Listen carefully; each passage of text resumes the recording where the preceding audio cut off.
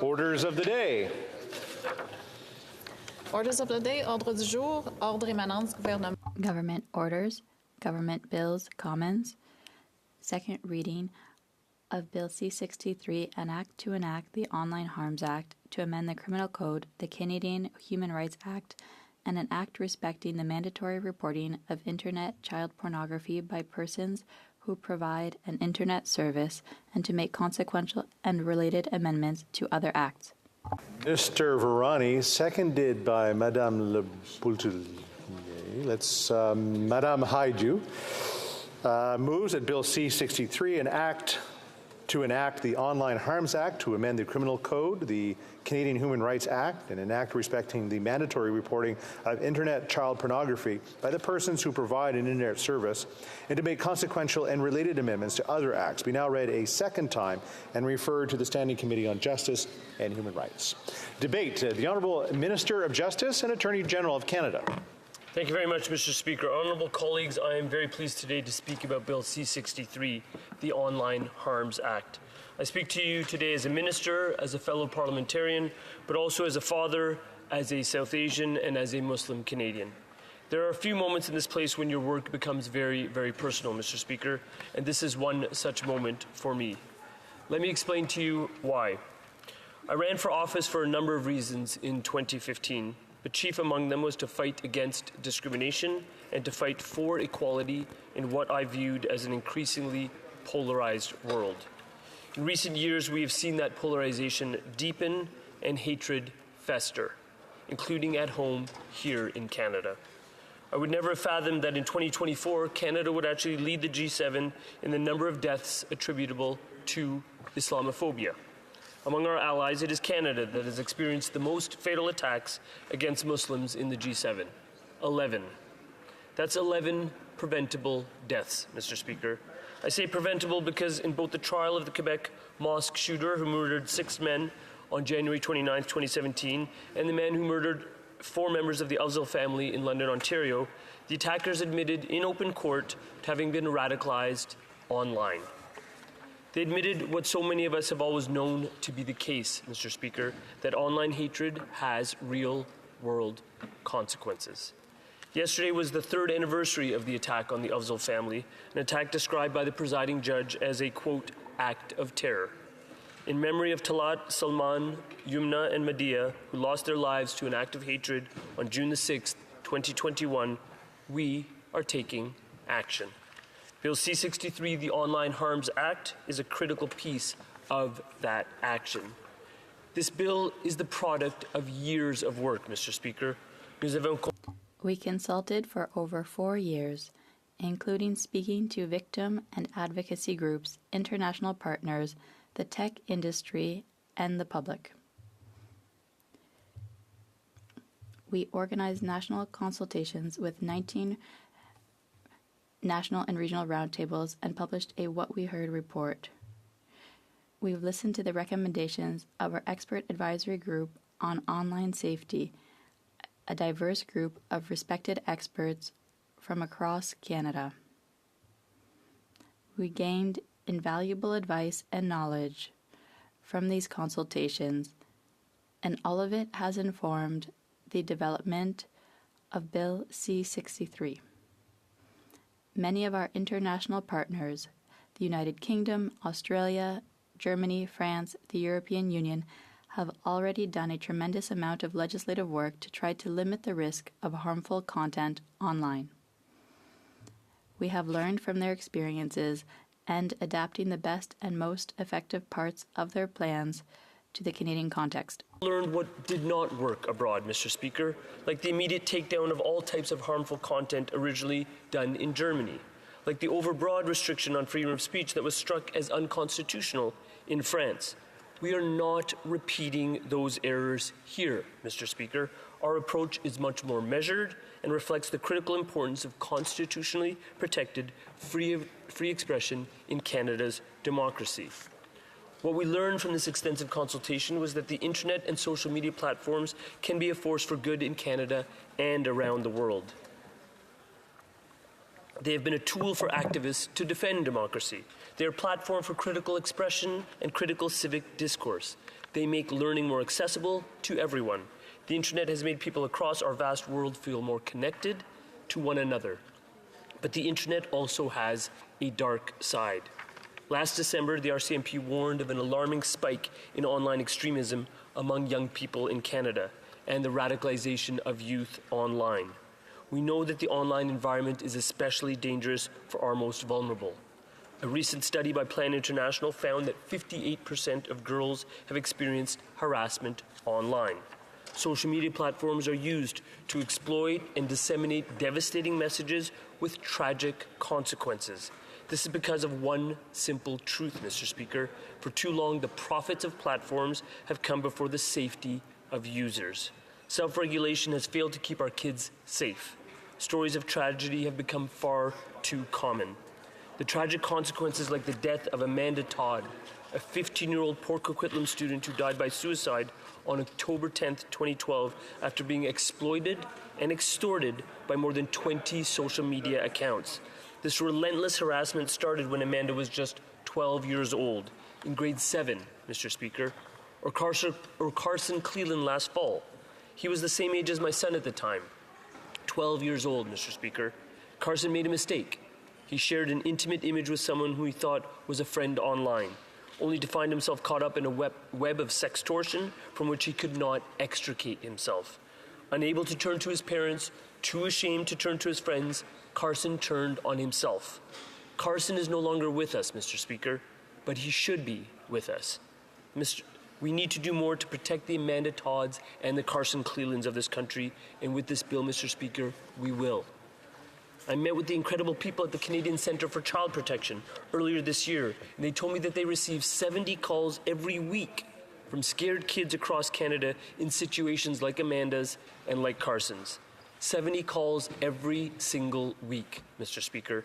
As the father of two youngsters, this is very personal for me. As they grow up, my 10-year-old and my 13-year-old boys spend more and more time on screens.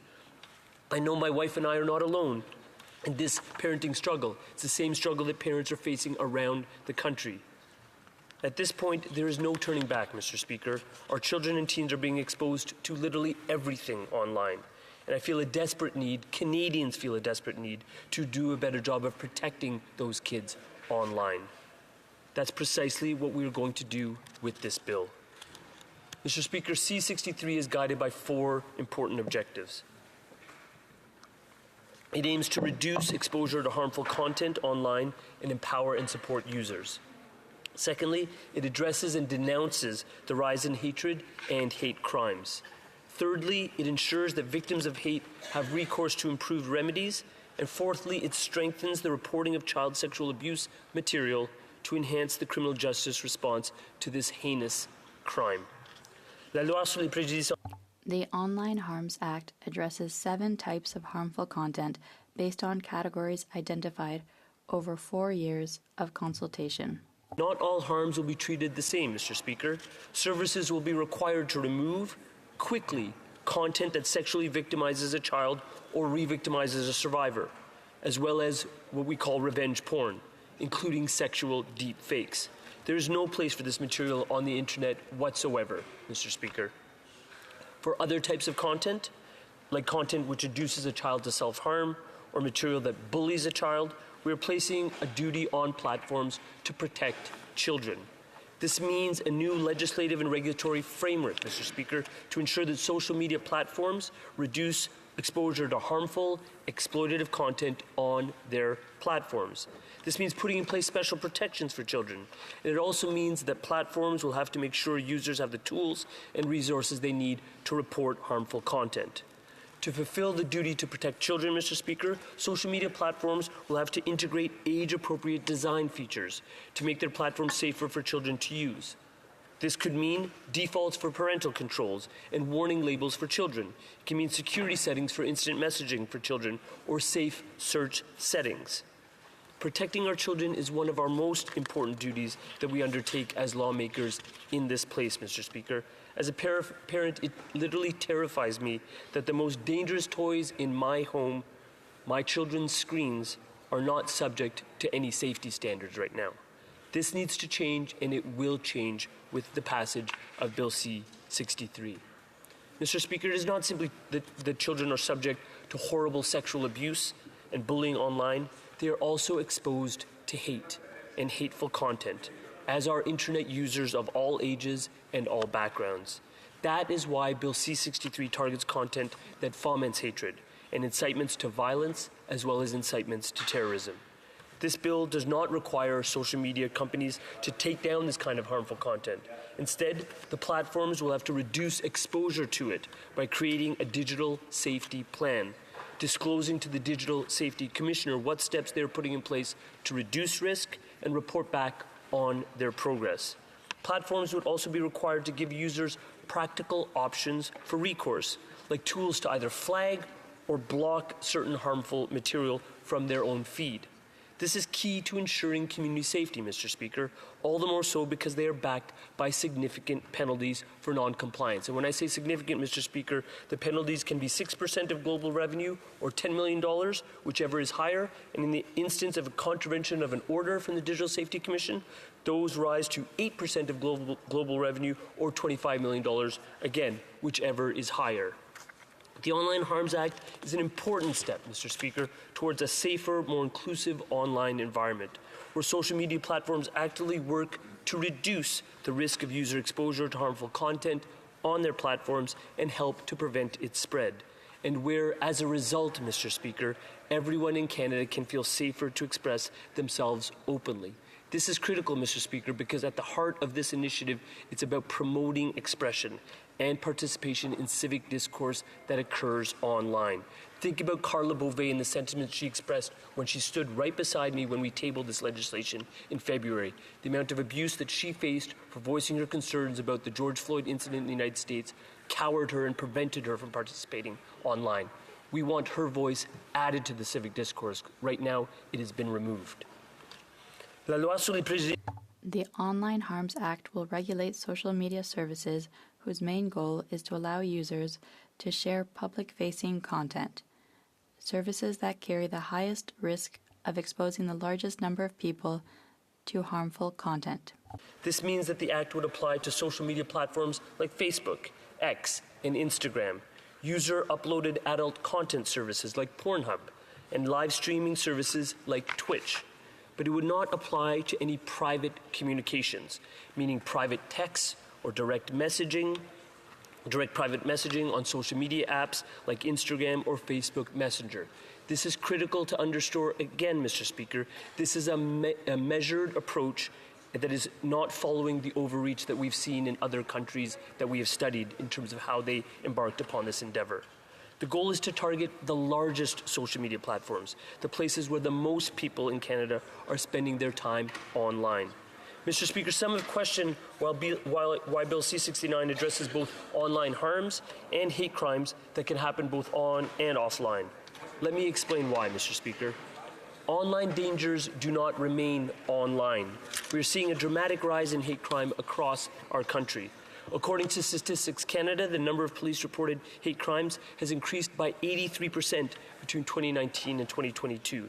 B'nai B'rith Canada reports an alarming 109% increase in anti-Semitic incidents from 2022 to 2023. In the wake of October 7th, I've been hearing frequently from Jewish and Muslim groups that are openly questioning whether it is safe to be openly Jewish or Muslim in Canada right now. This is not tenable, Mr. Speaker. This should never be tolerated. Yet hate-motivated violence keeps happening. People in Canada are telling us to act. It is up to us as lawmakers to do exactly that. We must take concrete action to better protect all people in Canada from harms, both online and in our communities. We need better tools to deal with harmful content online that foments violence and destruction. Bill C-63 gives law enforcement these much-needed tools. The Toronto Police Service has expressed their open support of Bill C-63 because they know it will make our communities safer. Members of the Afzal family have expressed their open support for Bill C-63 because they know the Islamophobic hate that causes someone to kill starts somewhere, and it is often online. But we know there's no single solution to the spread of hatred on and offline. That is why this bill proposes a number of different tools to help stop the hate. It starts with the Criminal Code of Canada. Bill C-63 amends the Criminal Code to better target hate crime and hate propaganda. It would do this in 4 important ways. First, it would create a new hate crime offense. Law enforcement has asked us for this tool, Mr. Speaker, so they can call a hate crime when laying a charge rather than as an afterthought at sentencing. This new offense will also help law enforcement track the actual number of hate-motivated crimes in Canada. That is why they've appealed to me to create a freestanding hate crime offense in a manner that replicates what already exists in 47 of the 50 states south of the border, Mr. Speaker. A hate-motivated assault is not just an assault. It is a hate crime and should be recognized as such on the front end of a prosecution. Second, Bill C-63 increases penalties for the 4 existing hate propaganda offenses. These are serious offenses, and the penalties should reflect this. Third, Bill C-63 would create a new peace bond specifically designed to prevent the commission of any of the 4 hate propaganda offenses, those used in intimate partner violence cases, and would require that a person fear on reasonable grounds that these offenses will be committed. The threshold of fear on reasonable grounds that a particular offense will be committed is common to almost all peace bonds. It also requires, as some but not all peace bonds do, that the appropriate Attorney General give their consent before an application is made to a judge to have the peace bond imposed on a person. This ensures an extra layer of scrutiny on the process. Finally, the bill codifies a definition of hatred for hate propaganda offences and for the new hate crime offence based on the definition the Supreme Court of Canada has created in its seminal decisions in Keegstra and in Whatcott. The definition sets out not only what is hatred, but also what it is not, thereby helping Canadians and law enforcement to understand better the scope of these offences. The court has defined hate speech as content that expresses detestation or vilification of an individual or group on the basis of grounds such as race, national or ethnic origin, religion, and sex. It only captures the most extreme and marginal type of expression, leaving almost entirely untouched the entirety of political and other discourse. That is where you find the category of content that some have called awful but lawful, Mr. Speaker. This is the stuff that is offensive and ugly, but still permitted as constitutionally protected free expression under Charter Section 2B. This category of content is not hate speech under the Supreme Court's definition. I want to be very clear about the Online Harms Act and what it does not do. It does not undermine freedom of speech. It enhances free expression by empowering all people to safely participate in online debate. I want to repeat that en français. I want to be clear about the Online Harms Act and what it does not do. It does not undermine freedom of speech. It enhances free expression by empowering all people to safely participate in online debate. C-63 provides another tool as well. It amends the Canada Human Rights Act to define a new discriminatory practice of communicating hate speech online. The legislation makes clear that hate does not encompass content that merely discredits, humiliates, hurts, or offends. But where hate speech does occur, there would be a mechanism through which an individual could ask that those expressions of hate be removed. The CHRA amendments are not designed to punish anyone. They simply give Canadians a tool to get hate speech removed. Finally, C-63 modernizes and closes loopholes in the Mandatory Reporting Act to help law enforcement more effectively investigate child sex abuse and exploitation and bring perpetrators to justice, retaining information longer, ensuring that social media companies report CSAM to the RCMP. There's broad support for the Online Harms Act. When I introduced this legislation in February, I was proud to be joined at my side by the Centre for Israel and Jewish Affairs and the National Council of Canadian Muslims. Those two groups have had vast differences in recent months, Mr. Speaker, but on the need to fight hatred online, they are united. The same unity has been expressed by both Deborah Lyons, the Special Envoy on Combating Anti-Semitism, and Amira El-Gawabi, the Special Representative on Combating Islamophobia. The time is now to combat all forms of online hate, because hatred that festers online can result in real-world violence. I am always open to good faith suggestions on how to improve this bill. I look forward to following along with the study of this legislation at the committee stage. Mr. Speaker, I have a fundamental duty to uphold the Charter protection of free expression and a duty to protect all Canadians from harm. I take both of these duties very seriously. Mr. Speaker, some have urged me to split Bill C-63 in two, dealing only with the provisions that stop sexually exploitative material from spreading and throwing away measures that combat hate. To these people, I say that I would not be doing my job as minister if I failed to address the rampant hatred on online platforms. It is my job to protect all Canadians from harm. That means kids and adults. People are pleading for relief from the spread of hate. It is time we act. C-63 is a comprehensive response to online harms and the dangerous hate we are seeing spreading in our communities. We have a duty to protect our children in the real world, Mr. Speaker. We must take decisive action to protect them online as well, where the dangers can be just as, if not more, pernicious. That decisive action starts with passing Bill C-63. Thank you very much, Mr. Speaker. Questions et commentaires, questions and comments. The Honourable Member for Calgary-Nose Hill. Mr. Speaker, this bill has received widespread condemnation from groups from all political stripe because it forces Canadians to make unnecessary trade-offs between their security and their charter rights. As well, this bill forces much-needed reforms into a long, onerous regulatory process with no clear end in sight. There are people watching this today who in their high schools will be fearing for deep-fake intimate images being used to harass and bully them. The government could have made a small amendment to the criminal code to update existing laws to protect Canadians in the digital age, but they've chosen this onerous, widely panned approach instead of protecting Canadians' rights. Why? The Honourable Minister of Justice. Mr. Speaker, I thank the member opposite for her question, for her contribution to this debate. And what I would say categorically is that that is a misconstruction of the legislation, what it's doing. This legislation is upholding freedom of expression. Freedom of speech in this country, as of right now, does not include hateful speech. That is protected against in the physical world. We are transposing that protection into the online world directly to address the needs of those very people that she just mentioned in those schools in Alberta.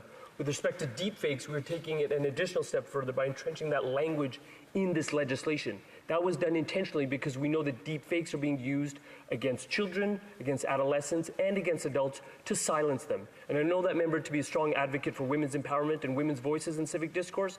Deepfakes are being used right now against Alexandria Ocasio-Cortez, against Prime Minister Meloni in Italy, regardless of your views of their political positions, etc. The point is that when the leader of a G7 country is being limited in terms of her ability to participate in civil and political discourse via deepfakes, we need to take action. We're taking that action in a comprehensive bill, in a comprehensive measure that will address and empower freedom of expression rather than limit it. Questions and comments. L'honorable député de Salaberry. The Honourable Member for Salaberry-sur-Roi. Thank you, Mr. Speaker.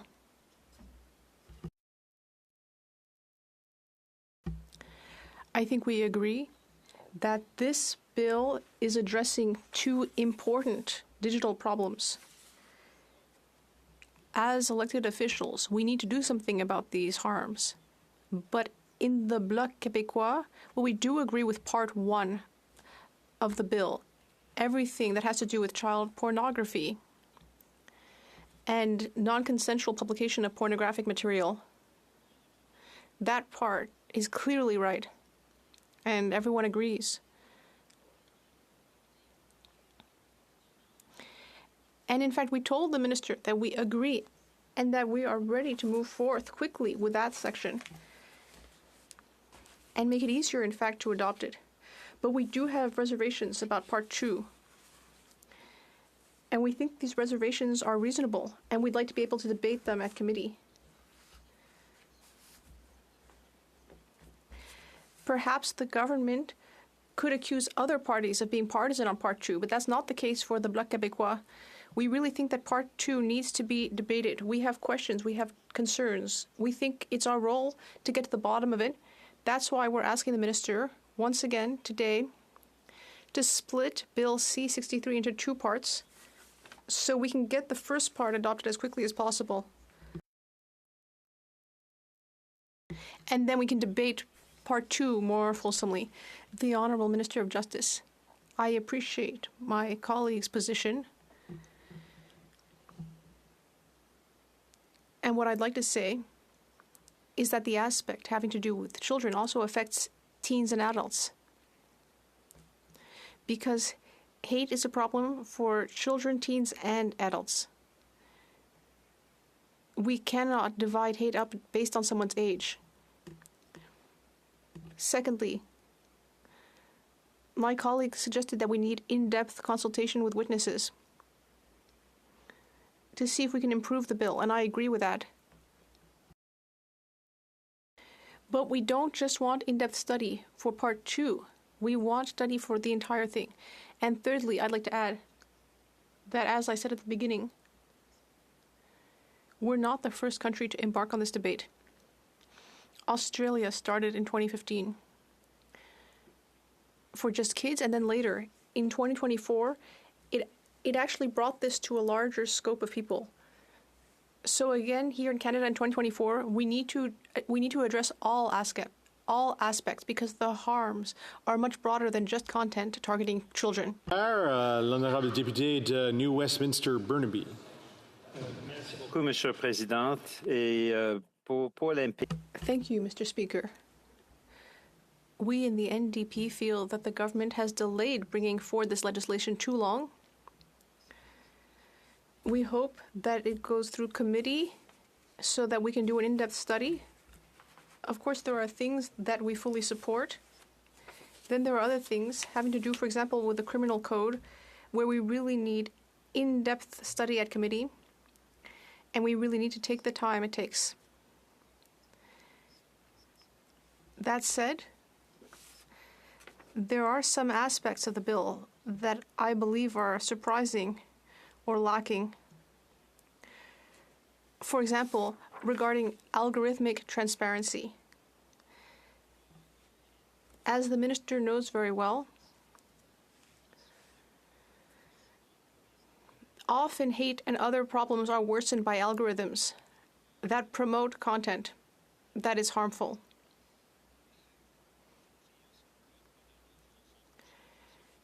And it ends up meaning that people are affected. This bill does not address that.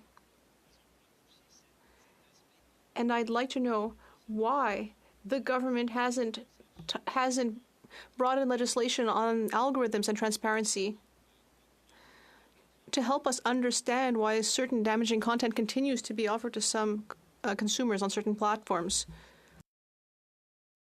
The Honourable Minister of Justice and Attorney General of Canada, I'd like to thank the member for New Westminster Burnaby for his question.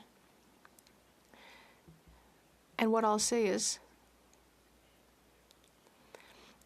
the time it took to bring forward this legislation has to do with the consultations that we did over several years to properly prepare this bill. And then regarding transparency for social media platforms, there are three things I'd like to say. First of all, in the bill, the Digital Safety Commissioner can authorize university researchers to go look at the information and data anonymously to see what's really happening with platforms' algorithms. Secondly, the role of Digital Safety Commissioner is to ensure that the platforms are following the digital safety plan. And thirdly, I would say that every user needs to be able to tailor their own algorithm to their own needs by using flags to let the platform know that the content is dangerous and to block certain types of content or certain authors from their feed.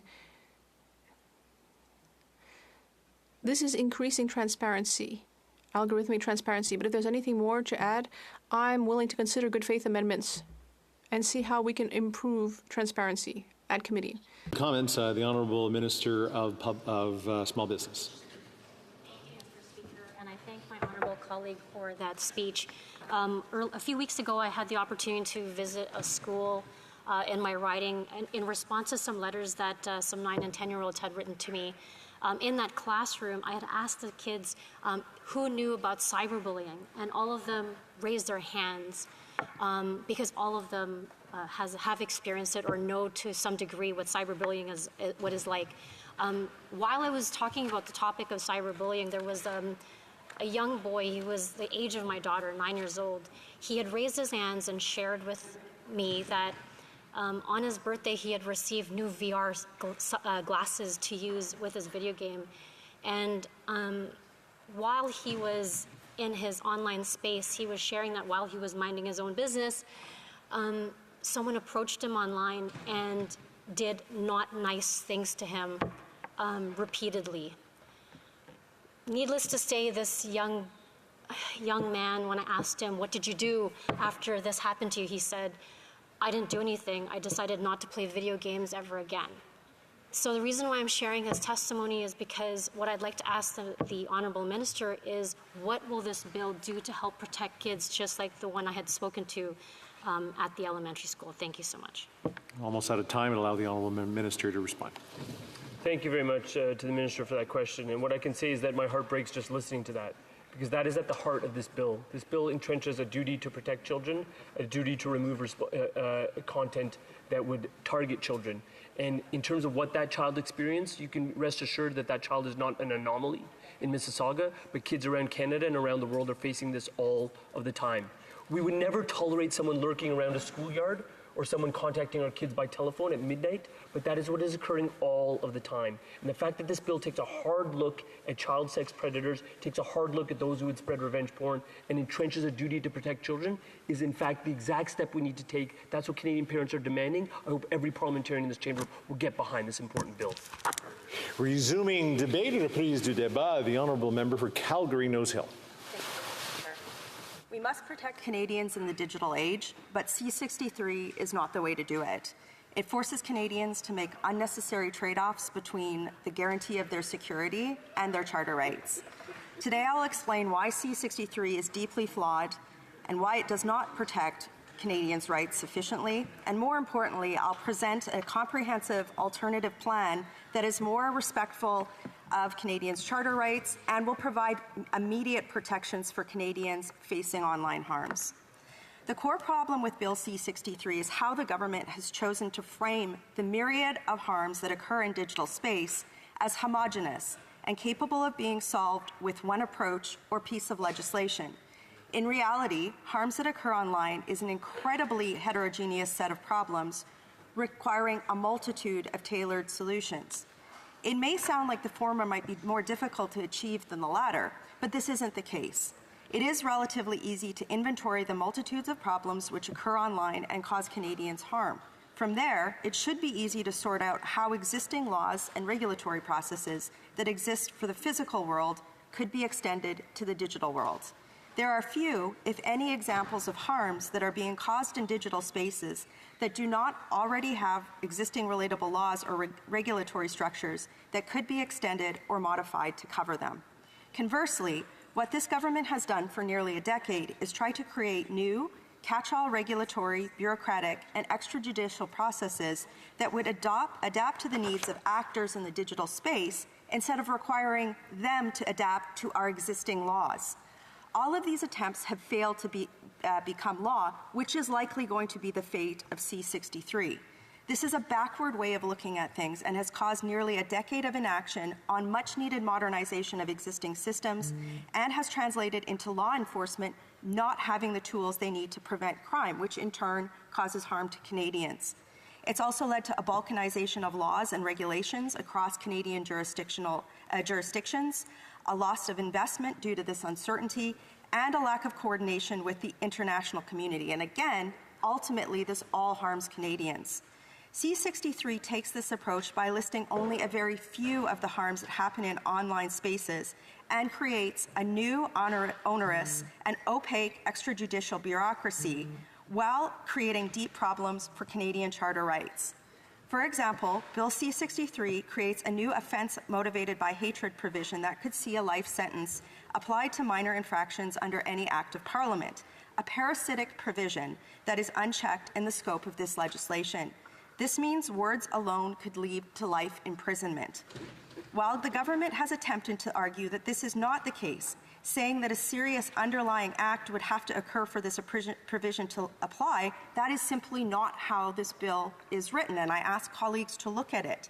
The bill seeks to amend Section 320 of the Criminal Code and reads, everyone who commits an offence under this Act or any other Act of Parliament is guilty of an indictable offence and liable to imprisonment for life.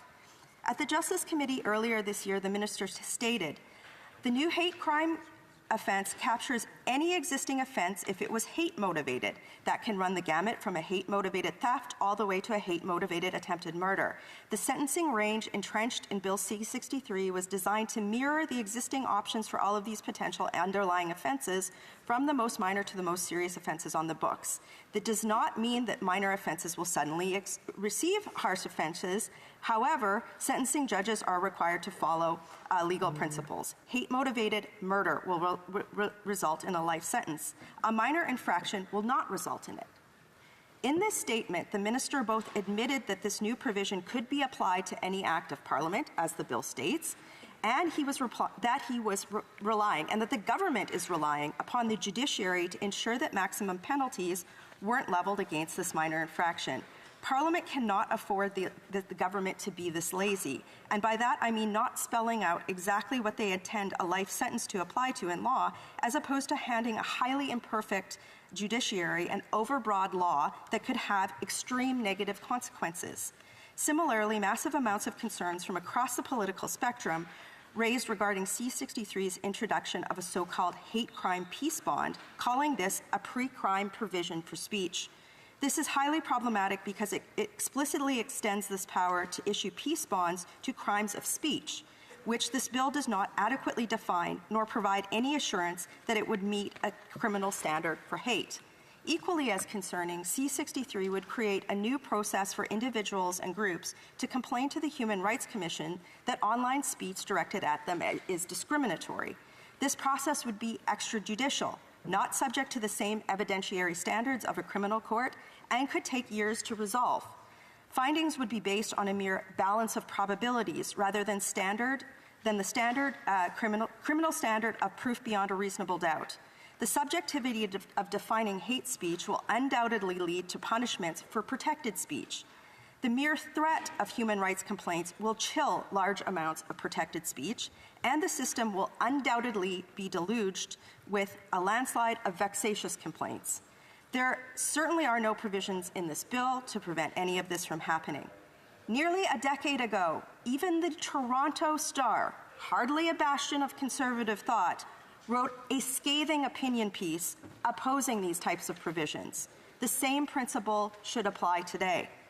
When these highly problematic components of this bill are overlaid upon the fact that we are presently living under a government that unlawfully invoked the Emergencies Act and who routinely gaslights Canadians who legitimately question efficacy or the morality of their policies as spreading misinformation, as the Minister of Justice did in his response to my question, saying I had mischaracterized the bill, it's not a far leap to surmise that this new provision has a great potential for abuse. That should be true for any political stripe that's in government. The government's charter compliance statement, which is long and vague and only recently issued, should raise concerns for parliamentarians in this regard, as it relies on this statement. The effects of the bill on freedom of expression are outweighed by the benefits of protecting members of vulnerable groups. This government has already been found to have violated the Charter in the case of Bill C-69 for false presumptions on which one benefit outweighs others. I suspect this will be the same case for C-63 should it become law, which I hope it does not. I believe in the capacity of Canadians to express themselves within the bounds of protected speech and maintain the rule of law within our vibrant pluralism. Regardless of political stripe, we must value freedom of speech and due process because it's what prevents violent conflict. Speech already has clearly defined limitations under Canadian law. The provisions in C-63 I've just described are anathema to these principles. To be clear, Canadians should not be expected to have their right to protected speech chilled or limited in order to be safe online, which is what C63 asks of them. C63 also creates a new three-headed, yet-to-exist bureaucracy. It leaves much of the actual rules C63 describes to be created and enforced under undefined regulations to be created by said bureaucracy at some much later date in the future. We can't wait to take action in many circumstances. As one expert described it to me, it's like vaguely creating an outline and expecting bureaucrats, not elected legislators, to color in the picture behind closed doors without any accountability to the Canadian public. This government should have learned from the costs associated with failing when they attempted this approach with Bill C11 and C18, but alas, here we are.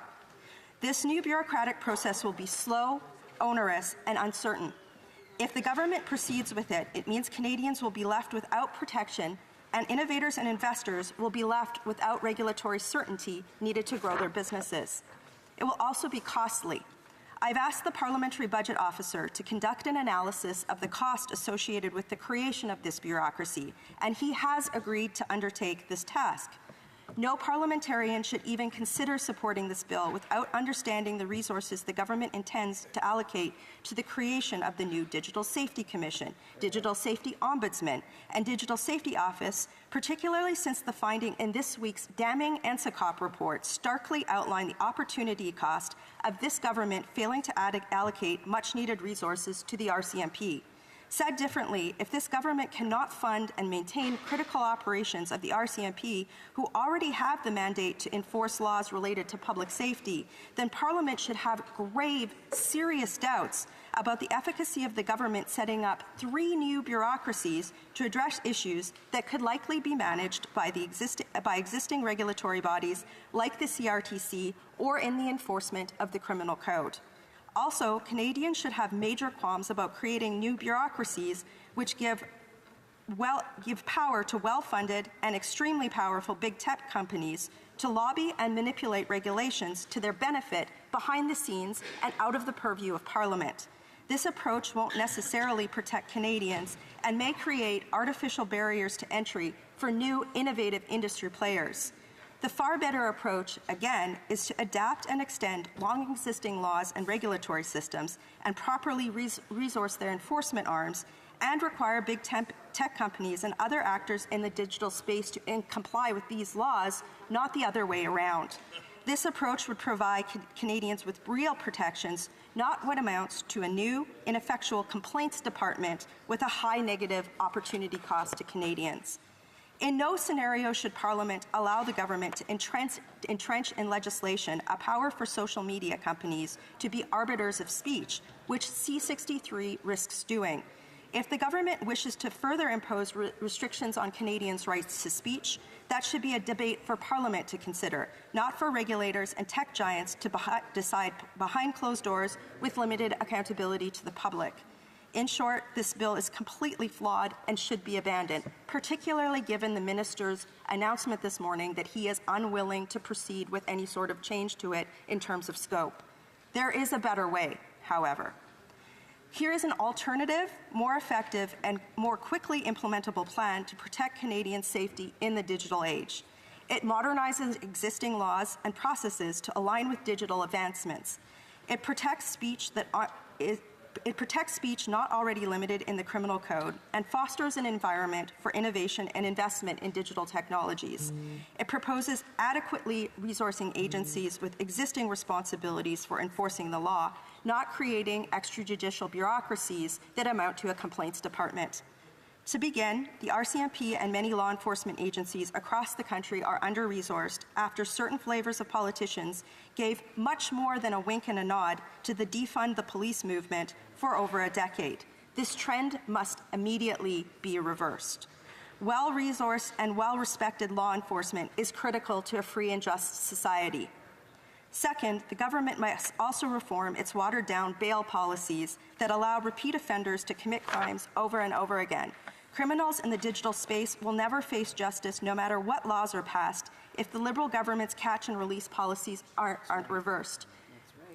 I think of a woman in my city of Calgary who was murdered in broad daylight in front of an elementary school because her spouse was a catch-and-release liberal bail policy, in spite of online harassment for her for a very long time.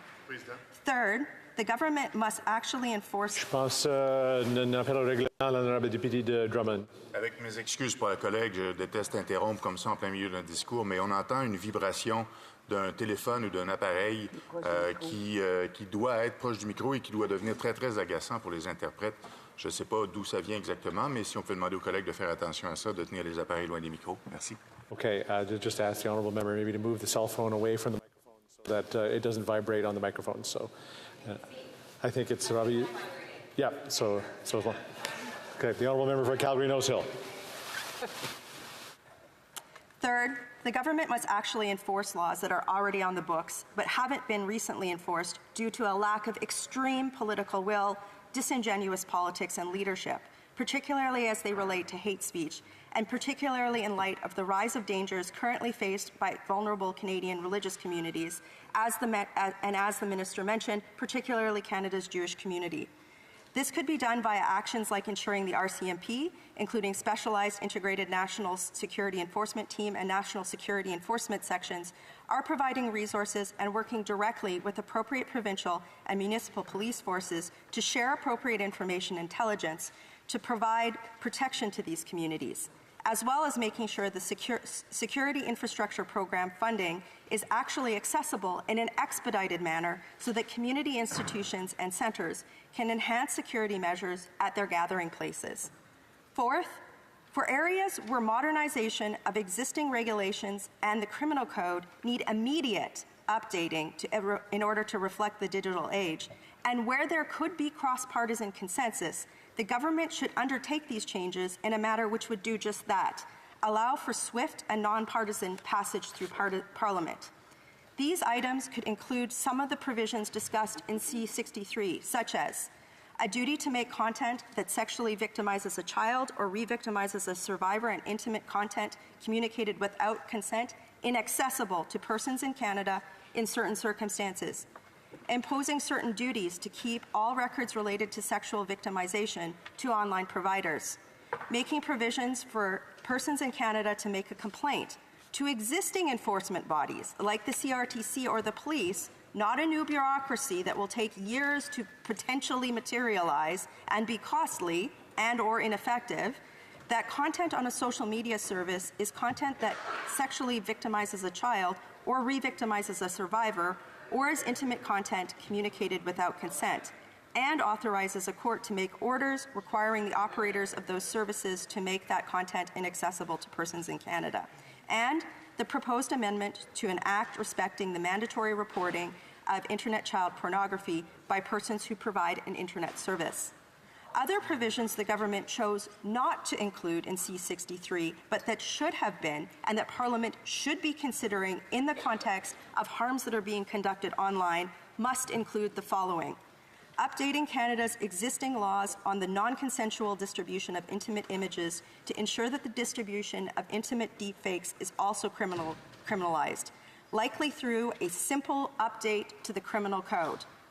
We could do this on division, or we could do this by unanimous consent today had the government taken the initiative to do so.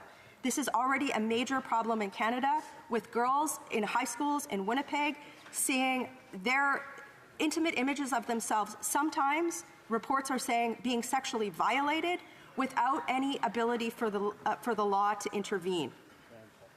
Other provisions, the government also needs to create a new criminal offense of online criminal harassment that would update the existing crime of criminal harassment to address the ease and anonymity of online criminal harassment.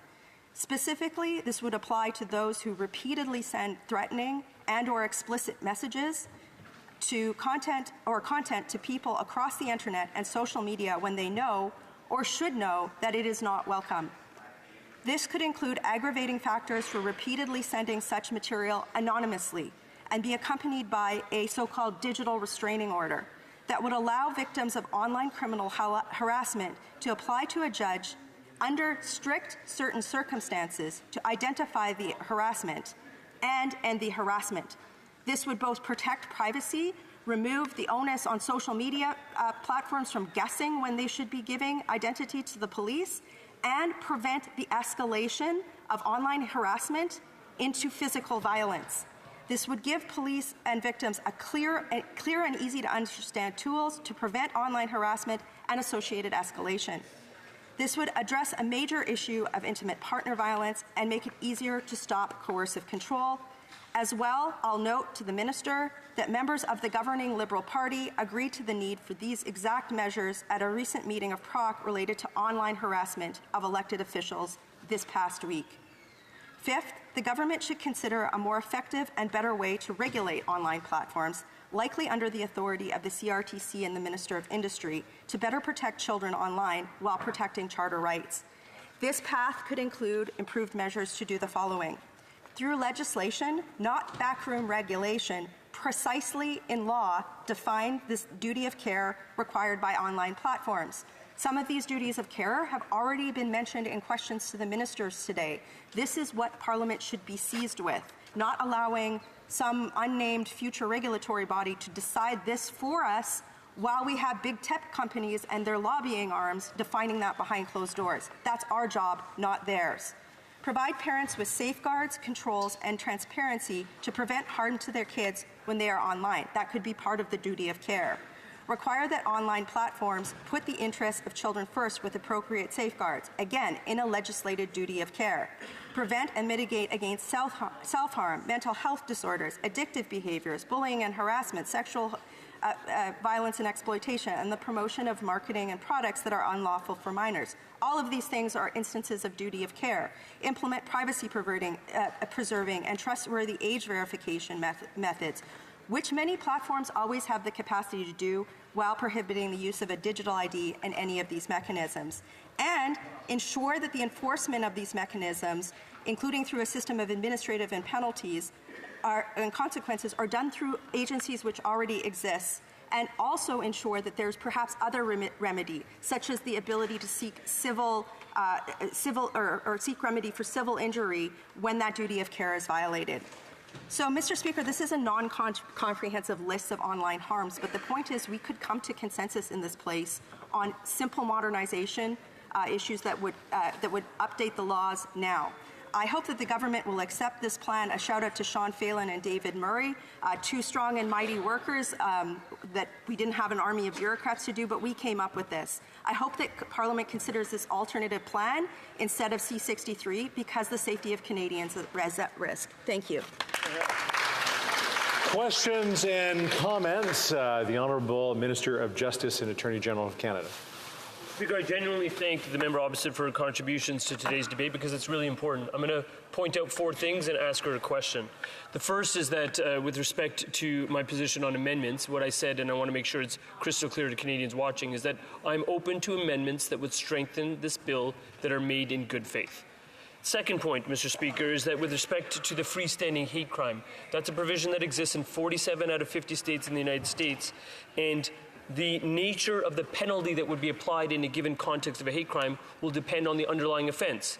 Uttering a threat that was motivated by hate will constitute less of a penalty than committing a murder that was motivated by hate. And for the members' benefit, 718.1 of the Criminal Code, which I do trust judges to interpret, specifically says that the penalty must always be proportionate to the gravity of the offense and the degree of the responsibility of the offender.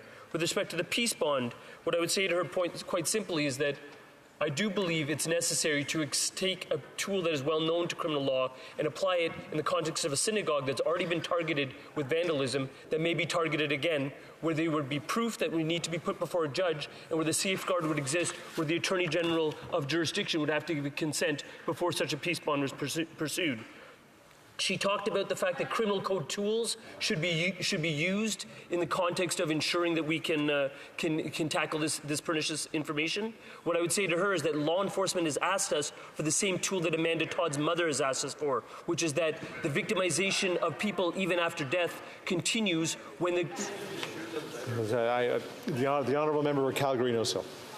Mr. Speaker, I've outlined in detail why this bill is irremediable. It's not fixable.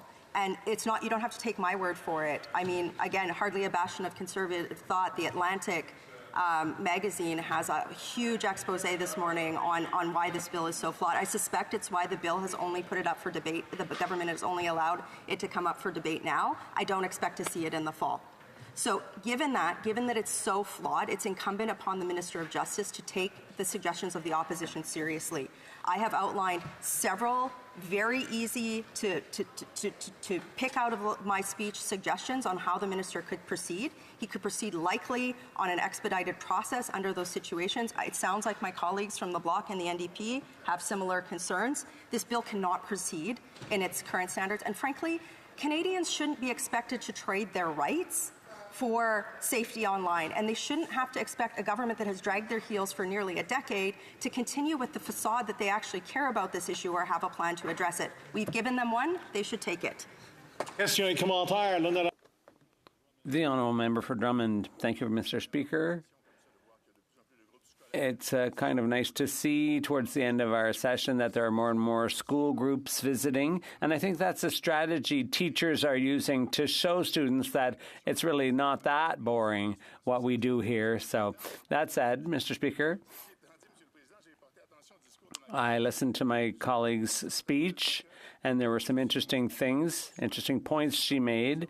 The Conservatives don't often make proposals about regulating online content, and I did hear some suggestions there, and there may be some things we can agree on. Would my colleague agree with the Bloc that the Part 1 of the bill should be divided or split off from the rest, because people mostly agree with that in principle, and then that we take time to study Part 2, which contains things that require much more in-depth discussion in our view? Thank you very much, Mr. Speaker. The Honourable Member for Calgary-Nose Hill. I think the unfortunate thing is that this government is close to the end of its mandate. It doesn't have a lot of public support across the country, and the reality is that even if the government said that they were going to split it, which they've just said that they weren't, it's not going to become law, likely. And certainly the regulatory process is not going to happen prior to the next election, even if it's rammed through. And the problem that's facing Canadians is the solutions that are required have problems that need to be addressed today. So I would suggest that what is actually needed is a completely different piece of legislation, which outlines the suggestions I have in there. It's unfortunate that the government, with their army of bureaucrats, did not have to do it, or was not able to do it, that it's the opposition that has to do it. But I am certainly willing to work with my opposition colleagues on another piece of legislation could address these issues, find areas of commonality so that we can protect Canadians from online harms. Now we have time for a minute question and answer here, because we're going into to statements right after this. The Honourable Member for New Westminster Burnaby, quickly. Well, thank you, Mr. Speaker, and I do appreciate the member's hard work in terms of tackling issues like harassment and the distribution of non-consensual images. She's very sincere in this regard. She's flagged the issue of resources, which is unclear what the government is actually going to provide in terms of resources. I do note this has been an ongoing problem over the last 20 years with cutbacks to law enforcement. And she notes as well the impact of big tech. And I wanted her to comment on the issue of what is a substantial missing piece, I believe, in the legislation around algorithm transparency, currently before the U.S. Congress, and needs to be addressed absolutely. Big tech often promoting non-consensual images through their algorithms, hate through their algorithms without any sort of oversight or responsibility. How does the member feel about that missing piece? And under 30 seconds, the Honourable Member for Calgary-Nose Hill. Well, with regard to resources, this is why I did ask the Parliamentary Budget Officer to conduct an analysis of the resources required or that the government was anticipating for the creation of their bureaucracy, because I believe that those resources would likely be much better allocated into other places. So my colleague can wait for that report and perhaps reemphasize the need to the Parliamentary Budget Officer to speed that along. The second thing is with regard to algorithmic transparency. This is why I think that we need to have a legislated duty of care. If we proceeded on the principle of a legislated duty of care of social media operators, then we could discuss what needs to be in there. Certainly algorithmic transparency and bias that's used in AI systems that could be potentially injurious in a variety of ways is something. And when we return, the honourable member will have about 3 minutes of questions and comments remaining in her time. Statements by members. Déclaration de député. The honourable member for Winnipeg North. Yes, thank you, Mr. Speaker. This is a government that truly does care. Think in terms of things like pharmacare, the school food program, the dental care, child care, disability program that we put into place. And we are, Mr. Speaker, focused on building a stronger economy. Think in terms of the investments that we are receiving. Did you know that when you talk about direct investments per capita, Canada is #1 in the G7? And when you compare us to the rest of the world, Mr. Speaker, we are #3. It's because people know and understand that the Canadian economy is doing well, Mr. Speaker. At the same time, we're providing supports to Canadians. And earlier this week, that action, the action that the Government of Canada is taking, was reaffirmed as being positive as the Bank of Canada dropped our interest rate, Mr. Speaker. The first in the G7 countries to see a drop in interest rates. That is good for all of Canada, Mr. Speaker. The honourable member for Lakeland. Mr. Speaker, 2 years after Putin's illegal attack on Ukraine, many Lakeland towns, groups, and people have opened their hearts to displaced Ukrainians who now call Canada their home. Families like the Kravicks from Athabasca, who started by filling out immigration forms and then found furnishings for multiple homes. Volunteer settlement committees like Vegreville and area Stand With Ukraine. Community efforts like the Vishavinka Day fundraiser in Bonnyville to provide winter clothing. Or the Koinonia retreat outside Thorhill, the family camp to connect displaced people for emotional support. That's only a small glimpse, but all Lakeland's efforts share one common goal: to welcome and assist Ukrainian families. One of them, parents Tatiana and Konstantin and big brother Danil, were blessed with a beautiful baby boy in May. Ernest is the first baby born to Ukrainian newcomers in the community and now also a baby Canadian citizen. Conservatives will keep fighting to send weapons and Canadian LNG to help Ukrainians kick Putin's gas. That's real action to bring home peace, security, and sovereignty for Ukrainians and Canadians. The honourable member for London North Centre. Mr. Speaker, I rise to honour the extraordinary life of Stefano or Steve Economopoulos, who recently passed away, unfortunately, in his 100th year. He was the husband to Angeliki for 74 years, father of Gus, Tom, Vivian, and Angelo, grandfather to 7, and a great-grandfather as well. He came to Canada in 1951, but he grew up in Kalavrita, or the Kalavrita area in Greece. He fought in the Second World War. A proud veteran, he then became a police officer and served the Greek police before coming here. And when he came here humble. He came here full and willing to work hard, to make a contribution to his country. He began as a dishwasher, but eventually became a very successful entrepreneur, owning several restaurants and doing very well throughout. In fact, even in his later years, Mr. Speaker, he worked at Richie's restaurant, helping his sons, everybody knows Richie's, back home. Kind and humble, as I said, he showed compassion to everyone he knew. He always had good advice for me. We will miss him. All of us will miss him very much, Mr. Speaker. All the very best to the family. We're thinking of you. The honourable member for Rosemont-la-Petite-Patrie. 8 months ago, a Hamas terrorist attack killed 1,200 Israelis and took 200 hostages. Since then, the Palestinians of Gaza have been subjected to massive bombardments. The images and the toll are purely apocalyptic. Over 36,000 people killed, not counting the thousands of bodies under the rubble. Missile attacks on refugee tents, hospitals, and schools, which served as shelters for people trying to escape. A catastrophic humanitarian situation where aid is blocked.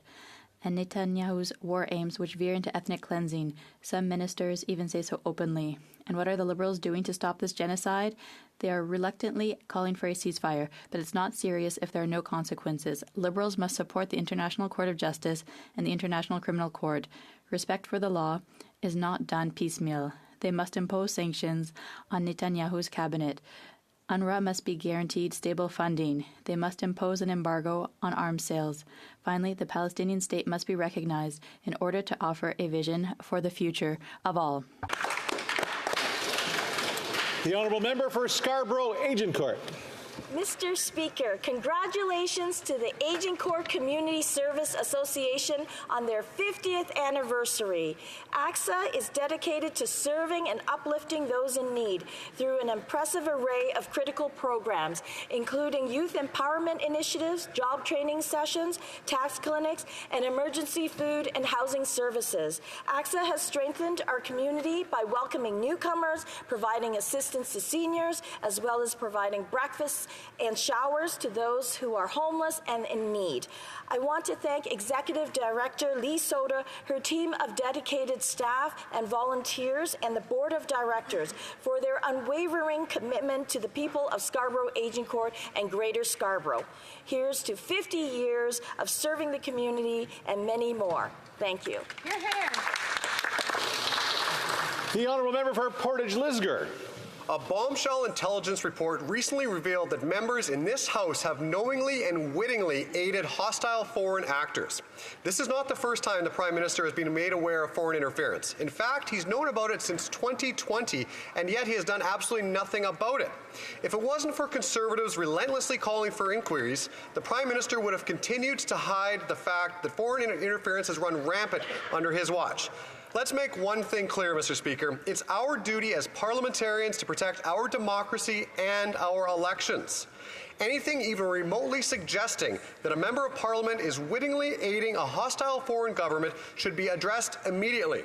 That's why Conservatives are demanding the Prime Minister releases the names of the parliamentarians referenced in the report.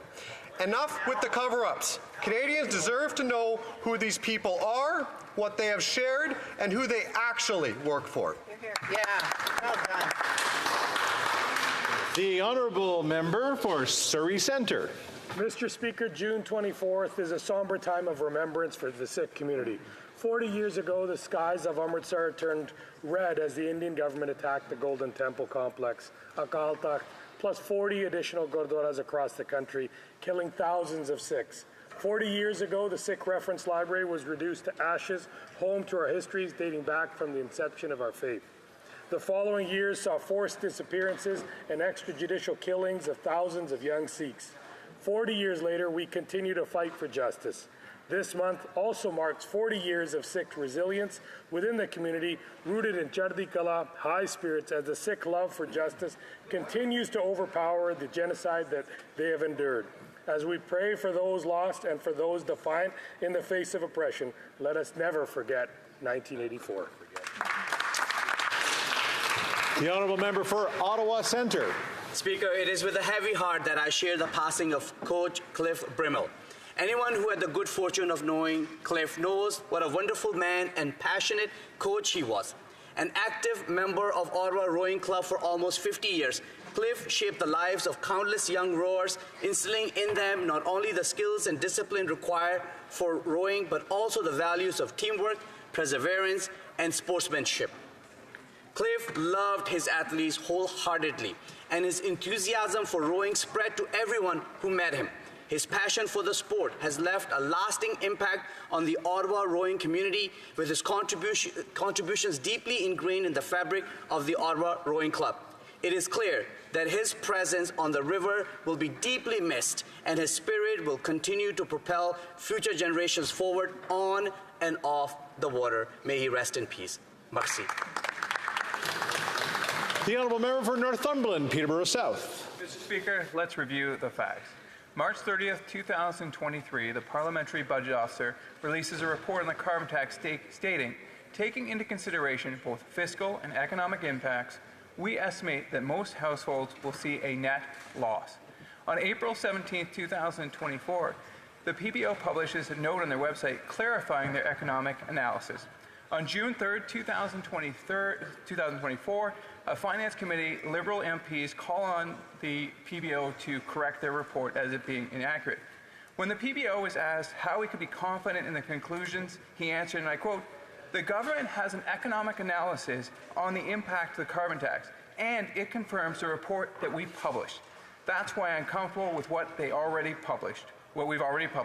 The carbon tax cover-up is more proof this NDP Liberal government is not worth the cost. When will they release the report and end the cover-up?" The Honourable Member for Milton. June is Men's Health Awareness Month. And, it's often said that we don't talk about or acknowledge men's health and wellness often enough. And while I tend to agree, I also agree that change depends on us, and it needs to start with us men. So, first of all, there is a stigma surrounding men's health. Many men feel as though they can't reach out for help when they need it due to some societal expectations of masculinity. This must change. Mental health care is health care, and men ought to feel more comfortable talking about our health, our mental health, our struggles, and our challenges. We've all got them, so guys, let's speak up. I recently joined Dr. Lee Vanderloo, the scientific director at Participaction, and host Buzz Bishop on their Don't Change Much podcast with the Canadian Men's Health Foundation to chat about how important movement is for our minds and our bodies, and just to talk about men's health. So let's do that throughout this month and ongoing. And since I might not get a chance to say it next week, happy Father's Day to all the dads and granddads out there. Good job. The Honourable Member for Haldimand, Norfolk. Mr. Speaker, rents have doubled, mortgages have doubled, and 1 in 4 Canadians are skipping meals. And up to 50 military families at one of the largest of Canada's military bases are relying on food banks just to get by. Meanwhile, these Liberals are supplying their friends at McKinsey with contracts and cash at taxpayer expenses. The Department of National Defence last year gave out $72 million in contracts, including to McKinsey. The Auditor General has confirmed that most of those contracts broke the rules, were non-competitive, and did not demonstrate value for money. The Government of Canada even changed the rules so that McKinsey could get contracts. After 9 years of this Liberal government, consultants are getting rich, while Canadian taxpayers and military families are suffering. Canadians have had enough. This government must be held accountable for wasting taxpayers' dollars and for all of their ethical failures. The Honourable Member for Kenora.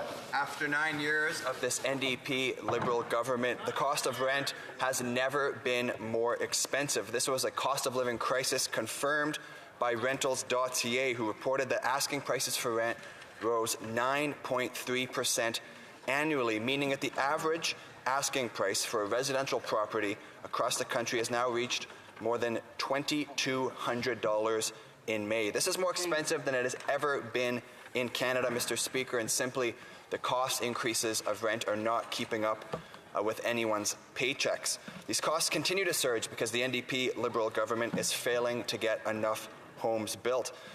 We've seen tens of billions of dollars being sent out the door from Ottawa, but housing starts across the country are down 9% year over year, and homes continue to get less and less affordable. Mr. Speaker, we know that Canadians cannot afford this anymore, and only common sense Conservatives will build the homes that Canadians can afford.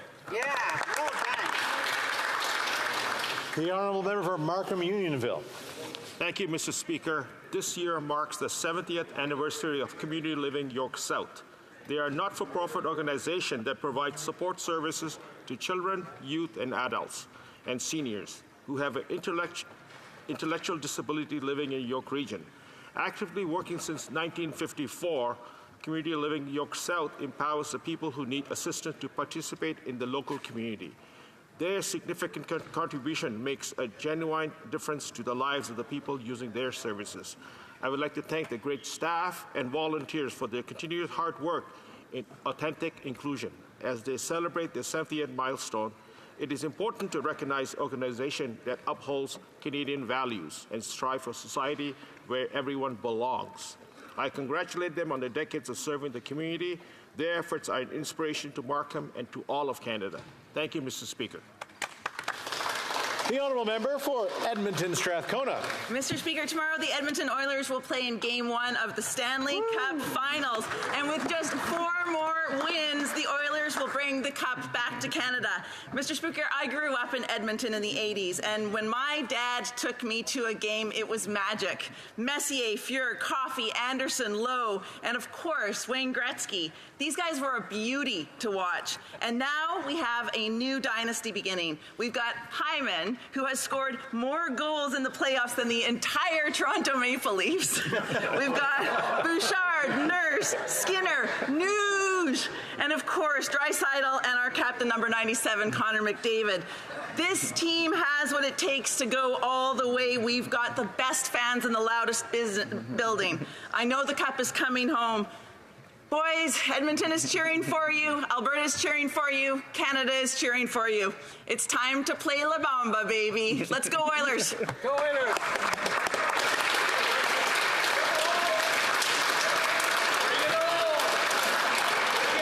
You can see we mostly agree on hockey. The Honourable Member for Shefford. Mr. Speaker, on May 17th, we mark the International Day Against Homophobia and Transphobia. For the occasion, I received a very special agenda reminding us that every day around the world there are acts of hatred against 2S LGBTQIA+ communities. We are never safe from brutal regressions. It's now June, which is Pride Month. Even more than the festive aspect, let's remember that it's still necessary today to fight for inclusion and tolerance. Let's take this opportunity to reiterate the importance of promoting the right to love whoever you want with complete freedom. No one should be oppressed for their sexual orientation. Let's respond with the multicolored flag, but let's not forget to honor all those who have advanced this cause against discrimination. We have a fight to continue for the equality of human rights, for a more inclusive future for all. Let's take this opportunity to look back at what we've achieved and what we still have to do. Happy Pride Month. The Honourable Member for Caribou Prince George. A new day means a new scandal for this NDP Liberal government. Shockingly, it doesn't involve the Prime Minister this time. Reports show that the Liberal Employment Minister's company, Global Health Imports, is involved in numerous criminal offences, including fraud, arson, and wire fraud. Alberta courts have forced GHI to pay out millions and millions of dollars after losing multiple lawsuits. But wait, it gets better. Now leaked text messages implicate the Employment Minister in a possible violation of federal ethics laws. Let's go through the facts. GHI is a small fraud-riddled company. The minister owns 50% of it.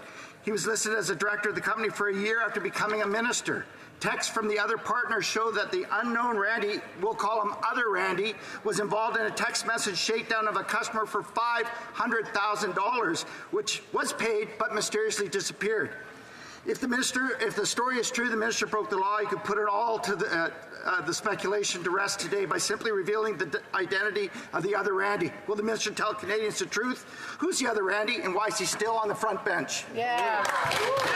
The Honourable Member for Mississauga, Aaron Mills. Mr. Speaker, Madiha, Salman, Yamna, and Talat.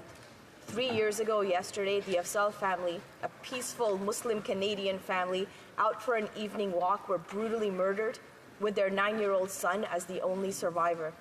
This was an act of terrorism, Mr. Speaker, plain and simple. They deserve to grow up, to grow old with their family, to go to Jummah or to go to school, celebrate the holidays, and feel safe in their own community. Yumna Afzal would have graduated from school today alongside with her friends. Instead, because of Islamophobia and hate, she was taken from us. Since this horrific day, we must reflect on whether we are doing enough to combat anti-Muslim hate in our society, and we have to commit to doing more every single day.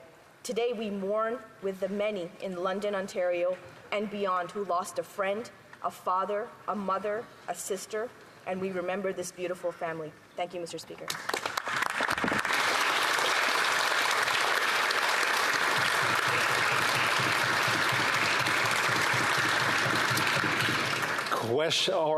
Question period. Question orale. The Honourable Whip for the official opposition. Boo-hoo! Get over it. That was this NDP Liberal government's response to serious questions about members of this House cooperating with hostile foreign powers. The Prime Minister was briefed on the threat of foreign interference for years, since at least 2020, and he did nothing. It's time for him to name names listed in the foreign interference report. Who are they? Will the Prime Minister do the right thing and reveal whether any of his cabinet ministers are on that list? The Honourable Parliamentary Secretary. Mr. Speaker, Conservative members know what actually happened in committee that day, but when it comes to foreign interference, this is something we take incredibly seriously. It's something we have taken seriously since we formed government, something that unfortunately Mr. Harper's government did not do. We have put in place measures like the NSCOP committee. We are currently debating C-70 in committee, which will bring forward more provisions to help strengthen our democratic institutions. I hope Conservatives will stop playing political games and instead focus on resilience in our democratic institutions. The Honourable Member for South Surrey White Rock. Well, Mr. Speaker, the surest way to have resilience is to also have transparency, and that is not a credible answer. Our sovereignty is at stake. Our first duty is to Canada. There is only one acceptable answer, and it's not to tell Canadians, boo-hoo, get over it. That's unserious, unhinged, in fact. It further proves that this corrupt government is unfit to lead this country. Can someone, anyone over there, stand up and tell Canadians today the names of the MPs working against Canada? Yeah. We're waiting. The Honourable Government House Leader. Mr. Speaker, that member knows full well that we do not share secret and highly confidential intelligence on the floor of the House of Commons. And I would simply point out the series of measures, beginning with the creation of NSI-COP, and the series of other measures that have been put in place by this government over the past years to combat foreign interference, a problem that countries around the world are dealing with. This is a problem that is being confronted extremely seriously by this government and not in a partisan way. Hear, hear. The Honourable Official Opposition Whip. Mr. Speaker, Canadians are sick of secret meetings and secret outcomes. This is foreign interference at an unprecedented level. Canadians deserve answers and clarity. This corrupt NDP Liberal government's lack of political courage in the face of hostile foreign actors is a disgrace. Yesterday, we honored our D-Day heroes, soldiers who stormed beaches under fire and died for our freedoms. The least we can do to honor them and their memories is to stand up for Canada. Come clean, release the names, at least tell us if they're sitting in your cabinet. The Honourable Parliamentary Secretary to the Minister of Public Safety and Democratic Institutions. Mr. Speaker, we have always taken the issues of foreign interference seriously. This is precisely why we've implemented a number of measures in dealing with this. Mr. Speaker, what we've also done is ensured that leaders of the opposition, including the leader of the official opposition, is provided the clearance to review all of the documents unredacted so that he too has clarity on the national security elements of this information. Mr. Speaker, we are not going to politicize this. We are going to ensure that information that is of national security importance that is dealt with in a secure manner. L'honorable député de Louis. The Honourable Member for Louis Saint-Laurent. Mr. Speaker, foreign interference is a very serious matter. The report from the committee is clear. Here in this House, we have elected officials who were elected with the support of a hostile foreign state. People need to learn who those MPs are. They need to be identified. Because otherwise, we know that the situation won't be fixed. The Prime Minister could do something about this. When will he? The Honourable Government House Leader. Mr. Speaker, my colleague knows very well that this government has to respect our national secrets. These are serious national secrets. We will continue to do so. The member has not treated the measures that this government has brought in seriously enough. For example, the creation of the National Security Committee of Parliamentarians, which has reported on the situation. Countries around the world are facing this type of interference. Canada is a leader in this matter, and I think colleagues in the opposition should take the matter very seriously. The honourable member for Louis Saint Laurent. Well, what would be properly serious would be if this government told us that which members were elected under foreign influence. Meanwhile, there's also the matter of crime. Over the last 9 years with this Liberal government, crime has gone up around the country, especially in urban centres. In Laval, crime has increased by 10%. In Montreal, 112,000 offences last year. We're battling with the problem of crime, and criminals are ending up on home arrest instead of behind bars because of C5. And the Bloc Québécois also voted for C5. When will the government do something to actually make sure that criminals end up in prison, not relaxing at home? The Honourable Government House Leader, Mr. Speaker, this member knows perfectly well that our government has faced crime throughout the country with substantial reforms on crime.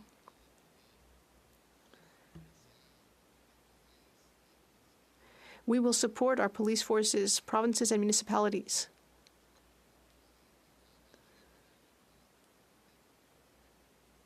Who are doing a great deal to fight crimes like auto theft. We will not take lessons from the Conservative Party on this. They have no crime policy. We do. The Honourable Member for Salaberry-sur-Roi. Mr. Speaker, we've been told that members in this House are working for foreign powers, but yesterday at committee, a Liberal member told parliamentarians, boo-hoo, get over it. And then the Deputy Prime Minister on Wednesday refused to answer questions on this topic because she preferred to talk about the interest rates. Our democracy is under attack, but the Liberals are not acting like the adults in the room. We're all responsible that ensuring that members who are not working for their fellow citizens are shown the door. Will the Liberals finally take foreign interference seriously? The Honourable Government House Leader. Mr. Speaker, I'll repeat this for the Bloc Québécois.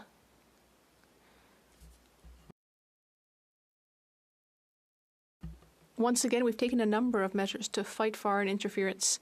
Many countries, France, the UK, the US, are all facing foreign interference. That's well documented.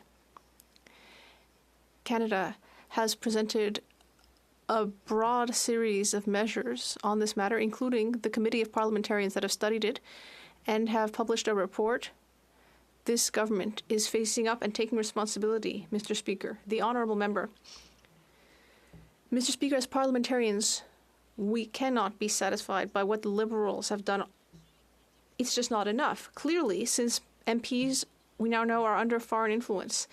And the Liberals shouldn't just try to shove the problem over to the RCMP. The RCMP has its hands tied because very often conniving in favor of foreign powers doesn't necessarily mean you committed a criminal offense, but it is disastrous for democracy. Will the Liberals pull themselves together, carry out some kind of inquiry on their end, and kick out any two-faced members within their ranks? I appreciate the Bloc members on the committee who have been working hard and diligently with us in good faith on foreign interference. It's disappointing when conservative mischaracterization of meetings takes place. But, Mr. Speaker, what's most important is that we are working hard to ensure our democratic institutions are resilient, that we are combating foreign interference. This is not a partisan issue, Mr. Speaker, and it's why we've introduced a number of measures, including C-70, which we're working on committee, to strengthen our democratic. The Honourable Member for Rosemont-la-Patrie. Mr. Speaker, in May, the average monthly rent in Canada reached a record $2,200. It's a record. In Montreal, $2,300 for a two-bedroom. For decades, the Liberal and Conservative governments have allowed rich developers speculate with the housing market. People are drowning. What will it take for this government to finally prioritize social and affordable housing, not the profits of rich developers?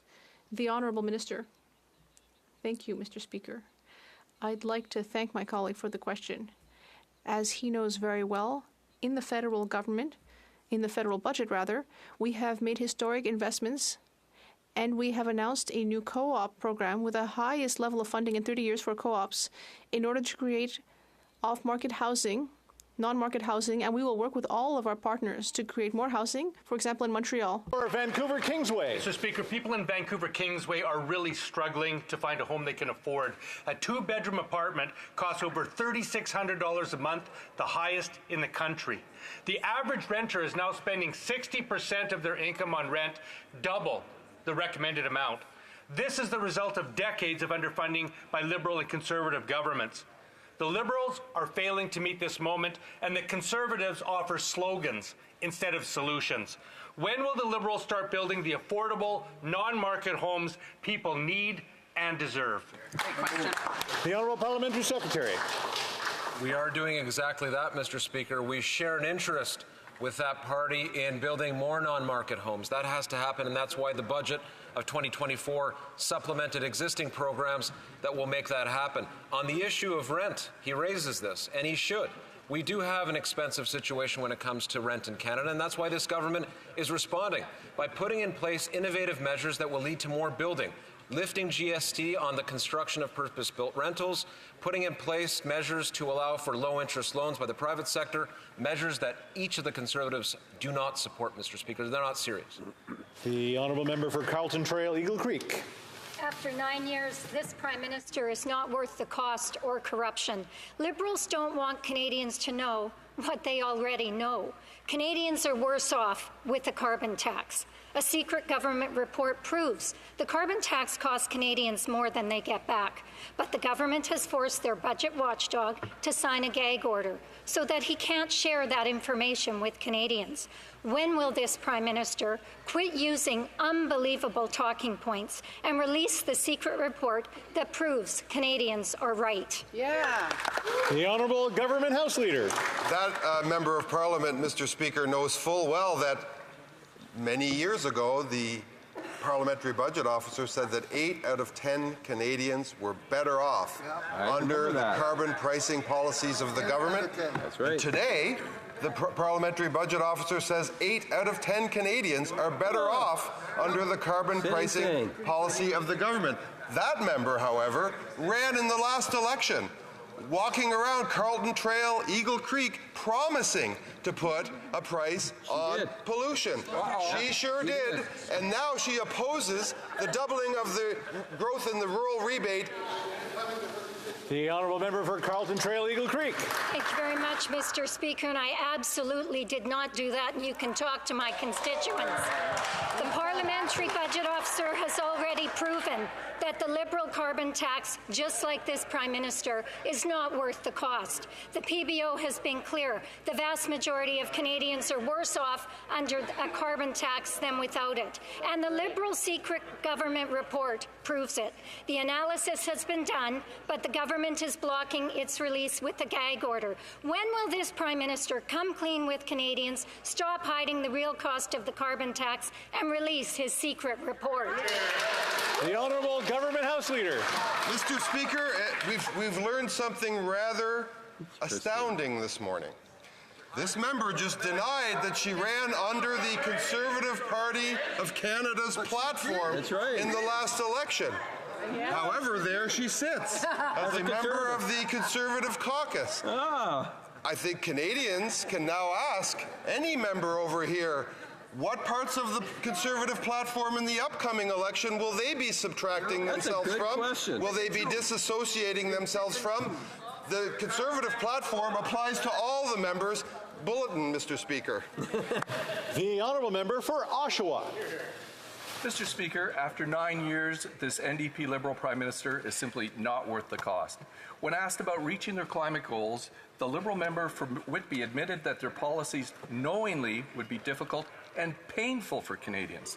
Now we know that their carbon tax climate policy confirms this, as documented in a secret report which is covered up by putting a gag order on their budget watchdog. When will this government quit using their unbelievable talking points and release the secret report that proves Canadians are right? The Honourable Parliamentary Secretary to the Minister of Environment and Climate Change.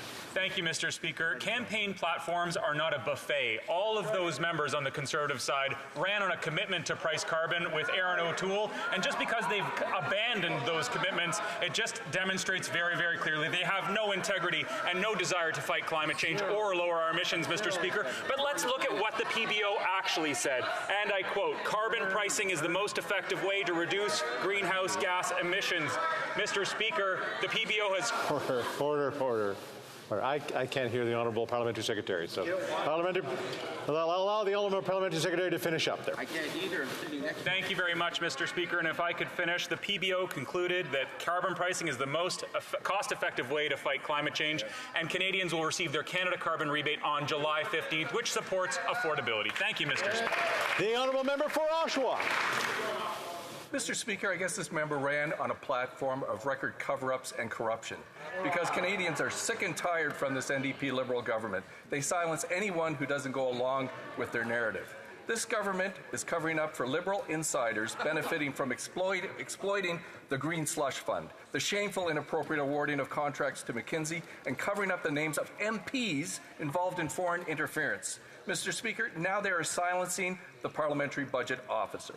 So I'll ask again, when will this government release this secret report that proves Canadians are right?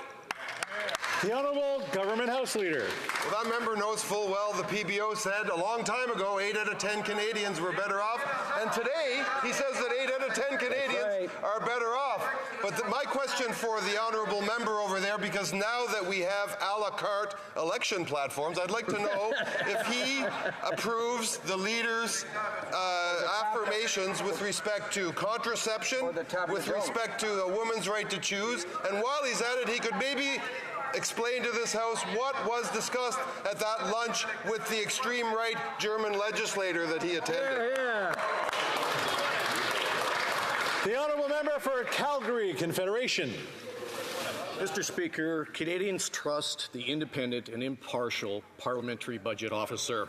This is likely because the PBO shows their homework instead of relying on the old just trust me routine. We also know, because of the PBO, that there exists government data showing what the true cost of the carbon tax is, but this Liberal NDP government doesn't want to show their homework. It is contained in that secret report. In fact, the Liberals have gone so far as to gag the PBO from telling Canadians about it. Why don't they just release the report?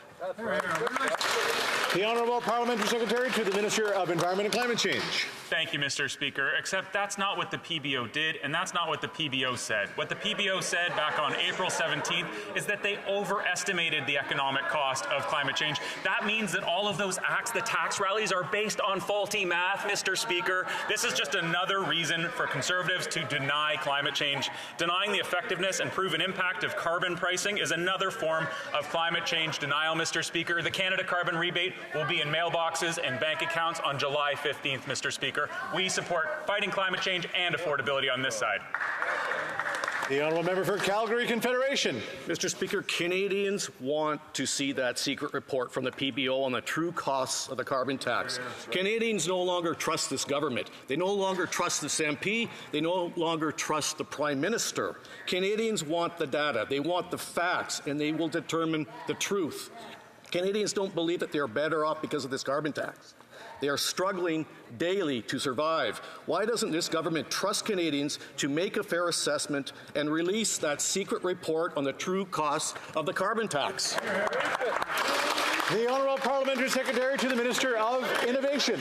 Let's have a review of what the PBO actually has said. So in Power and Politics, Mr. Giraud said carbon pricing is seen by most economists as the most cost-effective way of reaching levels of carbon emissions reductions. Just recently on March 27, 2024, at HoC Committee, Yves Giraud also said there is a wide consensus among economists, and he said, I am an economist, that carbon pricing is an effective way of reducing carbon emissions. Mr. Speaker, Mr. Giraud has claimed over and over again, reiterated, that carbon pricing is effective. The Honourable Member for Terrebonne. Mr. Speaker, this week the Auditor General published 3 reports. They all say the same thing as before. Once again, contracts without bids for tender, conflicts of interest, and general negligence, yet again. And in fact, in the first report, there's only one recommendation, which is just follow our recommendations. The Auditor General is tasked with protecting the management of our public funds, and yet she's clearly exasperated.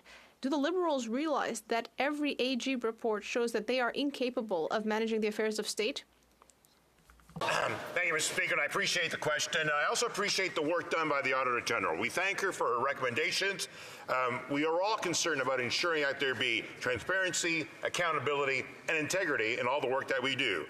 And there have been recommendations made by the Auditor General, the Ombudsman, and a number of others that reinforce the concerns that the government shares. And that is why some of the stuff was initiated. So we'll take every step necessary to provide proper training to ensure that we have taken the steps necessary to provide integrity in the system as we go forward. Thank you. The Honourable Member. Well, Mr. Speaker, whistleblowers, repeated warnings, criticism from a high-placed official. There were red blinking lights about SDTC, and that's been the case for a long time. Conflicts of interest, non-eligible projects being approved. Once again, taxpayer money being squandered. The department knew, the minister must have known, they had received documents with the conflicts of interest, but nothing was done. Would the minister have abolished SDTC if the AG hadn't published such a devastating report?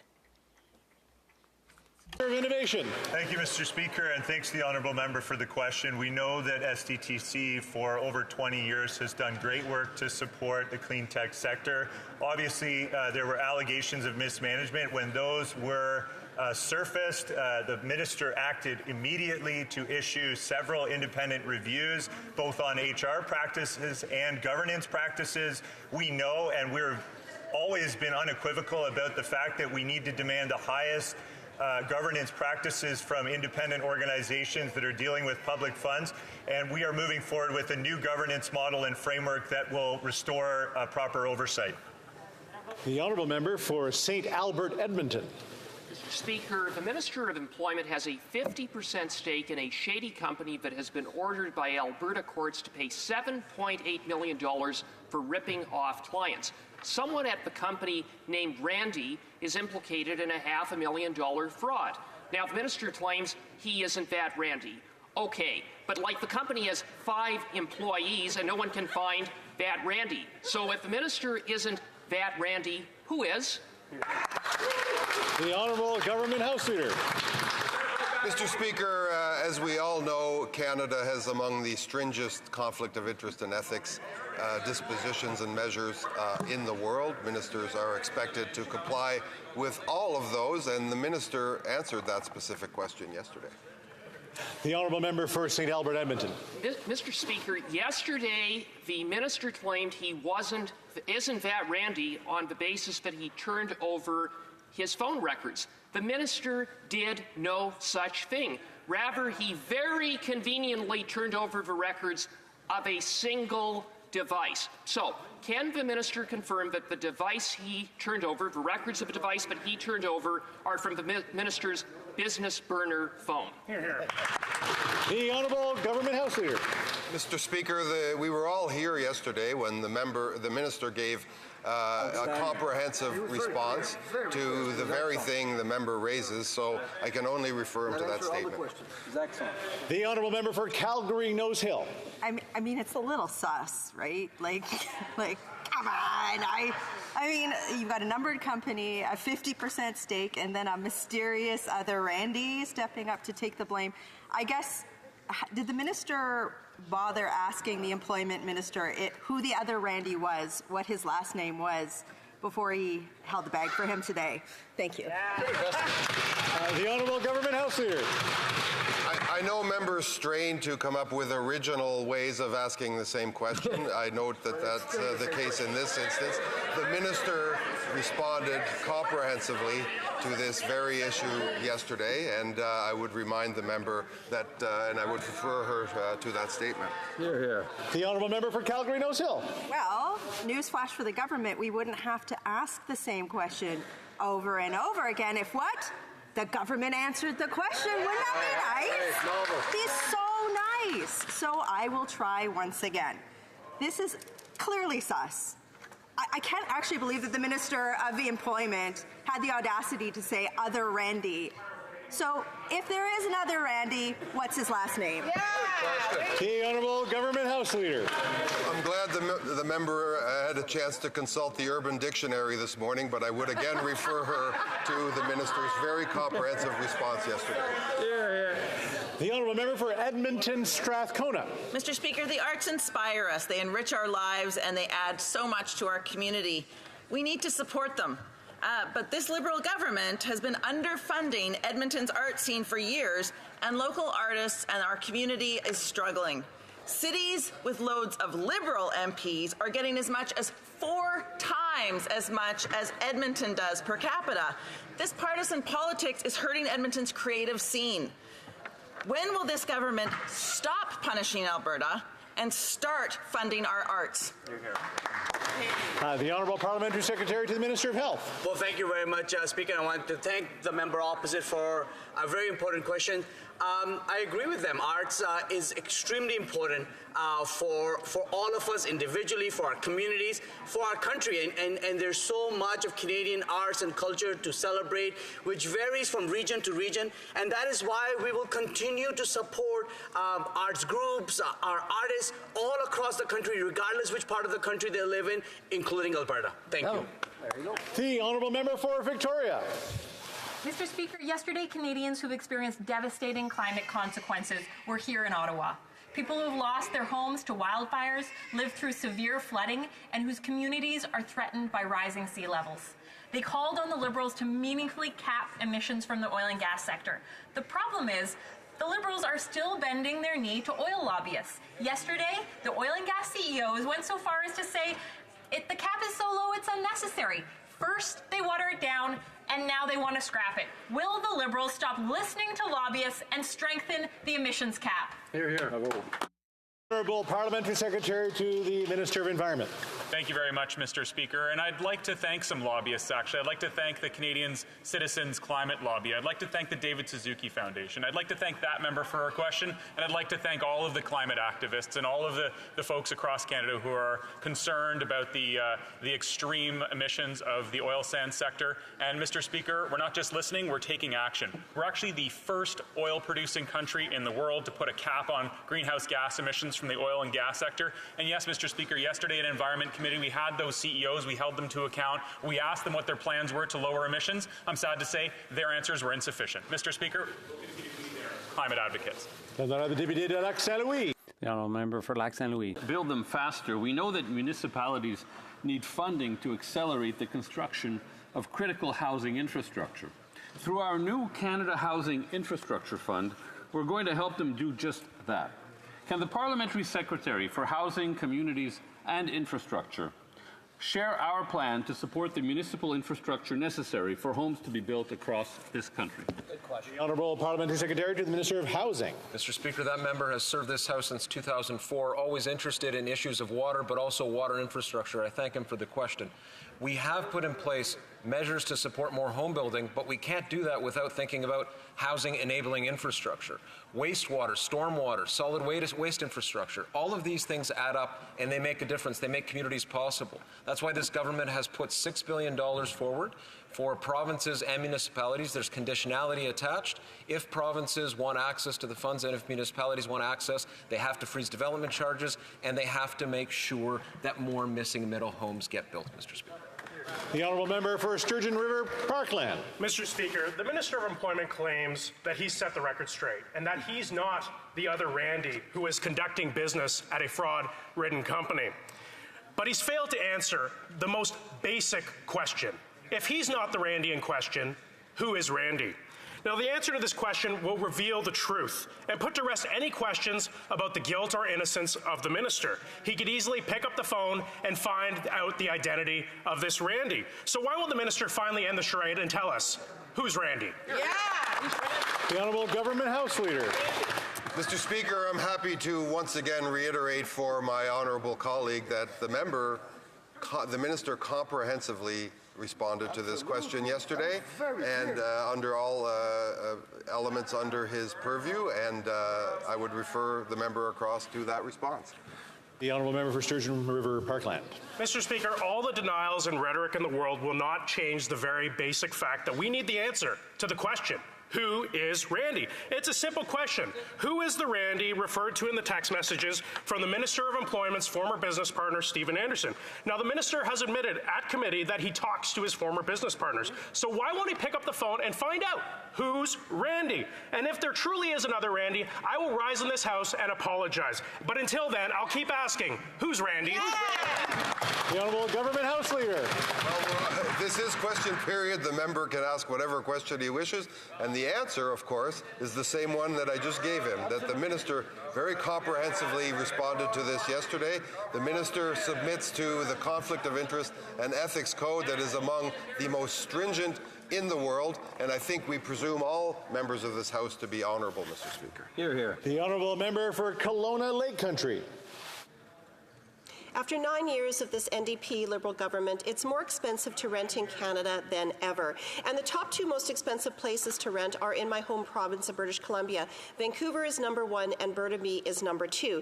In Vancouver, it now costs over $2,600 to rent a one-bedroom or a staggering $3,600 for a two-bedroom.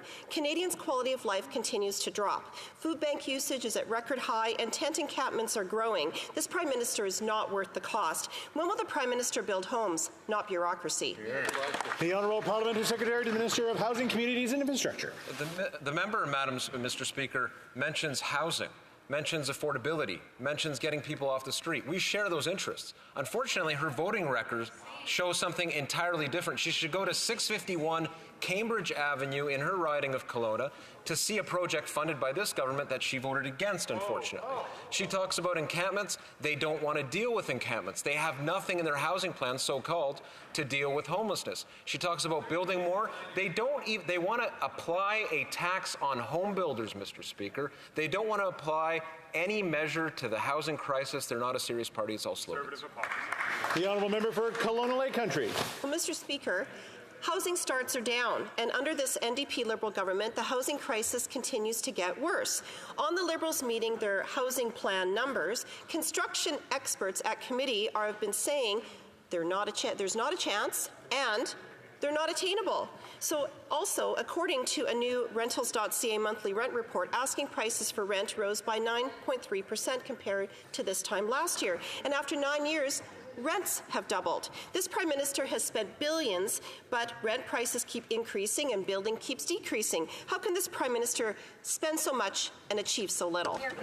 The Honourable Parliamentary Secretary. Mr. Speaker, the member ought to know again that in order to deal with the housing crisis in this country, we do need to see another 3.87 million homes built in this country. That's the number of homes that need to be built to address the housing crisis. It's incumbent on the federal government, provincial governments, municipal governments to put in place measures to address that crisis. If the member is serious, then she and her party will support this government in the measures that we're responsible for, waiving GST on purpose-built rentals and putting in place missing middle housing measures, working with municipalities to make that happen. They're opposed to it every single time. The Honourable Member for Repentigny. The CEOs of the 5 biggest oil companies appeared before the Environment Committee yesterday, and they were unapologetic. They don't care about the oil industry's increasing emissions. They all defended their record profits of $38 billion since 2020, money made from pollution. And despite their full pockets, they're still begging for more public money. These companies don't deserve a penny of the $83 billion in tax breaks the federal government is giving them over 10 years. Will the government cut them off and reinvest in climate change adaptation? The Honourable Parliamentary Secretary. Thank you, Mr. Speaker, and I appreciate the work of this member on the committee and here in the House as well. But, Mr. Speaker, we are the only country of the G20 to have scrapped the subsidy to oil companies 2 years before the deadline. And we also announced a fund a $530 million fund with the Canadian Federation of Municipalities to work with our communities all across the country to fight climate change. Thank you, Mr. Speaker. The honourable member for Repentigny. While Ottawa hands out $83 billion to the oil patch, people affected by climate change are still waiting for compensation. There's been nothing for farmers whose crops were devastated last year by natural disasters. Bay St. Paul is still waiting for compensation for last year's floods, despite the superhuman efforts of my colleague for Beauport, Côte-de-Beaupré, Île-d'Orléans, Charlevoix. While the Weather Channel is predicting another high-risk summer for natural disasters, the federal government has yet to provide compensation for last year's disasters. Why are they so quick and generous with oil companies and so slow and stingy with real people? The Honourable Parliamentary Secretary. Thanks again for the question, Mr. Speaker. And once again, I appreciate the work of this member, and this new funding that I just mentioned will support over 1,400 projects to help municipalities adapt to climate change. Mr. Speaker, over the past 2 years, we have implemented a number of projects, things that the Conservatives never managed to do, but they changed their mind. Thank you, Mr. Speaker. The member for Caribou, Prince George. After 9 years of this NDP Liberal government, most young Canadians believe they'll never be able to afford a home. Under this Prime Minister, housing prices have doubled. Mortgage payments doubled. The needed down payment doubled. This week, Rentals.ca reported the average rent in Canada has reached over $2,200. This is the most expensive rent we have ever seen. Despite this, the NDP Liberal government is failing to build the homes that Canadians need. If this Prime Minister can't build the affordable homes that Canadians need, we get out of the way so Conservatives can. Yeah. The Honourable Parliamentary Secretary to the Minister of Housing. We won't let that happen, Mr. Speaker. They have no vision on housing. They want to tax home builders, Mr. Speaker.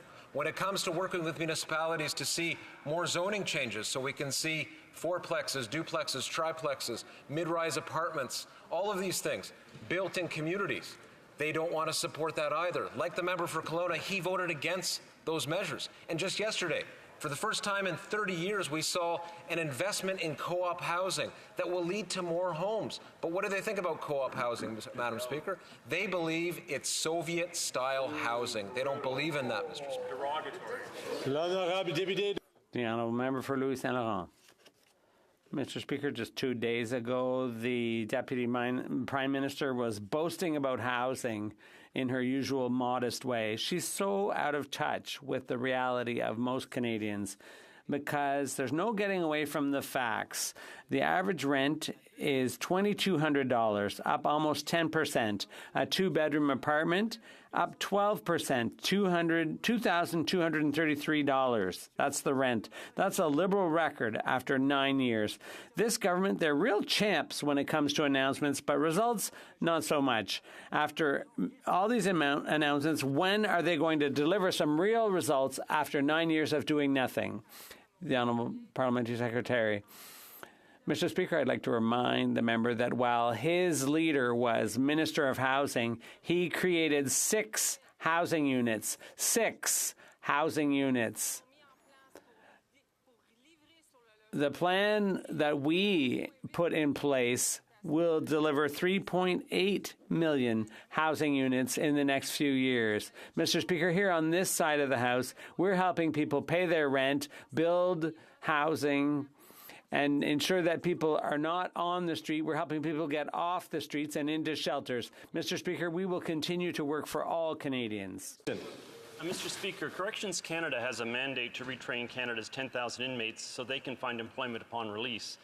In the past 3 years, Corrections has issued 112,000 meaningless in-house vocational certificates and a grand total of 64 Red Seal certifications. Corrections has also made zero effort to engage in provincial apprenticeship programs, which could produce life-saving or life-changing certified job skills, reduce recidivism, and be beneficial to everyone in the community.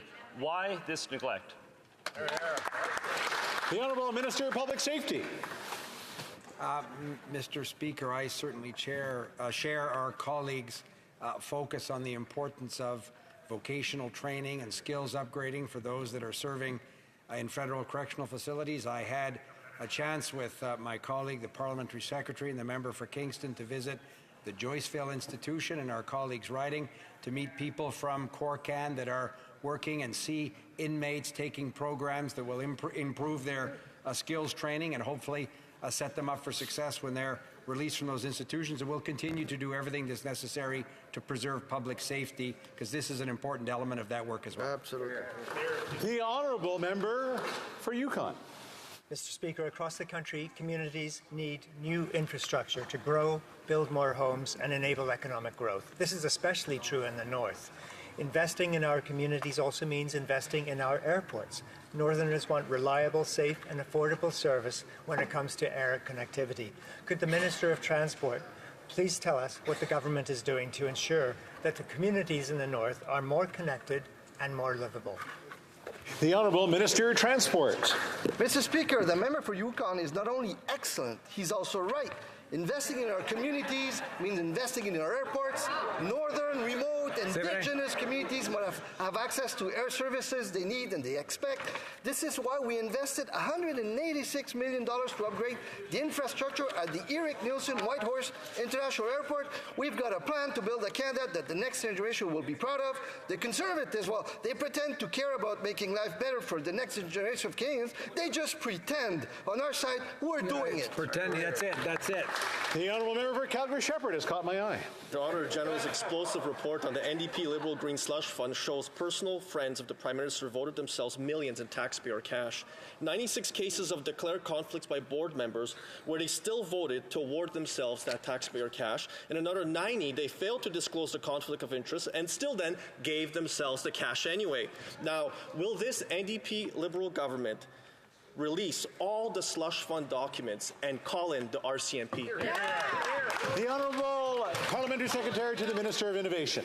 Thank you, Mr. Speaker, and thanks to the member for the question. SDTC is an organization that served the clean tech sector for over 20 years. We knew about, or when we knew about the allegations of mismanagement, our government acted immediately. There's a number of steps over the last many months that our government has taken to get to the bottom of the issues in terms of the governance and HR practices of the organization. I think it's important to keep in mind this is an arm's length organization. It operated independently of government oversight. We're now folding it into the National Research Council and installing a more robust governance framework. The Honourable Member for Calgary-Shepherd. Speaker, that member's response doesn't make any sense. This organization in 2017 got a clean bill of health from the Auditor General. Then when they took it over, they dumped the chair within 3 days, a record number. And that new board member, Doug, well, she gave her own company $217,000 to a company she had a direct relationship with. So the question remains, will this government then release all of the documents connected to this slush fund and call in the RCMP? The Honourable Parliamentary Secretary to the Minister of Innovation. Mr. Speaker, it's appropriate for us all as a government and members of Parliament to demand the highest governance standards when dealing with public funds. That's what our government has done from day one. As soon as we learned about allegations of mismanagement in this independent organization, we ordered independent reviews done, fact-finding missions. We collaborated with the Auditor General in her review, and now we're moving forward with the recommendations that the Auditor General has made, which includes folding the organization in to have better transparency, accountability, and oversight. The Honourable Member for Northumberland, Peterborough South. The reality is that there's $123 million worth of inappropriately awarded contracts, $76 million given to Liberal insiders, resignations, abuse, a leadership team that seemed far more interested in protecting Liberal cabinet ministers than Canadian taxpayer dollars. This is the legacy of the failed Green Slush Fund. When will this Liberal government give up the cover-up and call in the Mounties? The Honourable Government House Leader. Well, of course, Mr. Speaker, that question has just been answered repeatedly by my colleague, but I can't let this opportunity or this week go by without punctuating some of the great economic news that we've seen. A loud reduction in the Interest Rates Canada leading the world in interest rate reductions. And today, we've seen that we've now recovered 141% of the jobs that were lost in the first months of the pandemic, compared to just 128% in the United States. And importantly, Mr. Speaker, there are more than 1.3 million more Canadians employed than at any time before the pandemic. The honourable member for Châteauguay-Lacolle. Have dominated the online space for years. For far too long, they have got away without contributing their fair share to the audiovisual sector and Canadian creators while generating millions in revenues from their work. Our government passed historic legislation last year to level the playing field between platforms and creators. Can the Minister of Heritage provide this House with an update on the implementation of the Online Streaming Act? The Honourable Parliamentary Secretary. I want to thank the member for an important question. Indeed, this week the CRTC released its decision on initial contributions by global streamers as part of the implementation of the Online Streaming Act. This means digital platforms will contribute nearly $200 million per year to our audio and audiovisual sectors, including content creators. Unlike the Conservatives who defend tech giants and obstruct all attempts supporting Canadian industries, we are standing up for Canadian artists and good-paying jobs. The Online Streaming Act is about fairness for our creators, leveling the playing field, more Canadian jobs and content made for us, by us. Thank you. The Honourable Member for South Okanagan West Kootenay. Mr. Speaker, the BC communities of Merritt, Princeton, and Abbotsford were devastated by floods in 2021. 5 people were killed, thousands forced from their homes, farmland flooded, roads, bridges, and other structures destroyed. At the time, the Prime Minister said that he had the backs of these Canadians. Now these same communities have been denied funding to mitigate future disasters. So, will the Minister live up to his promises and provide these communities with the funds they need to rebuild and prevent more devastating floods? The Honourable Parliamentary Secretary to the Minister of Emergency Preparedness. Thank you very much, Mr. Speaker, and I thank the Honourable Member for his question. The 2021 floods and landslides had a devastating impact on communities across the Lower Mainland, disrupting both lives and livelihoods. Through the Disaster Financial Assistance Range, we have now provided over $1.4 billion to the province to help them recover from those floods alone. The program allows the province to put $210 million to reduce the vulnerability of mitigation projects like dikes and pumps. We will continue to work closely with the province in all capabilities that they need and in terms of making sure that they can fully recover. Thank you. The Honourable Member for Spadina Fort York. Speaker, Canadians will never get over nor accept the betrayal of their country's democracy by traitors who sell themselves out for personal and political gain. Instead of shielding subversives on the payroll of foreign operators, will the government release the cabinet documents to the HoC inquiry and the National Security Intelligence Committee of Parliamentarians so such individuals can be investigated? Or is it the case, Mr. Speaker, that the Liberal Party doesn't want to incriminate itself? The Honourable Minister of Public Safety.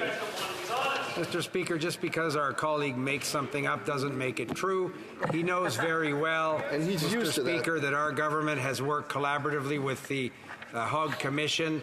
In fact, the officials from the Privy Council office are in regular and ongoing contact with the lawyers from the HoC Commission to ensure that they have, of course, all of the appropriate and relevant documents to do the important work that all recognized parties in this House supported. We obviously look forward to working in a continued way with the National Security Committee of Parliamentarians. My colleague should be careful before he makes up things in the House of Commons. Absolutely. And that's all the time we have for question period today. Daily routine of business of our courant ordinaire. Depot de... Tabling of documents. Tabling of documents. The Honourable Parliamentary Secretary. Mr. Speaker, pursuant to Standing Order 36.8a, I have the honour to table in both official languages the government's responses to 3 petitions. These returns will be tabled in an electronic format. Introduction of government bills. Déclaration. Statements by ministers. Rapport de délégation. Reports from interparliamentary delegations. Presenting reports from committees. Introduction of private members' bills. Mr. Davies, seconded by Ms. Collins, Victoria, moves for leave to introduce a bill entitled An Act to Amend the Canadian Environmental Protection Act 1999, Electronic Products Recycling Program. This motion is deemed adopted. The honourable member for Vancouver Kingsway. Thank you, Mr. Speaker. I rise to introduce this legislation with thanks to the great member for Victoria for seconding it. This legislation would ensure that all electronic products containing toxic substances sold in Canada would be disposed of and recycled in a responsible manner. Electronic waste often contains hazardous materials. When improperly disposed of, these substances can leach into soil and water, posing serious risks to ecosystems and human health. Recycling programs allow for the recovery of valuable materials from e-waste. Components like metals, plastics, and rare earth elements can be extracted and reused, reducing the need for new raw materials. Finally, recycling also consumes less energy than manufacturing new electronic products from scratch. By recycling, we conserve energy and reduce the greenhouse gas emissions associated with production. I hope that all members will join me in supporting this important initiative for our planet. Mr. Davies, seconded by Mrs. Collins. Victoria moves that the bill be now read a first time and be printed. This motion is deemed adopted. First reading of this bill, première lecture de ce projet de loi. When shall this bill be read a second time? At the next sitting of the House. Merci. First reading of Senate public bills. Motion. Presenting of petitions. Présentation de pétition. The Honourable Parliamentary Secretary, Government House Leader. Yes, Mr. Speaker, I did want to table a petition signed by many constituents in regards to air travel between Canada and India, as our Indo-Canadian community continues to grow and really to the benefit of all of Canada, but also those individuals that just have a desire to travel to India, which continues to grow in itself, are looking for, whether it's the government or airline industries or airport authorities, to look at the possibility and ways in which we can enhance travel between two nations. And I would ask the member across the way be a little bit patient. Thank you, Mr. Speaker. Presenting of petitions, the Honourable Member for Renfrew, Nipissing, Pembroke. Thank you very much, Mr. Speaker, and I'm pleased to present a petition signed by the people of Pickering, Uxbridge, Whitby, and the Liberal Minister of Health's riding of Ajax. They call on the House of Commons to immediately pass Bill C-368 and repeal the new regulatory constraints on natural health products passed last year that millions of Canadians rely upon, that has since affected their medical freedom of choice and affordability. Boo-hoo, get over it, just doesn't cut it. Presenting of petitions, the Honourable Member for Vancouver Kingsway. Thank you, Mr. Speaker. I have two petitions to present today. The first follows the gutsy walk that just happened across this country to bring attention to irritable bowel syndrome and those suffering from Crohn's and colitis. And they point out that the people who signed this petition, that safe access to washrooms is a basic physical need and necessary for participation in civic life, the workplace, educational settings, and other public spaces. They also point out that exclusionary washroom policies cause significant barriers for trans, non-binary, and gender non-conforming people. They note avoiding washroom use can result in serious health consequences, including urinary tract infections and kidney problems. So they call on this government to, among other things, amend the Canada Labour Code to require gender-inclusive washrooms in all federally regulated workplaces and ensure that there's access to public washrooms for everyone in this country. The second petition, the petitioners note, Mr. Speaker, that the COVID-19 pandemic continues to put an unsustainable level of strain on Canada's public health system. They say that provincial healthcare systems must be brought into compliance with the 5 criteria of the Canada Health Act. They'd like to see the facilitation of the development of new post-infection therapeutics and to, more importantly, enforce air quality standards for all public buildings and provide funding for the resources needed to maintain those standards. Also, they'd like to see an institution of universal mandatory paid sick leave of at least 2 weeks. There's a suite of measures, Mr. Speaker, but I think it reminds us all that, having come out of the pandemic, that there are lessons still to be learned and policies still to be implemented for the health of Canadians. Presenting of petitions. Présentation de pétition. Merci. Questions on the order paper. The Honourable Parliamentary Secretary to the Government House Leader. Yes, Mr. Speaker, just to ask that all questions be allowed to stand at this time, please. Agreed. Orders of the day. Orders of the day, government orders, government bills commons, resuming consideration at second reading of Bill C-63, an act to enact the Online Harms Act, to amend the Criminal Code, the Canada Human Rights Act, an act respecting the mandatory reporting of internet child pornography by persons who provide an internet service, and to make consequential and related amendments to other acts.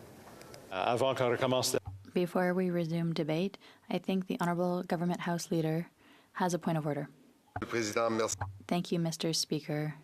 Mr. Speaker, I'd like to ask that the time of daily adjournment of the next sitting be midnight, pursuant to standing the order adopted in February 2024. And pursuant to order adopted in February 2024, the Minister's request to extend the sitting is deemed adopted. The Honourable Government House Leader. Thank you once again. It was not possible to reach an agreement under the standing order regarding report stage and third reading of Bill C-40, an act to amend the Criminal Code and other laws, and repealing a regulation, review of judicial errors under the provisions of Standing Order 78.3 of the I give notice that at the next sitting of the House, a minister will move a motion for deliberations at these stages a certain number of days or hours. Thank you. Ordered. Resuming debate, reprise du débat, l'honorable député. Resuming debate, the Honourable Member for Salaberry-sur-Loire. Thank you, Mr. Speaker.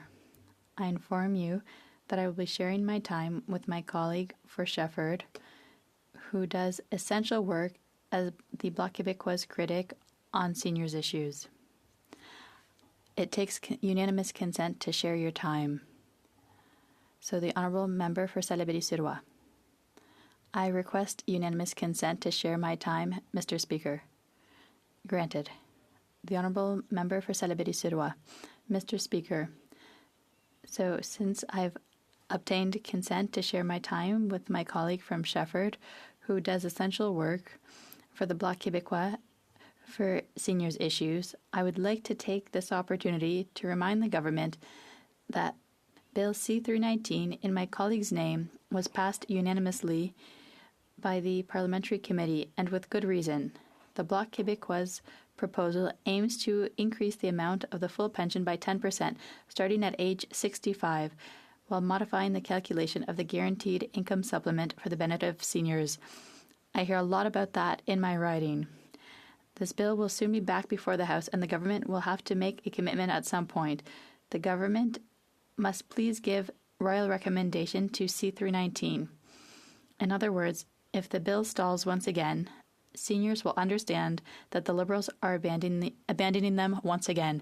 Mr. Speaker, I'm passionate about the cause of seniors, so I took this opportunity during my speech on Bill C-63 to really make a plea for the seniors of Quebec and to thank my colleague for Shefford for her work. Mr. Speaker, today we are debating Bill C-63, which amends a number of acts but really focuses on two major digital scourges: child pornography, juvenile pornography, online, digitally, and also hate speech. It's a bill that's been long awaited, Mr. Speaker, and we're surprised that the government took so much time to table this bill, because especially Part 1 of the bill, the Bloc Québécois has been awaiting such a bill to protect our children and people who are abused or insulted or whose reputation is called into question online, everything that's related to pornography.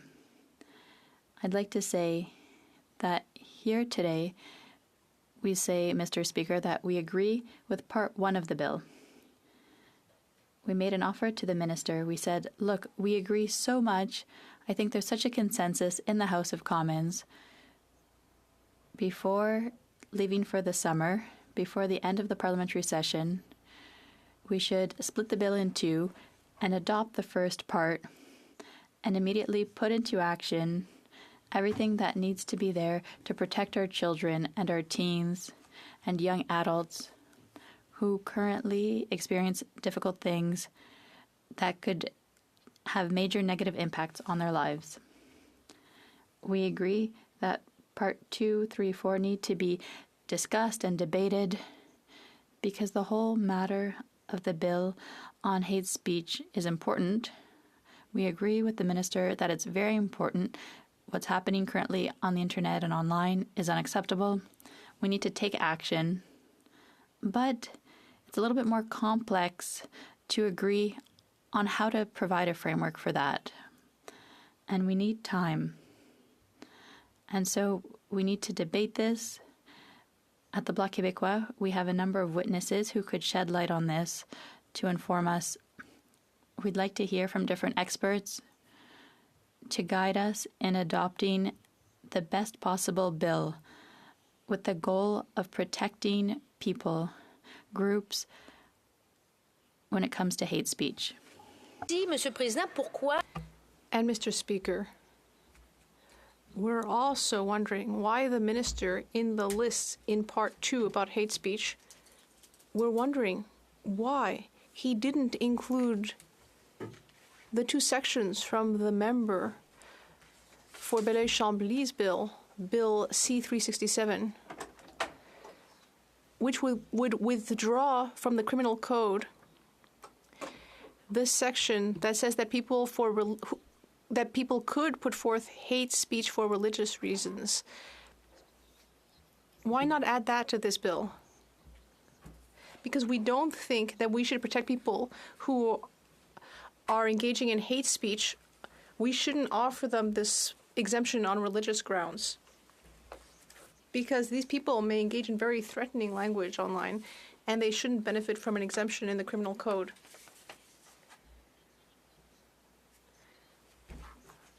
And we're asking for the minister to listen closely to what people are saying about the issue.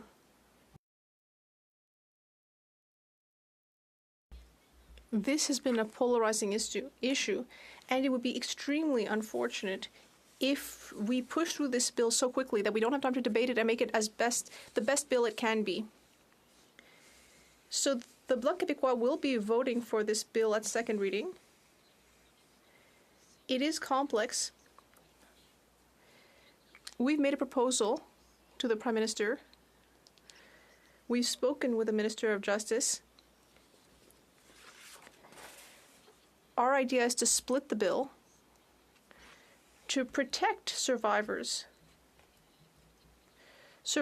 who came to appear at the Access Information Committee, the Ethics Committee, and who have told us about the things they've experienced in their lives, the consequences after becoming victims of websites like Pornhub, which used them and showed intimate scenes with them without their consent. They talked about the horrifying repercussions. So I think we should protect people like that by quickly bringing through Part 1 and then sending the other part to committee to debate it in detail. The members for Drummond and Avignon, Lamitis, Matane, Matapédia, at Committee of the Whole on May 23rd, they also tried to convince the minister to split the bill, but he's refusing to do so. We think that it's not a great thing that the minister doesn't want to, and we don't understand why he's resisting. We're not proposing anything partisan here.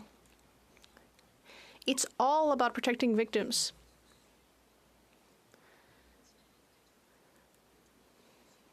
In conclusion, Mr. Speaker, I know there have been discussions between the leaders to finalize the parliamentary session.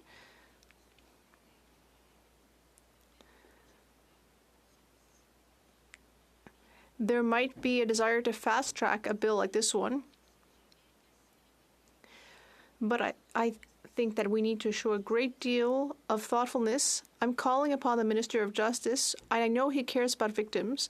I'm calling upon him to sincerely consider this proposal and to move the adoption of Parts 2, 3, and 4, push that back to later, and let us debate it properly at committee. But very importantly, to get Part 1 adopted as soon as possible before the end of this session, in order to protect people who at this very moment are experiencing great difficulties because their lives, their intimacy was displayed on the internet, and they can't force the platforms to take down their images. I hope that the minister will show a sense of responsibility here. Questions et commentaires. L'honorable député de Châteauguay-Lacolle. The honourable member for Châteauguay-Lacolle. Thank you, Mr. Speaker. I'd like to thank my colleague for her speech.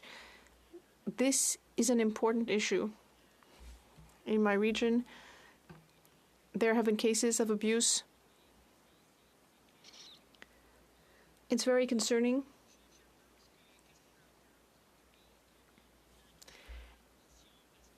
And what we're hearing here today, some people are opposed to this because they say that freedom of expression is more important than anything else. But I think my colleague understands that there must be limits and that we need to protect our youth, and that's extremely important. I'd like to hear from that. I'd like to thank my colleague, my riding neighbor, in fact.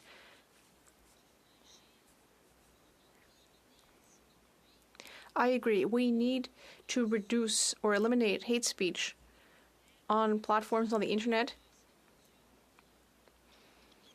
Right now, the internet is like the Wild West. But where do you draw the line? Because there are sections in the criminal code that are there to offer a certain level of protection. How do you find a balance between protecting freedom of speech and strong action to reduce hate speech on these various platforms on the internet? It's an important question, and that's why we would invite her government to realize that that later part of the bill requires a lot of careful thought. So let's take out Part 1 and get it adopted, and then we can debate the other one at greater length. Questions et commentaires. Nous allons de façon virtuelle. L'honorable député de New Westminster. The honourable member for New Westminster, Burnaby, virtually. Thank you, Mr. Speaker. It's very nice to see you in the chair. As usual, I listened closely to my colleague for Salaberry-sur-Roi.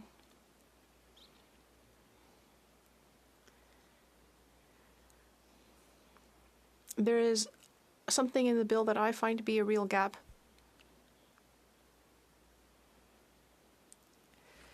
We know that content that harms children and hateful content can often be promoted by secret algorithms, but this bill doesn't do anything about algorithmic transparency. So I'd like to ask my colleague, does she agree with me that these large digital platforms, the web giants, have a responsibility to disclose what algorithms they're using? Because these algorithms end up amplifying hate speech that may have terrible impacts on children. The honourable member for Salaberry-sur-Roi, I'd like to thank my colleague for his question.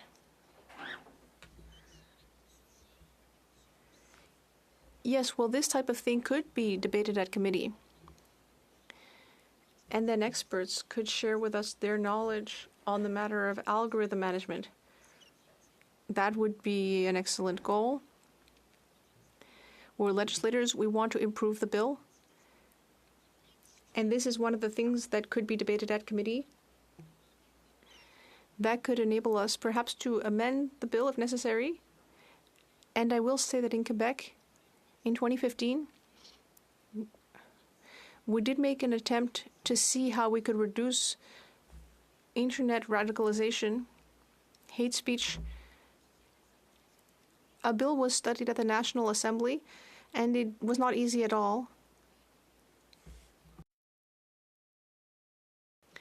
Because we realized that actually there might be unexpected outcomes that could end up harming society. And so that's why it's complicated, and I would invite my colleague to support this idea of splitting the bill. Just a quick 20-second A quick 20-second question. The Honourable Member for Pierre Boucher-les-Patrick-de-Verchères. Thank you, Mr. Speaker. That's not a very long time, but my question for my colleague.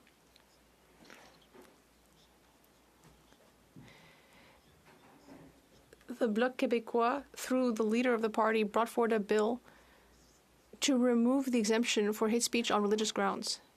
Does the bill have anything to say about this? 10 seconds for the answer. I hope we'll be able to discuss this and amend the bill, because I don't understand why that's not included.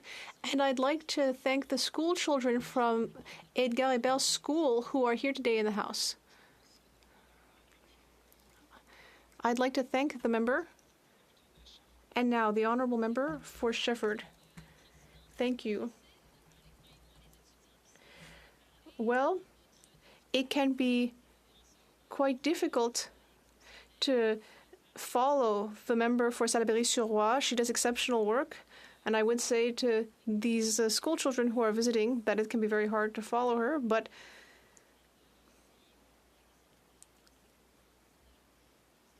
I'd like to thank her as well for what she said about Bill C-319,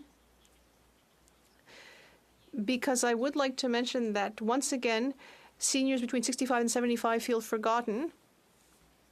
I hope we will debate that again shortly. We really want to raise awareness about this. It's very important to raise old age security by 10% for all seniors. But I know that I'm moving away from the topic, but I am the critic for seniors, but I'm also the critic on the status of women, and that is the hat I'm wearing today, more for C-63, because as the critic for the status of women, well, in regard to hate speech, many groups have told me that women are disproportionately affected.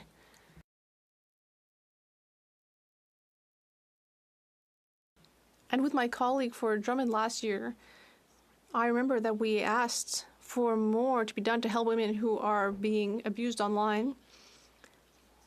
We need a bill on this, and as soon as possible. Mr. Speaker, today we're talking about this Bill C-63, the Online Harms Act, to promote online security, reduce harms caused by harmful content online, and ensure that social media platforms under the Act be held accountable. The bill was tabled by the Minister of Justice. I'll talk a little bit about the bill today, maybe a bit of a timeline, and I will conclude with some proposals from the Bloc Québécois. So this bill was originally tabled. It was originally tabled quite late because the Liberals had promised to legislate regarding online hate, and in 2021 the Liberals finally tabled a first draft.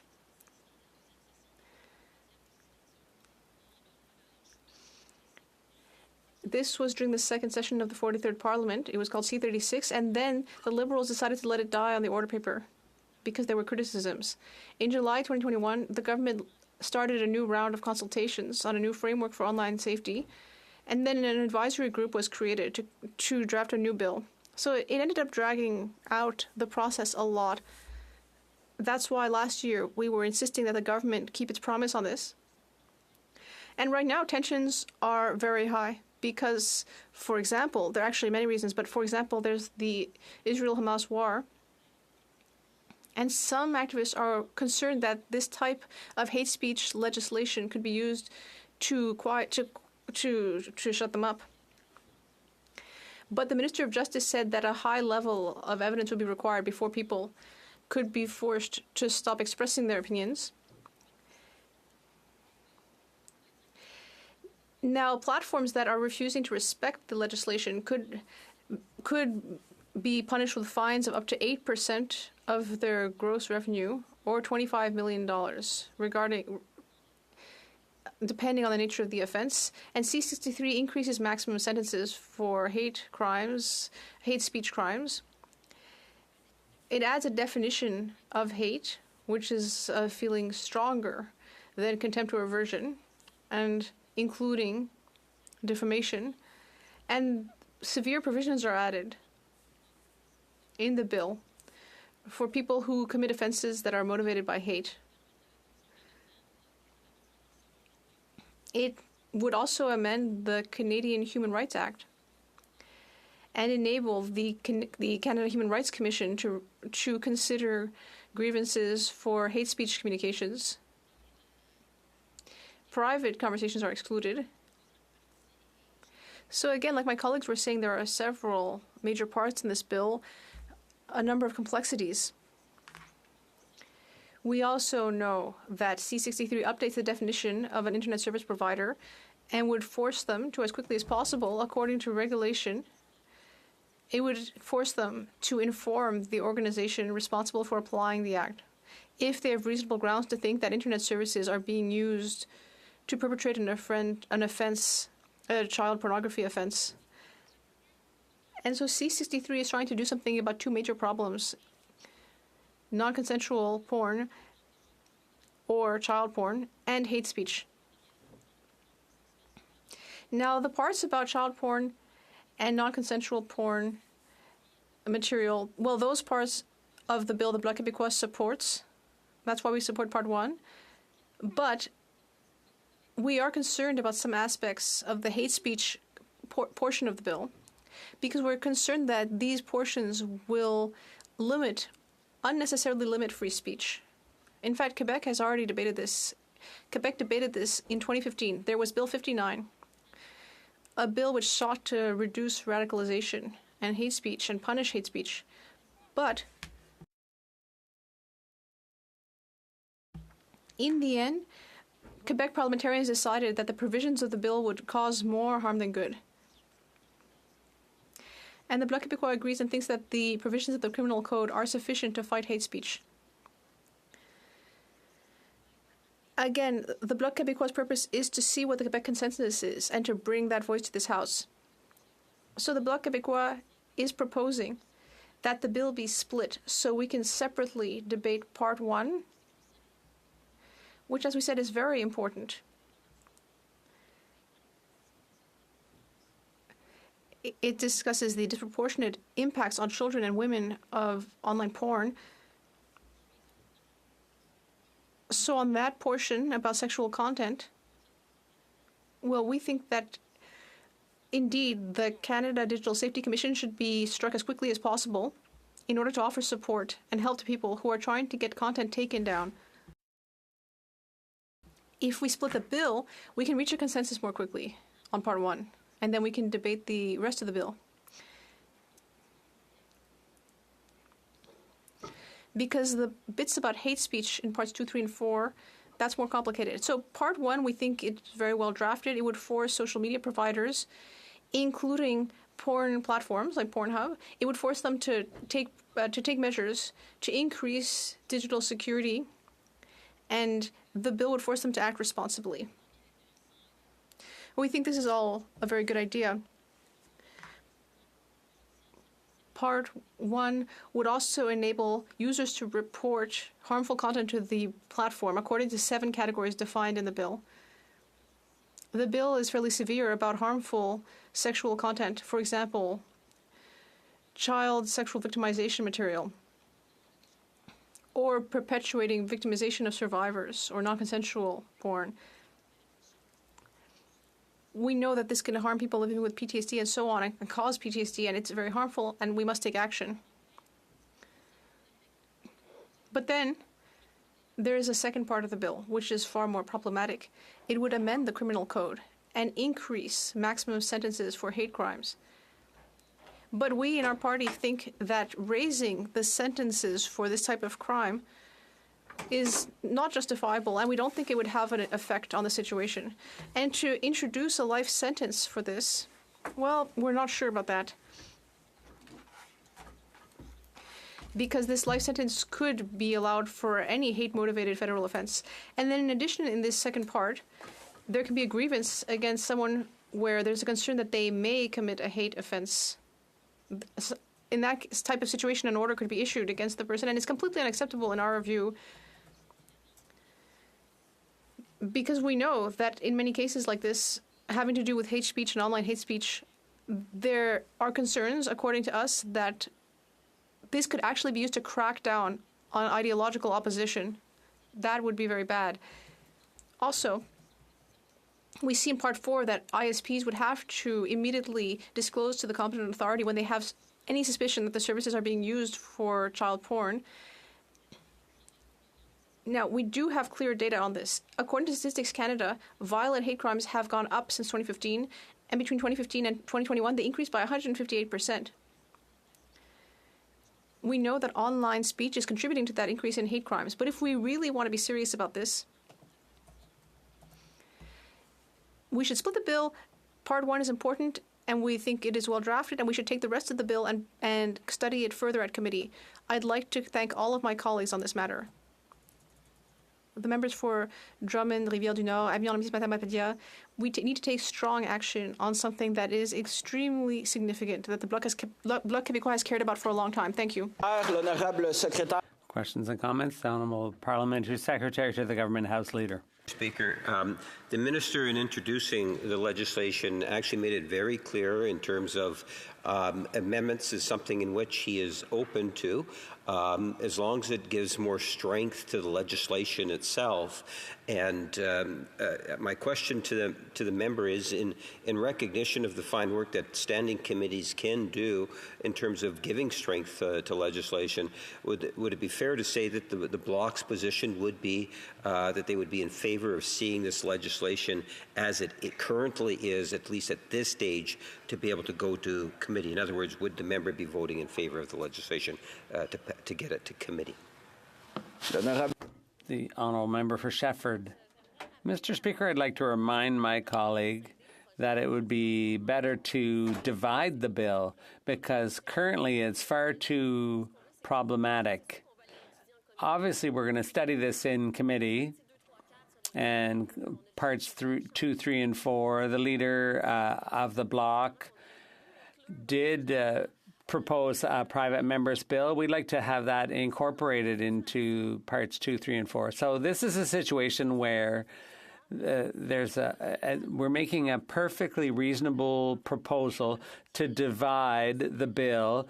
Part 1 is there's consensus around that. It's long overdue that this be enacted. But then there are, for the rest of the bill, there are other things that are debatable. We'd like to work on it in committee and make some proposals, make some amendments. But we all agree that this bill should be divided because the topics are completely distinct. Questions and comments? The Honourable Member for Victoria. And I want to thank the member for her speech. And I want to focus on the bill part of the bill that addresses hate. In the past few weeks, we have seen horrific attacks on synagogues, on Jewish schools, and I've met with community members and leaders from the Jewish community who are scared. They're scared about the rise in anti-Semitism, and a number of them have raised how online platforms are fueling this kind of hate. And so, we must address the issues around civil liberties and free speech that are problematic in this bill, but I'm wondering if she can talk. New Democrats want to hold the social media giants accountable for their algorithms, and can she talk a little bit about how we also need to strengthen the accountability measures and transparency measures to hold social media platforms accountable?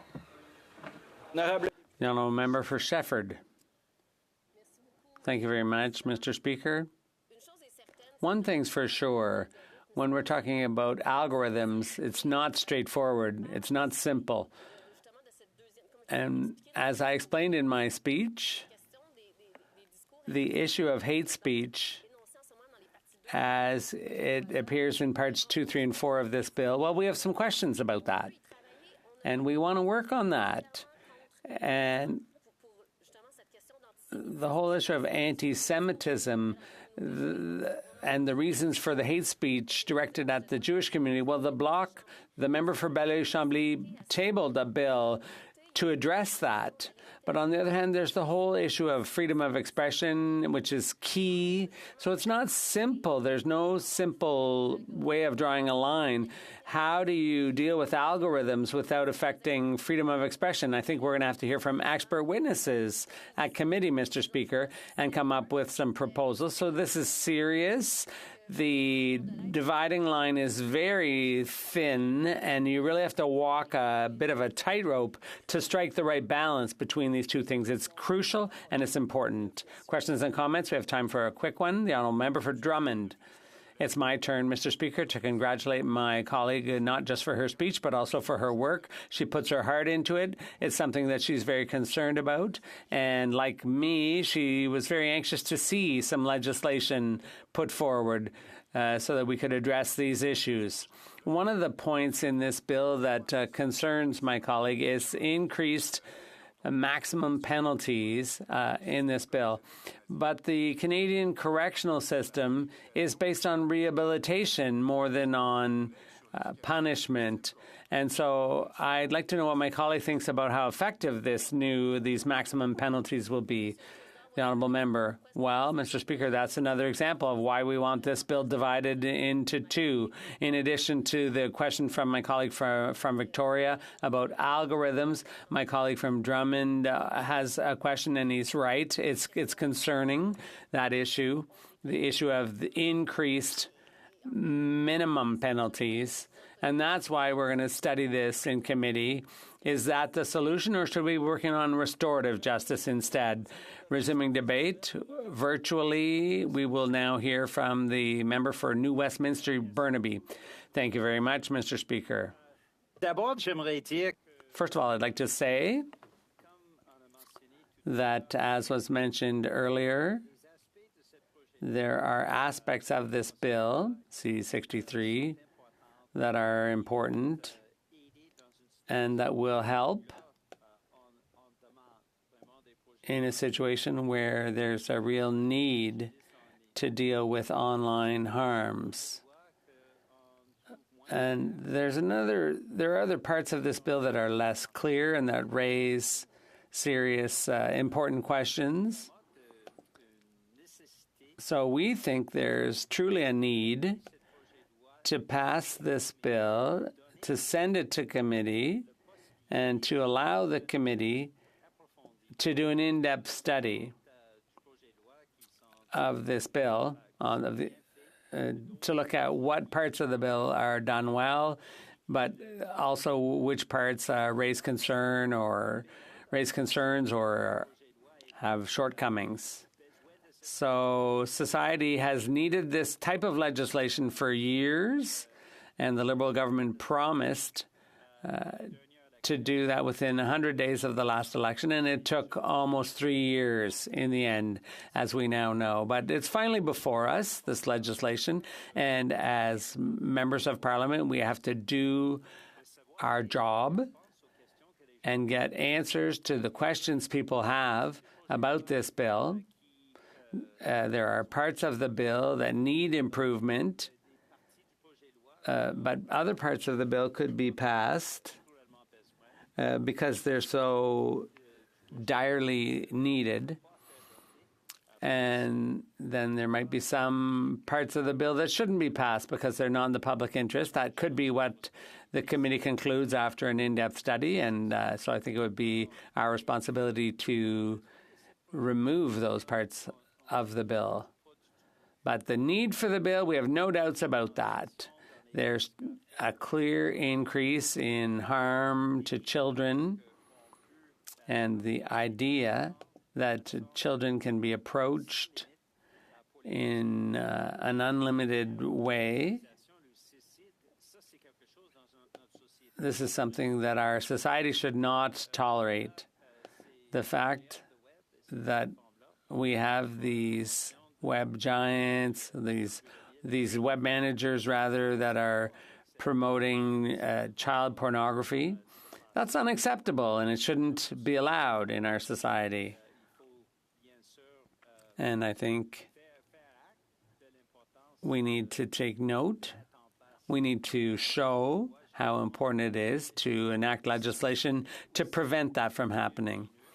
And also, when it comes to hate content, there's a worrisome rise in violence in society. Often that violence is fomented online. So for all those reasons, we feel this bill should be passed at second reading and sent to committee. This should be treated with importance, and it's important to get all the answers to questions about this bill. In principle, I don't think there's anyone here who would vote against the principle of having legislation on this subject matter. And we need to do everything we can to develop a consensus around these issues once the questions have been answered and the necessary improvements made. There is no doubt. And the NDP, Mr. Speaker, has been calling for this bill for years. The government promised it after 100 days. It was over 800 days that Canadians had to wait before we saw this bill actually being presented. Now, the reality is, in the meantime, we've seen more and more cases of children being induced to harm themselves. This is something that is profoundly disturbing to us as parents, as parliamentarians, as Canadians in our society, to see how predators have been going after children, both if we're talking about child pornography or inducing children to harm themselves. It is something that should be a profound concern to all of us.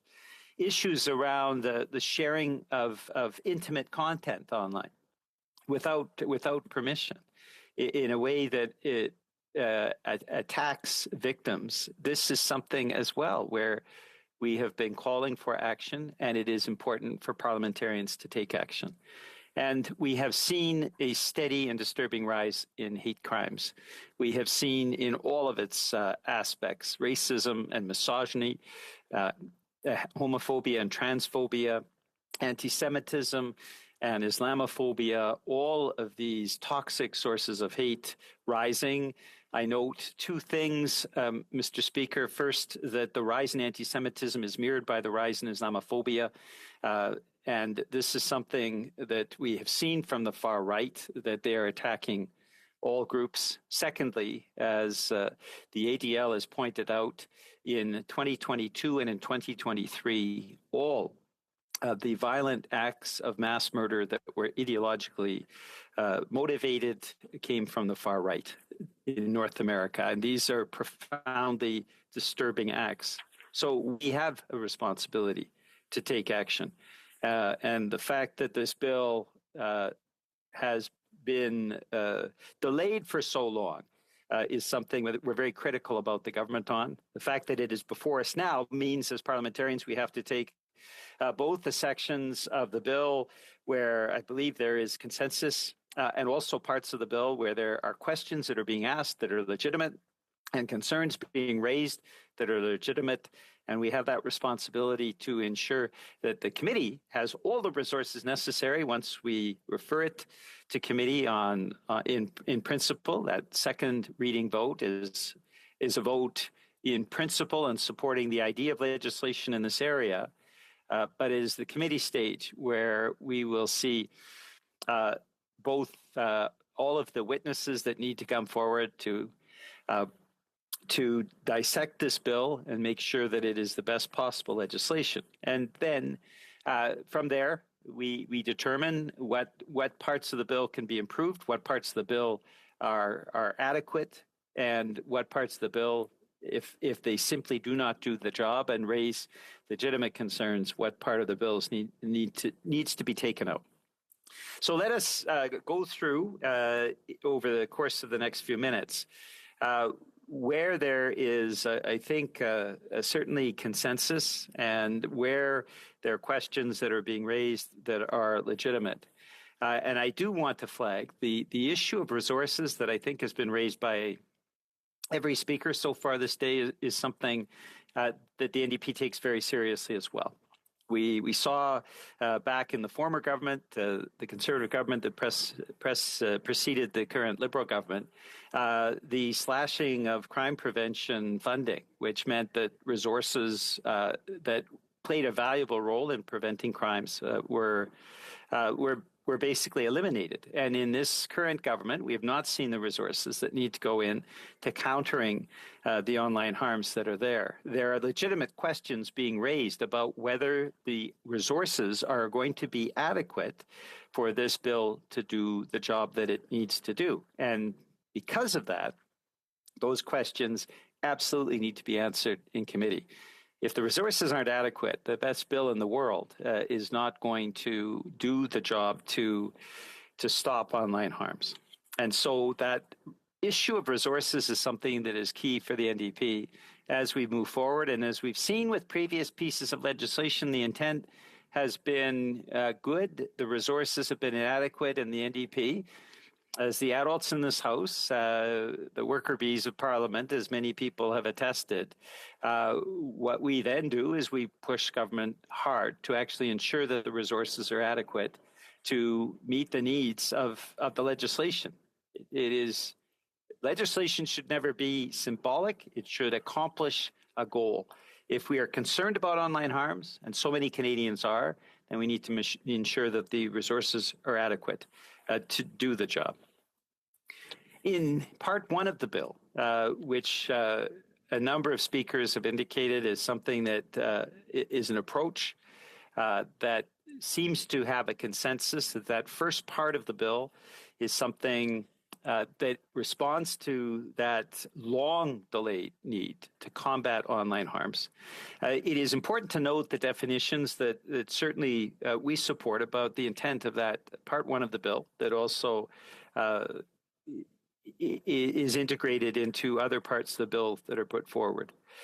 The definitions include raising concerns around content that foments hatred, content that incites violence, content that incites violent extremism or terrorism, content that induces a child to harm themselves, content that sexually victimizes a child or re-victimizes a survivor, content used to bully a child, intimate content communicated without consent. All of these are, I think it is fair to say, definitions, and they are detailed in how they address each of those categories.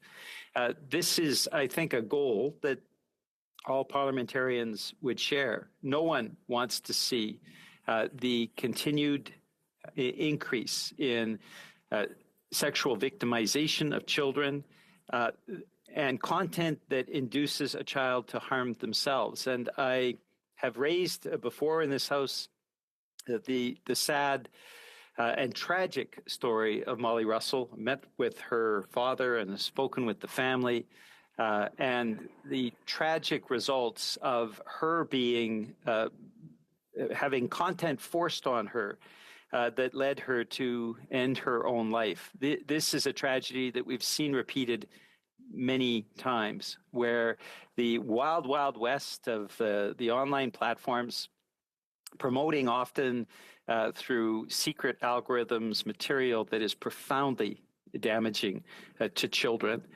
This is something that simply is unacceptable in any society. And yet that content proliferates online. It is often reinforced by secret algorithms. And I would suggest that while the definitions are strong in this bill about the direction of what content we do not want to see, whether it's violent extremism or victimizing children, the reality of not tackling what is a key element of why this harmful online content expands so rapidly and with such disturbing strength is because of the secretive algorithms that online platforms use. There is no obligation for these companies to come clean on their algorithms, and yet these algorithms have profound damage on Canadians and victimize children and often encourage violence.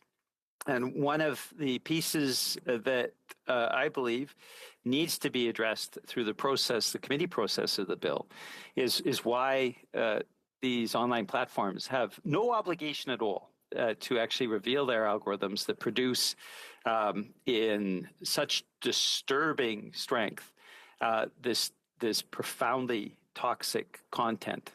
The fact that a child like Molly Russell would be fed through the algorithms constantly material that encouraged her ultimately to end her own life is something that the companies, these massive corporations, often are making unbelievable profits. And I will flag one more time, Mr. Speaker, the fact that Canada continues indirectly to subsidize both Meta and Google to the tune of $1 billion a year with indirect subsidies when there is no responsibility by these online platforms at all, is something that I find extremely disturbing. These are massive amounts of money that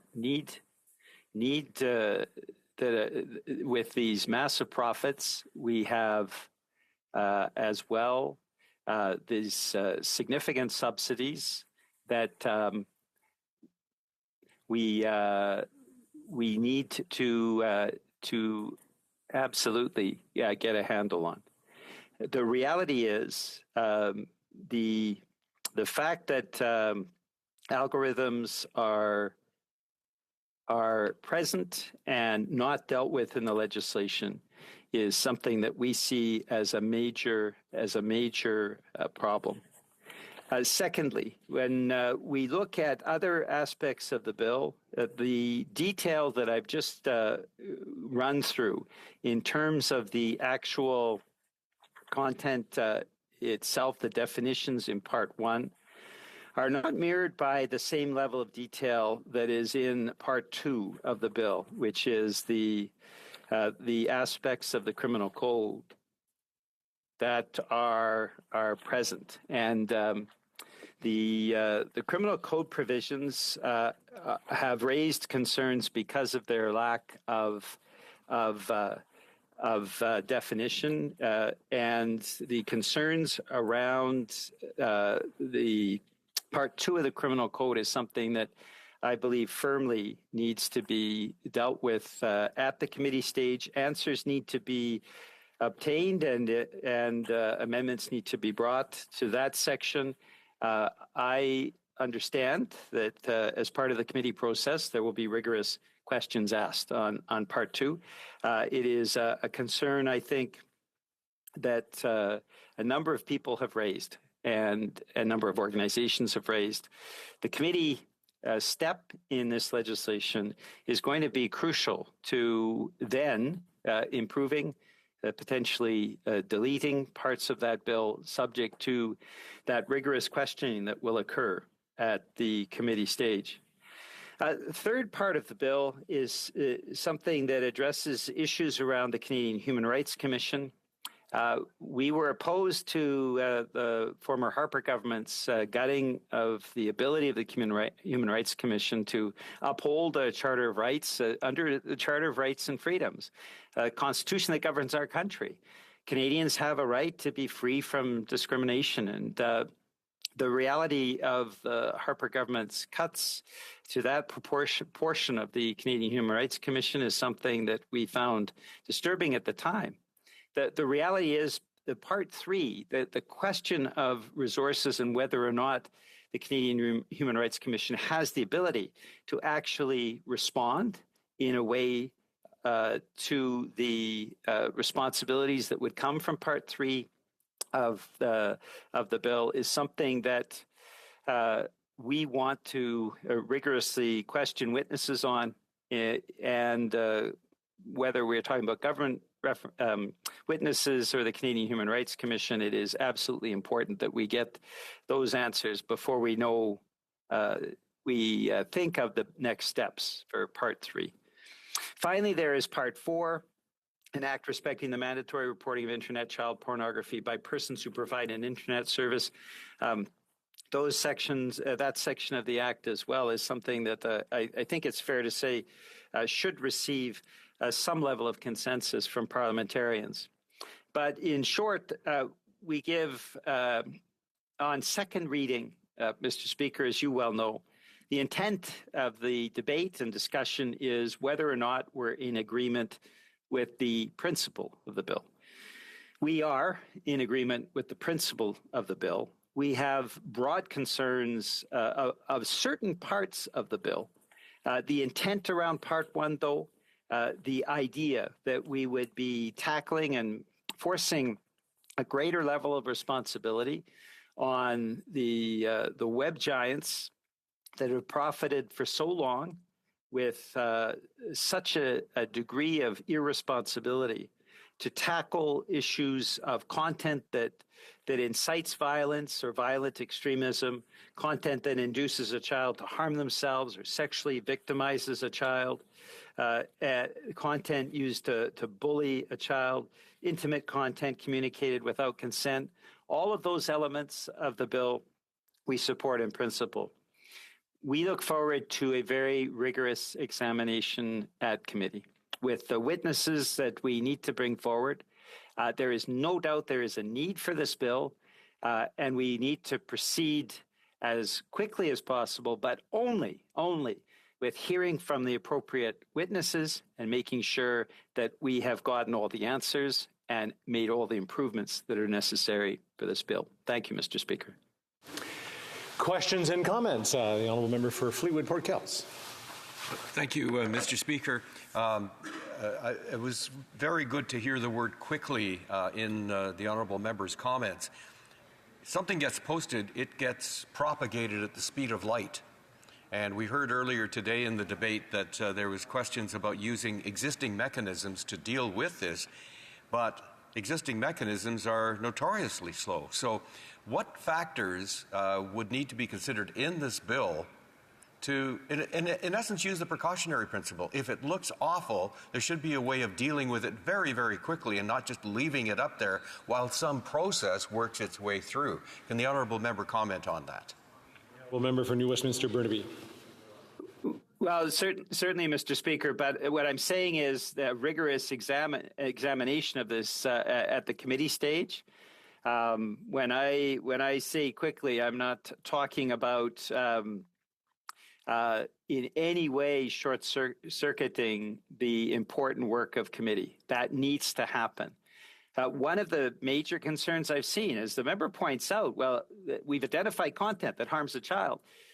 The problem that we have, because algorithms are not touched by this, and algorithm transparency is not touched by the bill, means that often it could well mean closing the barn door after the horse has already left. That the despicable content that has then been promoted widely by algorithms is then ultimately taken out of circulation. The content that harms a child. But if the algorithms, it is amplified so quickly and to such a huge extent that this is, I would suggest, a major shortfall in the bill. The U.S. Congress is considering legislation around algorithm transparency. I have a bill in front of the House on algorithm transparency. The reality is we cannot act quickly to save a child if the algorithms have already promoted that harmful content everywhere. And that is a major concern and a major shortfall, I believe, in this legislation. In comments, the Honourable Member for Renfrew, Nipissing, Pembroke. Thank you, Mr. Speaker. The Honourable Member mentioned the Human Rights Tribunal. Would calling for the elimination of the State of Israel online land someone before the Human Rights Tribunal, or calling for from the river to the sea, which refers to the dismantling of Israel or the removal or extermination of its Jewish population? Would either of those land online end up landing somebody before the Human Rights Tribunal? Honourable Member for New Westminster Burnaby. Well, Mr. Speaker, I think this is why we need to have the rigorous committee process I know Conservatives will try to throw out lines and say, well, does this matter? Does this matter? The important aspect of definition, if we just look through Part 1 of the bill, it's very clear. The definitions that apply, as the member knows, I'm sure she's read the bill. She knows what definitions apply. Now, in terms of what happens around the criminal code, we have concerns about the definitions, and we need to be very, very clear about that. Now, Conservatives will take that issue of clarity and try to exploit it. I think it's important as adults in the room, as legislators, as parliamentarians, that we go through that rigorous committee process, that we ensure that questions are answered, and the kind of speculation that Conservatives do, I don't believe is helpful at all.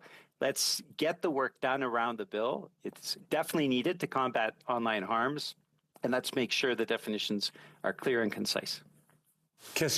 Questions and comments, the Honourable Member for Drummond. Thank you, Mr. Speaker. I know my colleague from New Westminster Burnaby cares about providing a framework for what happens on the internet. We've worked together on the Canadian Heritage Committee on matters like this. So Bill C-63 is long awaited, Part 1. I think there's a consensus. The Bloc Québécois said a number of times this morning that we propose to split the bill in two to pass Part 1 quickly where there is agreement. The trickiness is with Part 2 and subsequent. There's a lot that needs to be discussed there. There's something that raises a big question for me. The idea that under the fear that somebody may, at some moment, make hateful comments or commit a crime under the provisions of the bill. So just on the presumption that a person may commit this type of crime, a complaint may be made. And that seems to be a climate that could lead to some paranoia.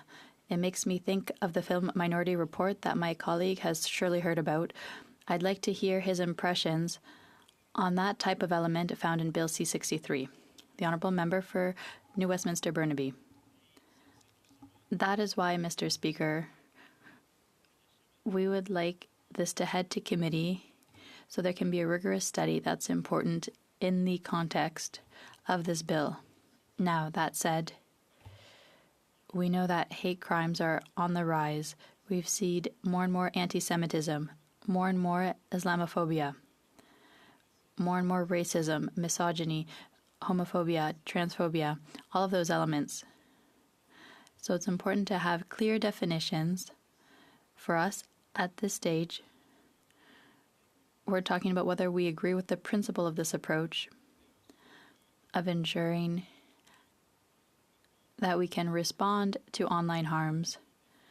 We agree with the principle, but there remain many questions, many details,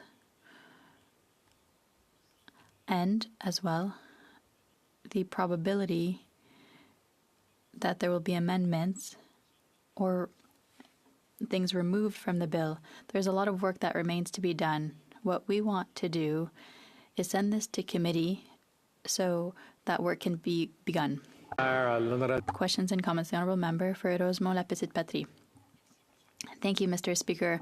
I thank my colleague from the NDP from New Westminster Burnaby for his speech, for his involvement on this matter, which is serious. Unfortunately, once again, we have proof that there are Liberals who are dragging their feet and waiting when the problem is real. Hatred online is a real scourge. Many children and teens are caught in harmful social media, which are aggressive and harmful. They're victims of cyberbullying, cyber attacks, and this creates very, very tense situations, and the Liberals have done nothing about this.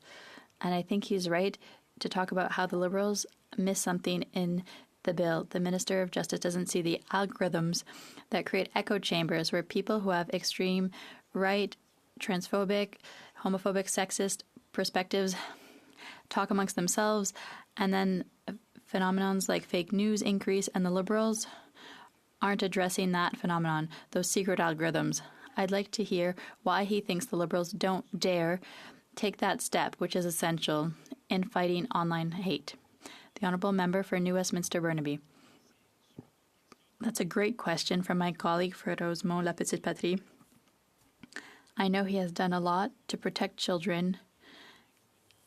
he finds that to be an extremely important aspect as a father, to ensure that children are not just overwhelmed with this toxic material that encourages them to harm themselves, to suicide. It's horrible what we've seen. And he's right to say that the government, it's been a failure. In 2021, they said within 100 days they would present a bill to counter all of these attacks seen, the hate crimes, attacks on children. It took 2 more years after that promise. And they haven't touched what's really a profit center for the web giants, the algorithms. Those companies make incredible sums of money, and the Liberals don't seem to want to touch that key element. We can speculate on why, but we want to obtain answers, and that's something we will do at committee. Reprise du débat, continuing debate. The Honourable Parliamentary Secretary to the Government House Leader. Yes, thank you, Mr. Speaker. It's a pleasure to be able to rise and speak to Bill C-63. You know, we often talk as parliamentarians, and not only parliamentarians, politicians in general, whether it's at the municipal level, provincial or federal level, about our communities and our neighborhoods in which we live. And we talk about how it is that we want people to feel safe. People need to feel safe in their homes, in their communities, and the places that we live, Mr. Speaker. That has always been a priority for this government, and I like to think all parliamentarians of all political stripes. And I think sometimes we need to look at getting a better definition in terms of what we mean when we talk about keeping people safe in our communities. You know, the internet is a wonderful thing, and it is plays such a critical and important role in society today. In fact, I would argue nowadays it's one of those essential services that is virtually required in all communities, Mr. Speaker. And you will see whether it's provincial or national governments invest greatly in terms of ensuring that there is more access to the internet. We become more and more dependent on it in so many different ways, Mr. Speaker. It is, for all intents and purposes, a part of the community. I could go back to the days in which, as a child, my parents would be saying, "Get outside and play." To my children, and yes, I would even include my children in terms of encouraging to go outside and play, and then things like Nintendo came up, and people started to gravitate to the TVs and play the computer games. I have grandchildren now, Mr. Speaker, and I can tell you when I have the opportunity, and I get the opportunity quite a bit to be able to see my 2 grandsons today, and I am totally amazed in terms of the internet and the technology and what it is that they participate in. There are incredible programs associated from gaming to YouTube, things that are there that I would suggest to you are a part of the community.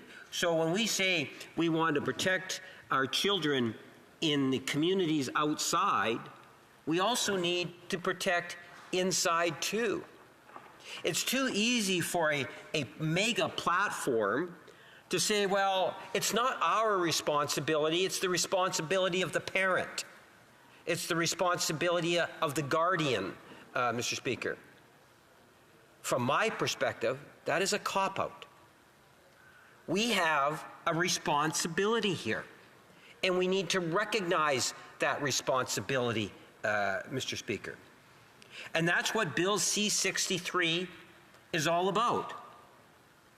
Then you get some people who will say, well, you know, freedom of speech and so forth, and I'm all for freedom of speech, Mr. Speaker. In fact, you know, I just got an email from a constituent that was quite upset of the profanity and flags that are driving around in one particular vehicle and how it was promoting all sorts of nastiness in the community. Indicated, well, freedom of speech entitles that individual to be able to do that. You know, from a political party that I care deeply about, we are the party that brought in the Charter of Rights that guarantees the freedom of speech and expressions, Mr. Speaker. And I can tell you that at the end of the day, Mr. Speaker, I will always advocate for freedom of speech. But there are limitations. And I believe that if you take a look at Bill C-63, you get a better sense of the type of limitations that not only is the government talking about, but I believe it is a reflection of a lot of work that has been put together in order to bring this legislation before us today. I understand some of the comments that have been brought forward in regards to depending on which political parties addressed the bill so far, Mr. Speaker. But I can tell you, and the minister himself reinforced it, this isn't something that was done on a napkin. This is something that has taken a great deal of time and effort and resources, Mr. Speaker, to make sure that we got it right. The minister was very clear in terms of whether it's the consultations or the research, taking a look at what's being done in other countries, Mr. Speaker, to what's being said here in our communities. There is a great deal of people that are engaged in this legislation. And I suspect that once it gets to committee, Mr. Speaker, that we will continue to hear a wide spectrum of opinions and thoughts on it. But I don't believe as legislators we should be put off to the degree in which we don't take action. I'm inclined to agree with the minister in saying this is a holistic approach at dealing with an important issue, and we should not be looking at ways to divide the legislation, but rather if there's ways in which it can be improved.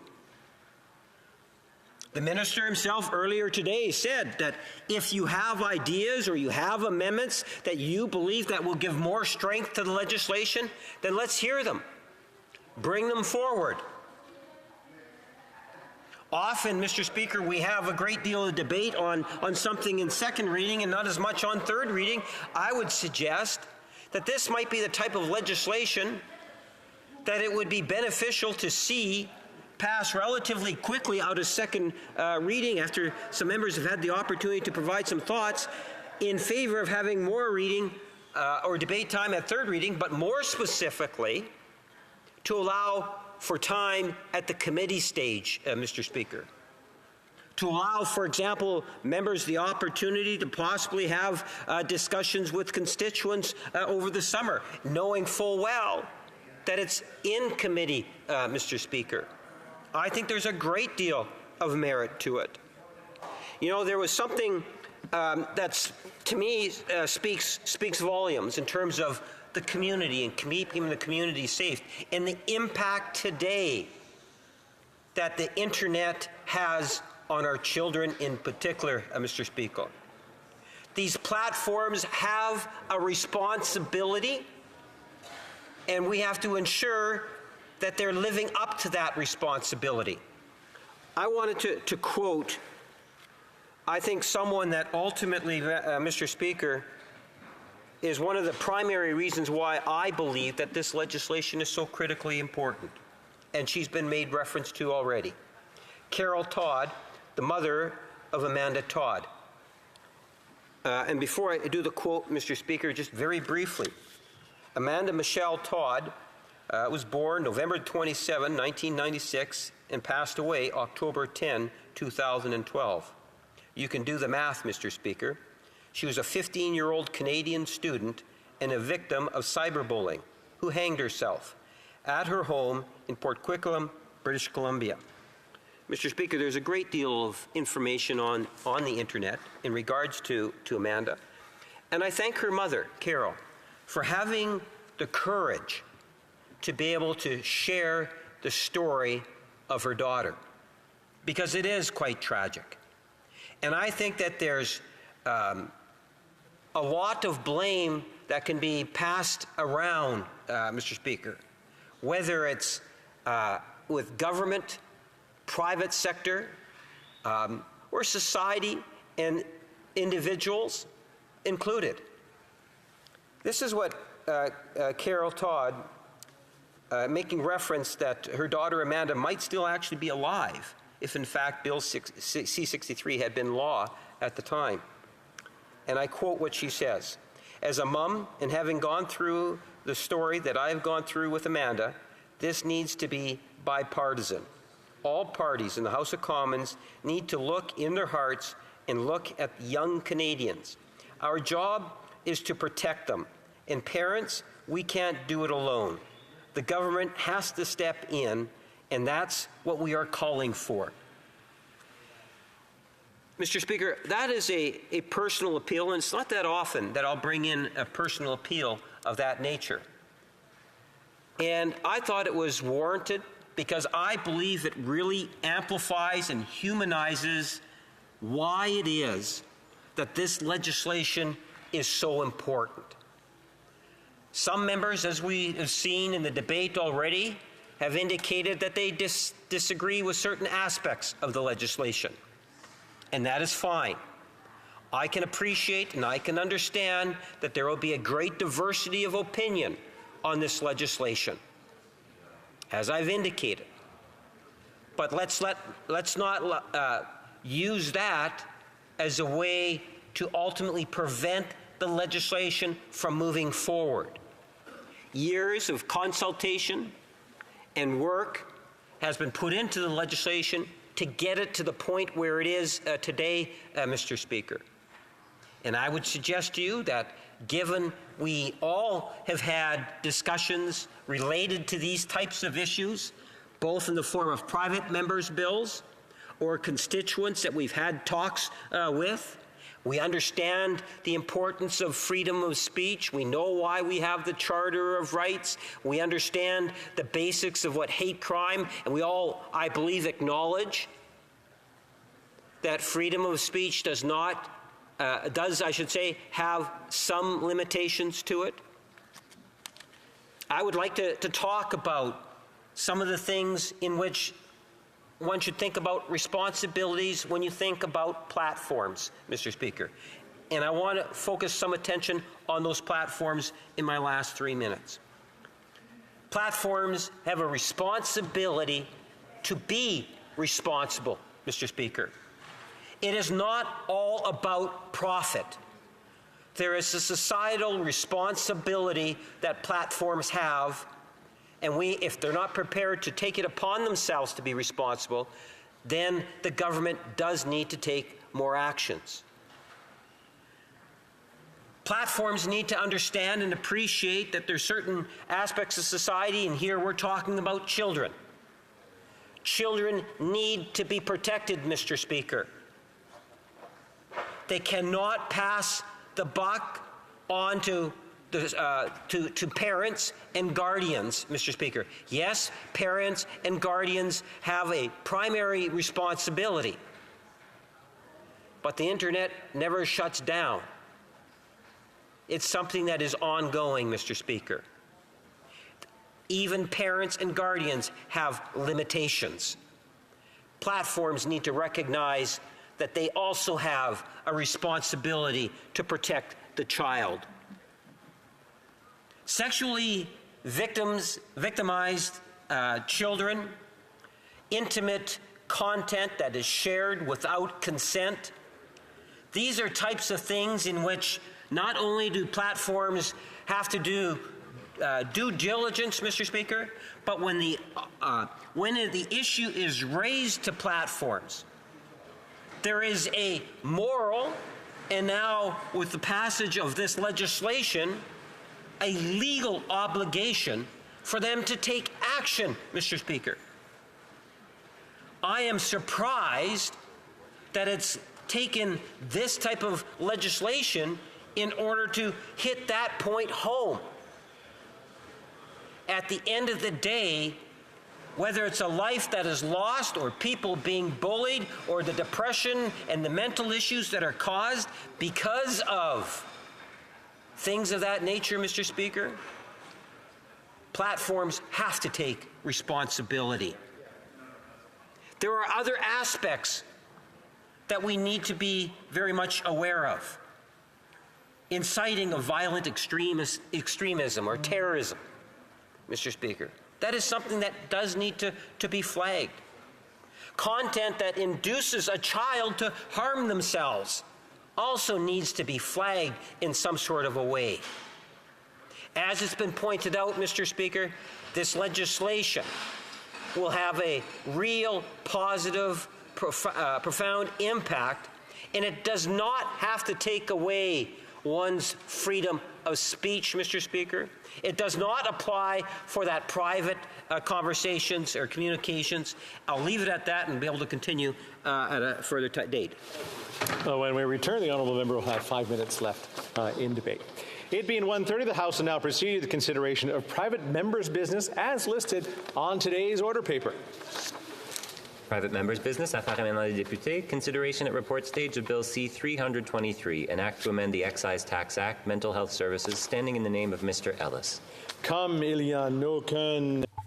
There being no motion at report stage, the House will now proceed without debate to the putting of the question on the motion to concur in the bill at report stage. Seconded by Mr. Doherty, moves that Bill C-323, an act to amend the Excise Tax Act, Mental Health Services, be concurred in at report stage. If a member participating in person wishes, now a member for Caribou Prince George.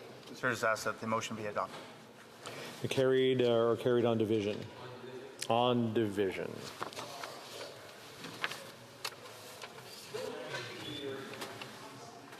When shall this bill be read a third time? Right now. La présidence souhaite...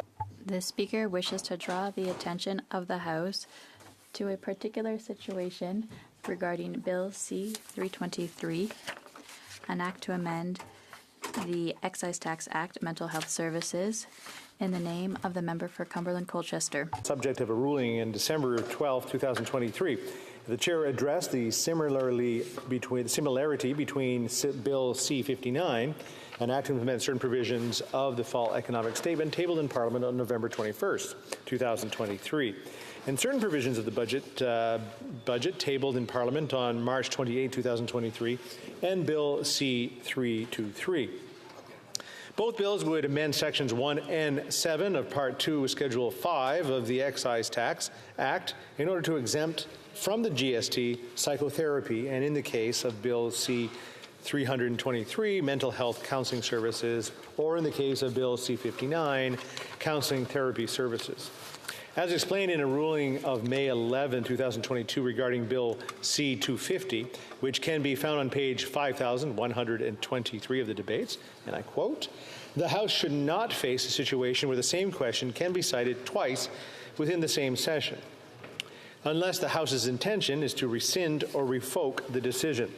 Government and private members' bills belong to different categories of items and are governed by different sets of rules and precedents. Standing Order 94-1 provides the Speaker with the authority to make all arrangements necessary to ensure the orderly conduct of private members' business." Unquote. La Chambre a adopté le projet de loi. The House adopted Bill C-59 at third reading and referred it to the Senate on May 28, 2024, in order to respect the principle of the House not citing the same question twice within the same session.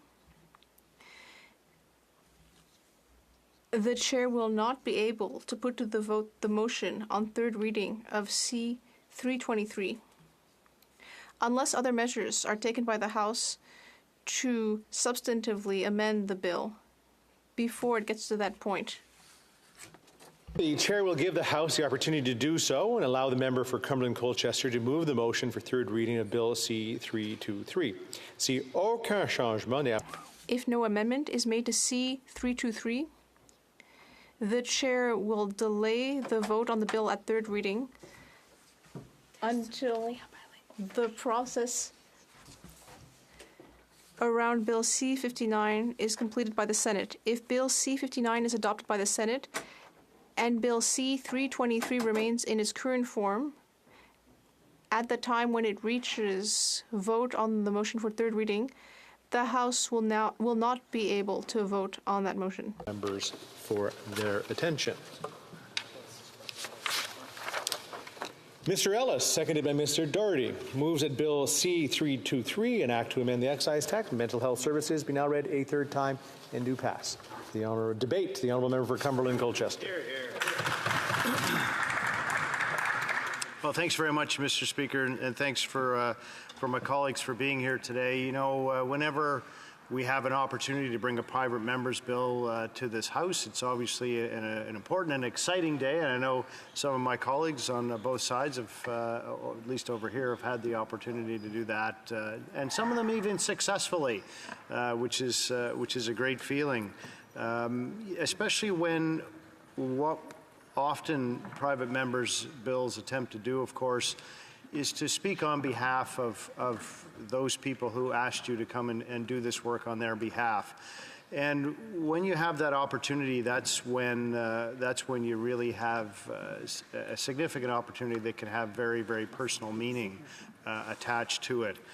And certainly as I look at this bill C-323, which as the esteemed speaker has spoken about, has had a bit of a tumultuous course inside this House, even having been adopted in the fall economic statement in some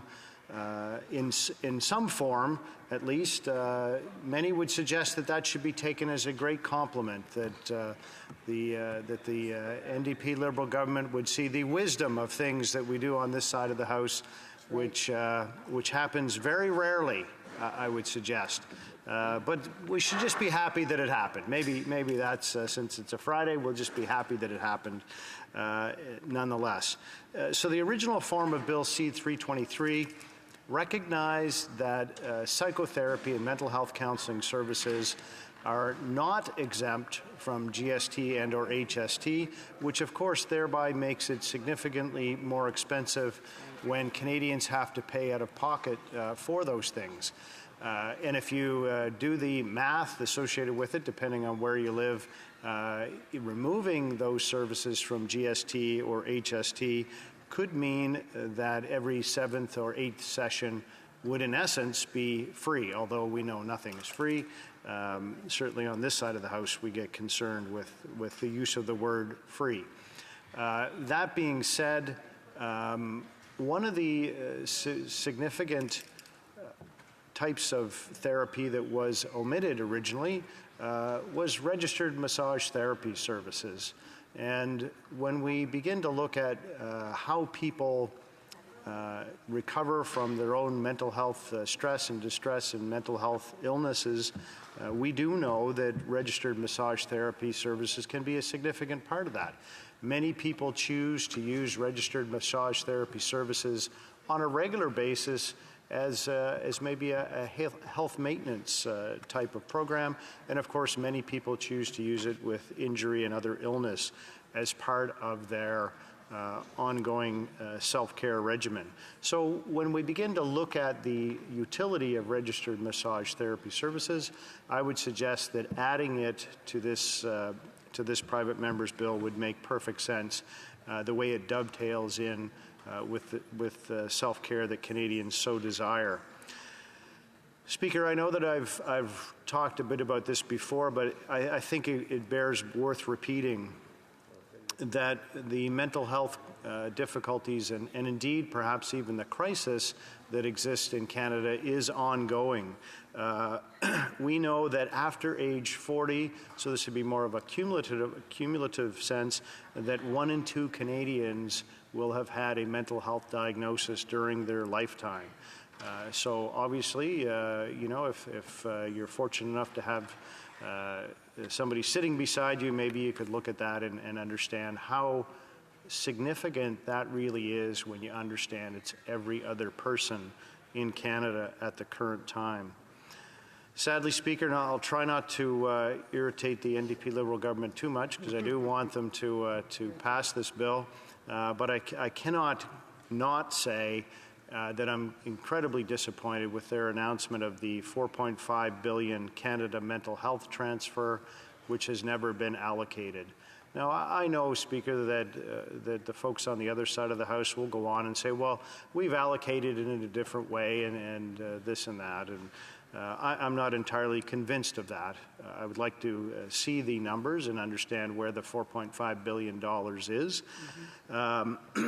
But that being said, I do think it's, again, I'm not trying to be irritating to the NDP Liberal government, but it's a bit of a cruel trick when you say to Canadians that this country values mental health treatment and support for people who suffer with mental illness. And as the NDP Liberal government said, we will transfer $4.5 billion to provinces to help strengthen mental health treatment and diagnosis. And then, of course, it didn't happen. You know, that's the proverbial rug being pulled out from under you. And that's a sad day. That's a big announcement, and it just didn't happen. And that's the way it went.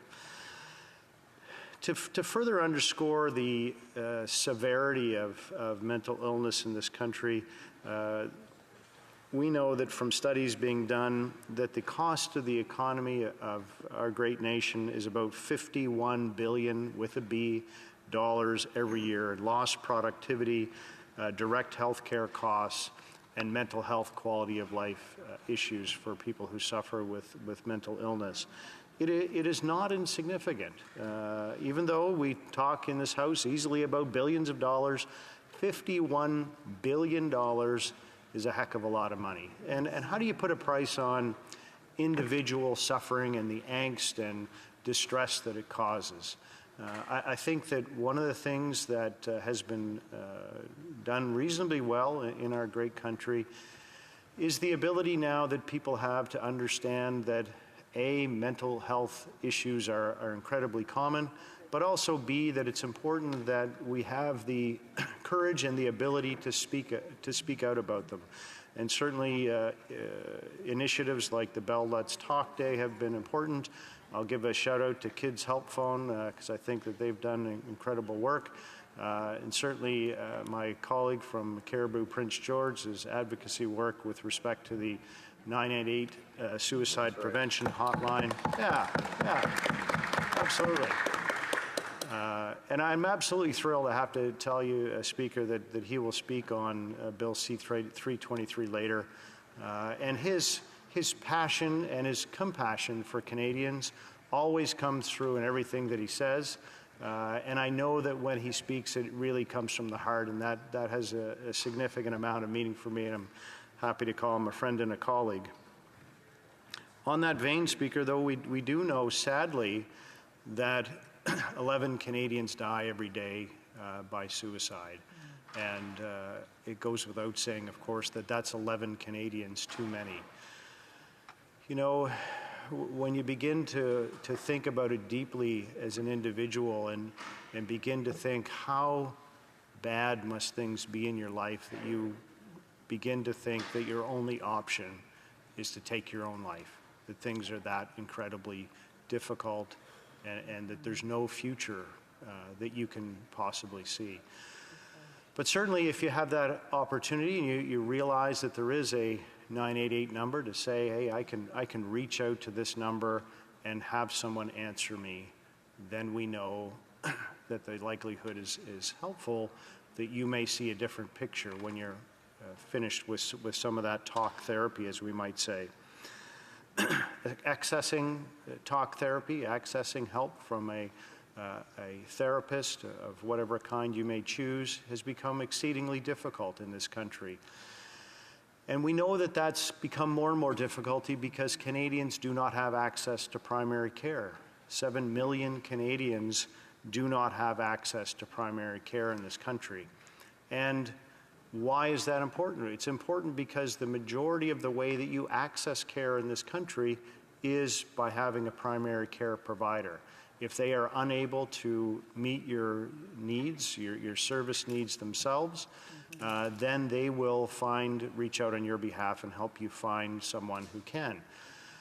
And even in the town of Truro, where I live, back in Nova Scotia, having been a family physician there for many years, and when people finally make that decision to present themselves, for instance, to me as a former family physician, and they've made that decision that I need to get some help, they don't want to wait months and weeks to get that.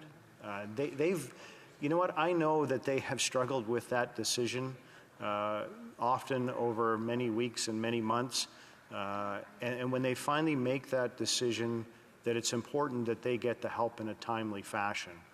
And sadly, at the current time, that's just not available to Canadians, the timely help that they need. And we need to be more responsive as a country to Canadians who do need mental health care. And not just for the financial reasons, but I think most importantly for the mental health quality of life that Canadians want to experience with their enjoyment and their inclusion in society of enjoyment. Speaker, I think that we also have to talk a bit about the opioid crisis when we're talking about mental health in this country. People with a mental health diagnosis are twice as likely to suffer with substance use disorder and misuse of substances as well.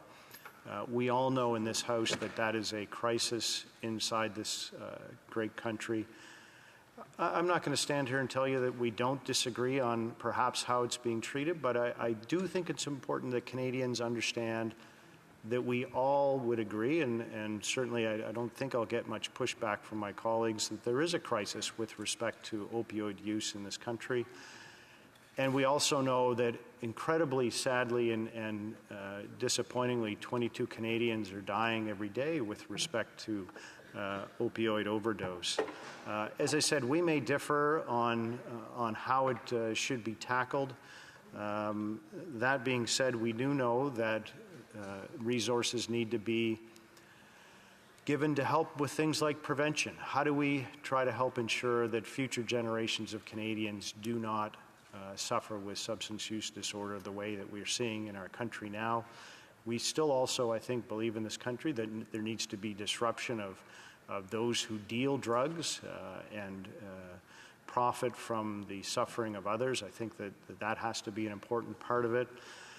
And of course, recovery and how that looks, quality, meaningful recovery. We can argue about that, but we need to make progress with respect to recovery in this country, especially in terms of those who want to choose to attend recovery and get their lives back in a meaningful fashion and mend those relationships, which have become very, very difficult to mend. They need vocational training, they need housing, they need support, and I think that we all know that, and it doesn't matter on which side of the House you're arguing the point. This is a huge problem, and I think in spite of the fact, as I said, Speaker, that we know there are differences in perhaps how we want to approach it, we have seen compassionate testimony on the Health Committee, and I know that by virtue of the fact that all of us agreed to extend the study on opioids in Canada, that we know that this is a significant problem for many Canadians. So, Speaker, when we turn our attention to unmet mental health needs, a third of Canadians have unmet mental health needs, and that is a significant number of people. And we know that currently 20% of Canadians are suffering with mental health issues, which when you do the math, if we want to use 40 million Canadians, that's quite simply 8 million Canadians. This is a significant problem in our country, and we need to devote some resources on fixing that problem. Bill C-323 is not a cure-all. It's not a panacea. It's not It's not something that if we pass it in this House that suddenly all of the mental health issues are going to be gone for Canadians. Boy, I wish that I had that opportunity. But what it will help is for those who are seeking help and are paying out of their pocket, that we will, as a country, not charge them GST and HST on the services for psychotherapy, counseling therapy services, and registered massage therapists. Hopefully, if the House here sees fit to pass the amendment and ensure that this bill is significantly different, and therefore it will be sent back to the Finance Committee since it deals with taxes and not to the Health Committee, because they don't want us, I guess, to deal with money there, just other important health-related issues. So, Speaker, I think that I will leave it at that. Hopefully Canadians now have a good understanding of the compassion and concern that we on this side of the House shared with our NDP and Liberal colleagues have for Canadian suffering out there, and that we see fit to help alleviate that suffering in some way, shape, or form today here in this House. Thank you. Questions and comments. The Honourable Parliamentary Secretary, Government House Leader. Yes, thank you, Mr. Speaker. And I guess the question I would have for my friend across the way is that over the years we have seen a substantial change in attitudes towards mental health in a positive way, where we have seen governments and people in general recognize that mental health is, in fact, health. And should be a part of having a healthy body. A part of a healthy body is a healthy mind. And if I can just get the members' take on that particular issue. Well, member for Cumberland-Colchester. Well, Speaker, you know, often in this House we have a lot of back and forth. Some days you wish it were different. Today it will be different. I will tell the member opposite that I agree with him wholeheartedly. With respect to the fact that that mental health and physical health go hand in hand. I think that, as I said during my comments, the Canadians also understand that clearly, that the difficulties you may have if you're suffering with things like anxiety and depression, certainly those impact your ability to have a healthy lifestyle as well. And vice versa. We know that the interconnection is quite significant. For instance, if you're diagnosed with diabetes, that creates a significant amount of anxiety and distress for people often as well, as do many other diagnoses, cancer, heart disease, etc. And that they are incredibly linked together, that biopsychosocial model, which is why we often also talk about the need for appropriate housing, and healthcare services go hand in hand. So we know that there is that incredible link. We wish that we could, you know, ensure that they weren't, but my colleague is absolutely right. There is that incredible connection of mental health and physical health. Questions and comments. The Honourable Member for Pierre Boucher, les Patriotes Verchères. Thank you, Mr. Speaker. First of all, I'd like to congratulate my colleague on his private member's bill. Whether or not the bill is passed, it will be a victory given that it's been integrated to C-59. Now, I wanted to table an amendment in this House to lay out the fact that there is specific Quebec expertise that has been developed, for example, psychoeducation and on sex education, sexology. I wanted that to be recognized in this bill. Unfortunately, that didn't happen. Does my colleague think that these professions should also benefit from these tax benefits? And when it comes to Bill C-59 or his bill, does he think that the interpretation should be in favor of having those professions included? Cumberland-Colchester. Well, I'd like to thank you very much, my colleague, for his comments. And once again, I would suggest to Canadians out there that our sexual health, of course, is an important part of who we are as people. There's no doubt about that. There are some nuances, I think, that we need to be mindful of, not from a health perspective, but from a perspective of taxation. And, you know, are we then meandering a bit into the difficulties with professions that are not registered or self-regulated professions. And I think that those are the things that we need to be careful of.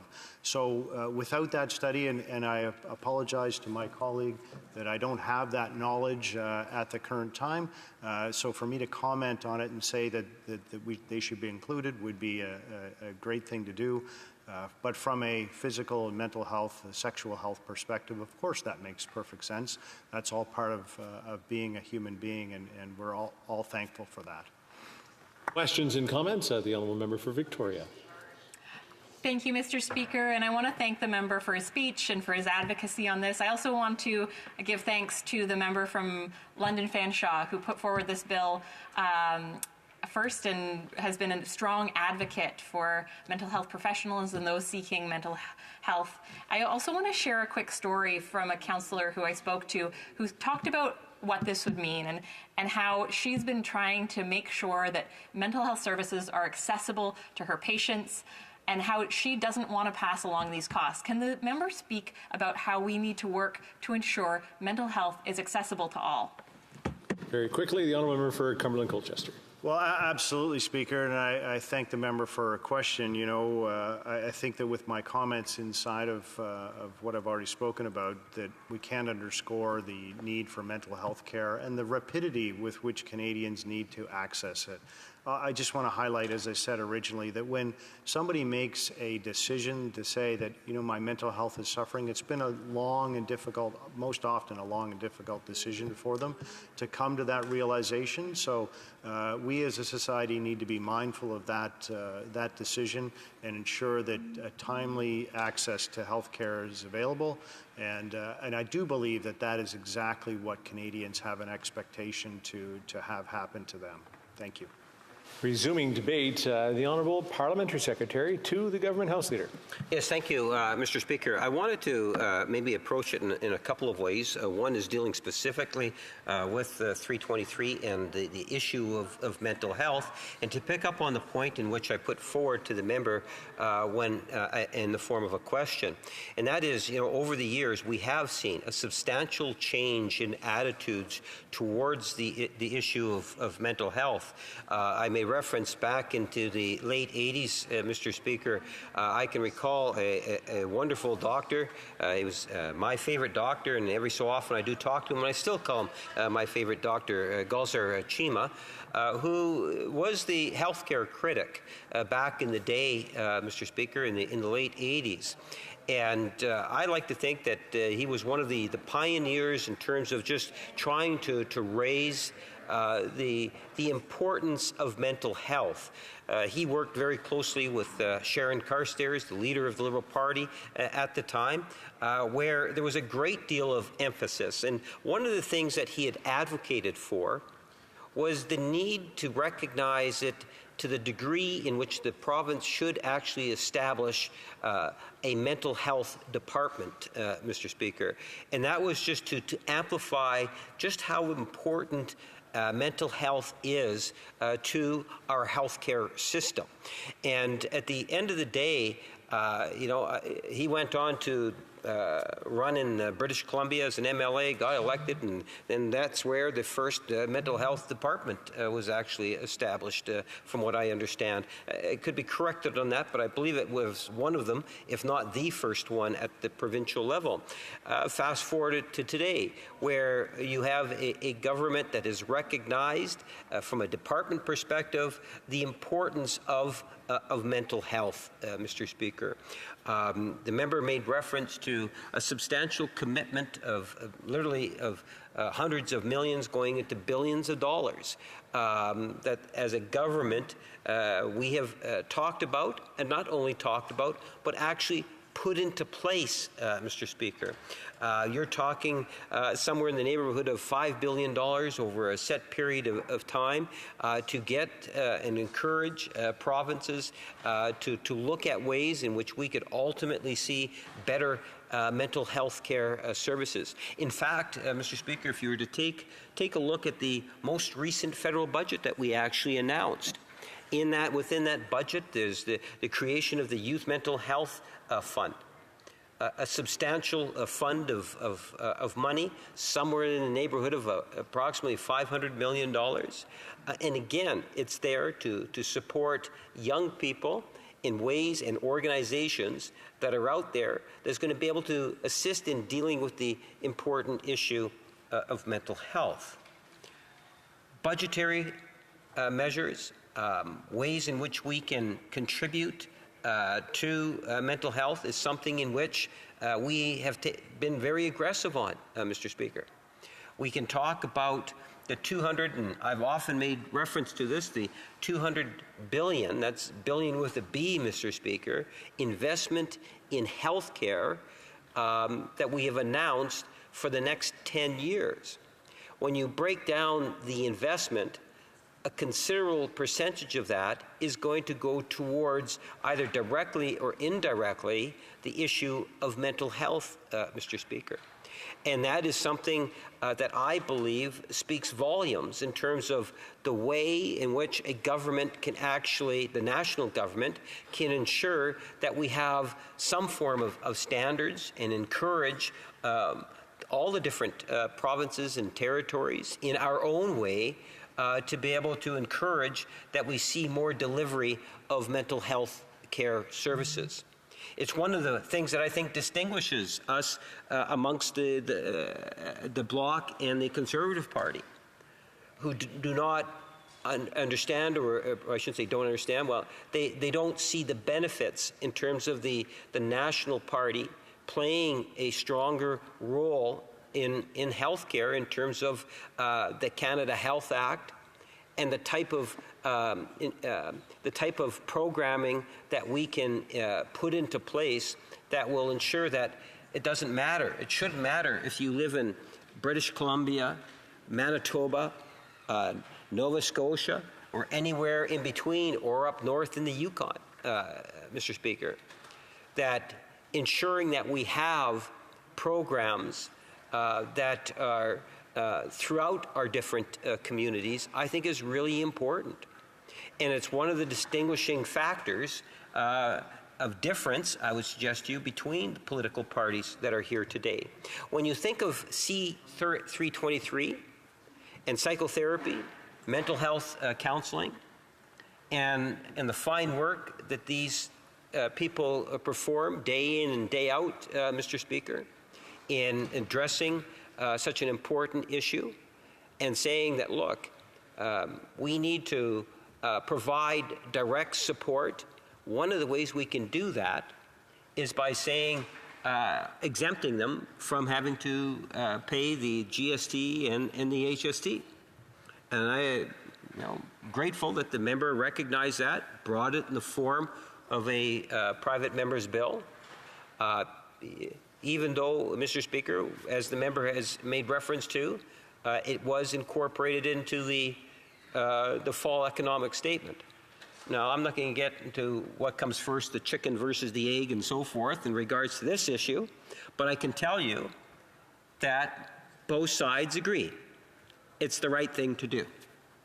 And to that end, Mr. Speaker, I am grateful, because one of the things that we do know is that one of two things will happen. Either Bill 59 will pass and the psychotherapy and mental health counseling exemption will take place in terms of the exemption for the GST or HT, or the member across the way and I will be knocking on doors because Bill C-59 is a confidence vote, Mr. Speaker.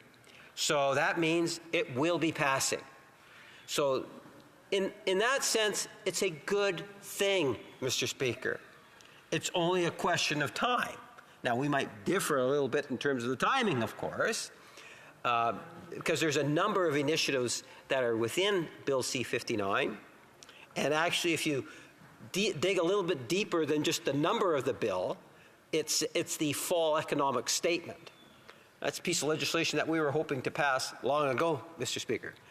One of the problems of having a substantive legislative agenda, as we do as a government in trying to support Canadians, means that time is a scarce commodity on the floor of the House. And as a direct result, we're not necessarily able to pass as much as we would like to see passed in the limited amount of time that we have, Mr. Speaker.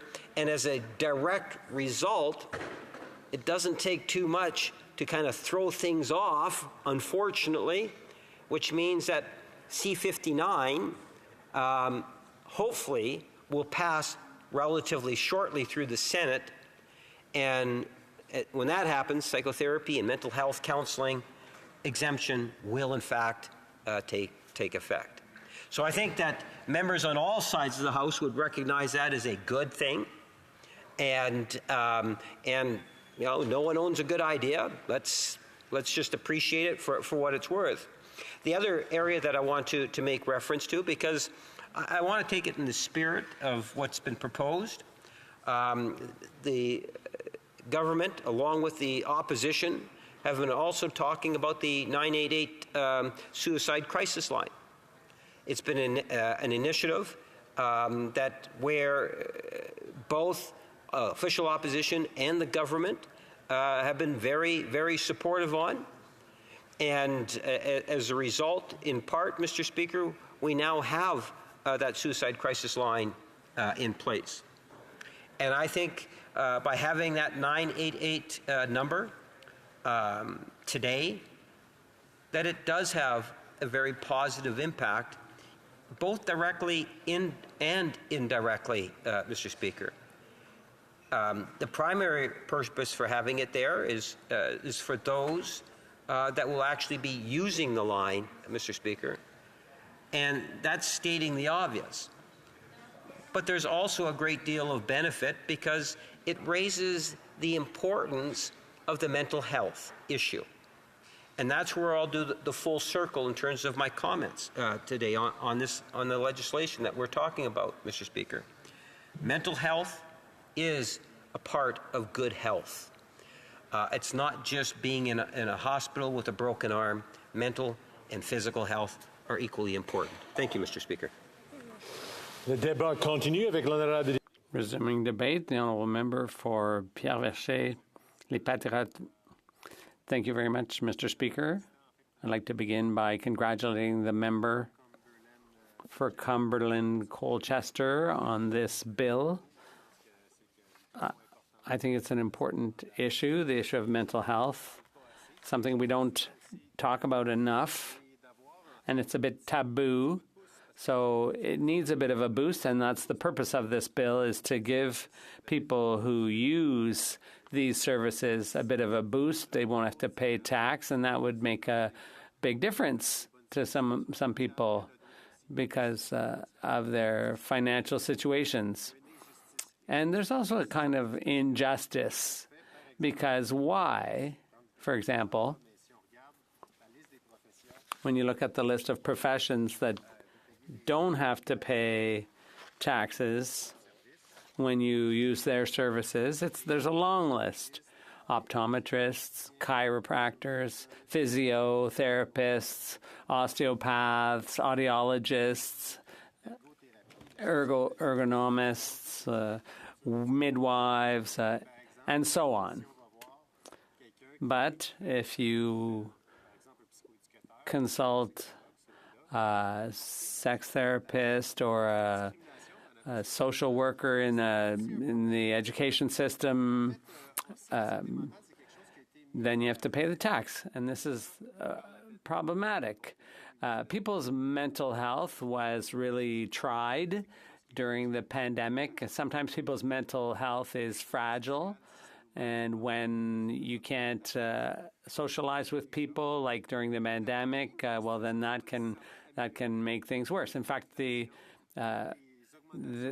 during the pandemic, there was higher risk, there was inflation, there were financial issues, so households were struggling financially, and that actually has a cumulative effect on people's mental health. So the so-called classic services or traditional services, like psychologists, they're eligible, but not others. For this tax exemption, I mean. And yet there's a shortage of psychologists and shortage of mental health professionals, and we can't just rely on psychologists to do all the work. They're overwhelmed. They're swamped. There are other professionals like sex therapists and guidance counselors and social workers and so on that can pitch in and help. So why shouldn't they get the same treatment when they're basically providing the same services as psychologists? So Bill C-323, the bill we're debating right now, is promising, but ultimately we may not get a chance to vote on it. But it certainly has merit in that it has sparked discussion. It has raised the government's awareness that this is an issue that needs to be addressed. If this bill goes to the Senate, there's a good chance it'll be passed. So there is another bill, rather, that the Senate might pass, and that would render this bill moot. But I had tabled an amendment, but unfortunately it won't be voted on. But what I wanted to add to the bill was a clarification. I wanted to specifically add that guidance counselors, sex therapists, family counselors, and so on would be considered part of or one of the professions that it was covered by this bill. And why did I move that amendment? Well, Mr. Speaker, it's because this bill is somewhat vague when you look at what it says in terms of the specific wording. It talks about adding psychotherapy and mental health counseling. And those aren't actually, strictly speaking, professions. They're services. So the question is, how would that be interpreted when it came time to administer this legislation? And so my colleague, the member for Joliette, I might have used his name and been interrupted had I done that. So the member for Joliette was on the committee, so C-323, but more in the context of C-59, which was studied at committee. The answer was that those would be the professions that were considered, and so that they should be part of the exempt professions list. And in fact, already in Quebec, they are eligible for a tax credit. So it includes regulated professions, and guidance counseling, or unlike psychologists, it's not about diagnosing. For example, a guidance counselor, a criminologist, an ergonomist, a sex therapist, a social worker. These are all people who can do counseling if they have actually had the necessary training and done their work placements and so on and been recognized in Quebec. If they've done a certain number of hours of practice and training, and if they have university education, and if they have expertise in mental health. So we're not talking about just anyone and everyone who can offer these services. These are people who are trained and qualified that do that work. But the problem in our minds was that there was still some uncertainty that an official could say, no, that doesn't qualify. So that wasn't enough of a guarantee for us.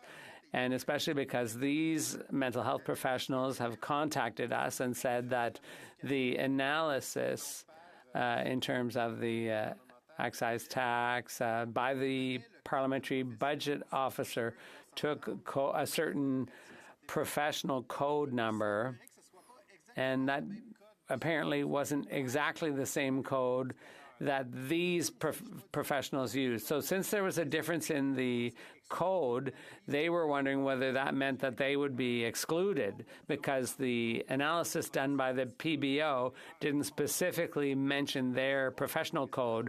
Maybe that was a mistake, but we just wanted to make sure that nobody falls through the cracks, make sure everyone's covered so that everyone can benefit from this exemption of the excise tax on what are essential services. So I moved an amendment, but unfortunately, it was ruled out of order. I'm not necessarily discouraged. I am disappointed, and I do hope that ultimately the interpretation will be along the lines of what we're hoping for, but it would have been nice if it could have been made clearer had my amendment been accepted. So I just wanted to mention that in my speech today. I think it's important that all professionals that do professional, serious work should be included. And in Quebec, this whole issue of guidance counseling and counseling in an educational setting. These are professions that aren't all that well recognized outside Quebec because we were in the lead on this. We were a bit avant-gardist.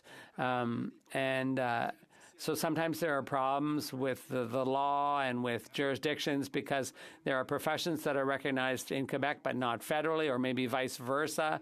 And sometimes the tax credits and the benefits. Well, that's just one of the reasons why we would like Quebec to be independent, so that we're not constantly running into these jurisdictional issues or these legal issues.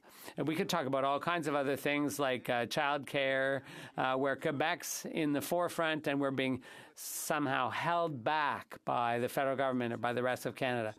So I'd also like to once again commend the work of my colleague from Cumberland Colchester and all members here in the House who've become aware of the need to give mental health care a bit of a boost. And perhaps by way of conclusion, I could say that if the federal government was not so predatory in their ways of going about things, because the federal government loves to lecture the provinces and encroach on our jurisdiction in the provinces. And the other thing they've done is cut funding, cut the transfers for healthcare. And what happens is you wind up with not enough qualified staff to provide the care that's needed. So I would wish that would be heard once and for all. I wish the federal government would hear us that we need higher health transfers, at least until we become independent. Would they please heed our call for better health transfers? And also, perhaps they could be a little bit more attentive to the Quebec situation, because Quebec is a bit different from the other provinces. We classify our professions a bit differently, and we want to be able to serve the people of Quebec properly. Thank you. Mr. Speaker, I speak today in support of the bill in front of us, an important bill that would allow for mental health services to be more affordable in the sense that they would be exempt from point of sales tax. I want to acknowledge the important work leading up to this point, not just from the member who put this bill forward, but also from my colleague, the MP for London Fanshawe, who had a bill that touched on this issue some time ago and worked closely with many advocates and stakeholders across the country. I also want to acknowledge the advocacy of my colleague, the member for Port Alberni, who's been a steadfast champion for mental health supports and has been clear that Canada needs to do much better when it comes to mental health and ensuring that Canadians have the mental health supports that they need. We know that physical health services such as optometry, chiropractic, physiotherapy services are already exempted from federal sales tax. Eliminating federal sales tax from psychotherapy and mental health services would be a step forward towards parity when it comes to mental and physical health. We know that the tax exemption would reduce the cost of these services, directly increasing access to them. However, we also know that the tax exemption would not help Canadians who cannot afford these services in the first place. And more importantly, it would not increase the availability of these services, which is far below the existing need. We believe in the NDP that Canadians deserve timely access to a full range of mental health treatments and services regardless of their ability to pay. We know that because mental health care is not included in Canada's universal health care system, Canadians are prevented from accessing mental health services because of long waits and unaffordable bills. We in the NDP have been pushing for parity of mental and physical health with free access to mental health treatment and have also tabled a similar bill to remove GST from psychotherapy. Again, the work of my colleague from the MP for London, Fanshawe. While this bill does not go far enough in removing barriers to mental health care, it is one step in the right direction. Eliminating federal sales tax for mental health services would reduce their cost and increase access. Mr. Speaker, I've spoken about the importance of this bill, that it is one step, but clearly we in the NDP believe that there is a role for the federal government to go much further. We know that there is a mental health crisis in our country today. According to a report by the Mental Health Commission of Canada, almost 35% of respondents reported moderate to severe mental health concerns. Less than 1 in 3 people with current mental health concerns are accessing mental health services. We know that key barriers to accessing these services include financial constraints and long waiting lists. We have seen that counseling is the most unmet need of Canadians seeking help with mental health. We also know that Canadians' mental health concerns have worsened throughout this pandemic. But let's be clear that the reality right now, the mental health crisis right now, in many cases didn't just happen. We know that the current reality that so many Canadians face contributes to the mental health crisis. We can see contributing factors like the lack of affordable, like the increased cost of living. And we in the NDP just a few days ago put forward a motion calling on the federal government to take bold action to reduce the cost of groceries. We know that the inaffordability across our country is pushing more Canadians towards food banks, pushing more Canadians into food insecurity. This contributes to the mental health crisis. We know that the lack of affordable housing, it contributes to the mental health crisis. And here in Northern Canada, where we have a lack of affordable housing, we know that many people struggle, often are floating from one home to another, trying to stay with relatives, make things work, and in many cases end up homeless because of the lack of affordable housing in communities across the country. We also know the way in which the lack of good jobs contributes to mental health. A number of years ago, I was involved in, in fact, I was the first member of parliament to talk about the rise of precarious work, particularly in my generation. And we know that many young people increasingly face precarious work, contract work, temporary work, not the kind of permanent, stable work that many in our parents' generation had. And we know that that means a lack of benefits, a lack of pension, lack of stability, which also contributes to mental health. But perhaps nowhere is it more evident the way in which the federal government has neglected the challenges that people face and how the mental health crisis is reflective of that than on First Nations, including First Nations that I have the privilege of representing. We know that here in Manitoba, many First Nations have declared states of emergencies, particularly around mental health, as well as in reference to the opioid crisis, and very much making it clear that there is a lack of mental health supports in First Nations, in Indigenous and Northern communities across our region. According to the Canadian Journal of Psychiatry, compared with other children in Manitoba, First Nations children in Manitoba had a higher prevalence of mental health illness and disorders. We know that hospitalization rates for suicide attempts were twice as high in reserve than off-reserve First Nations.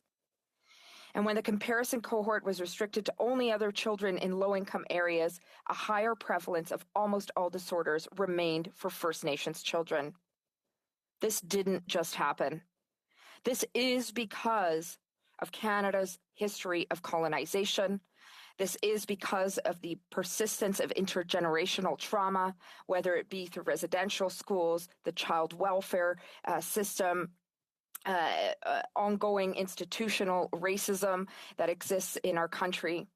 It's also because of poverty Nowhere is the housing crisis more acute than on First Nations here in our country.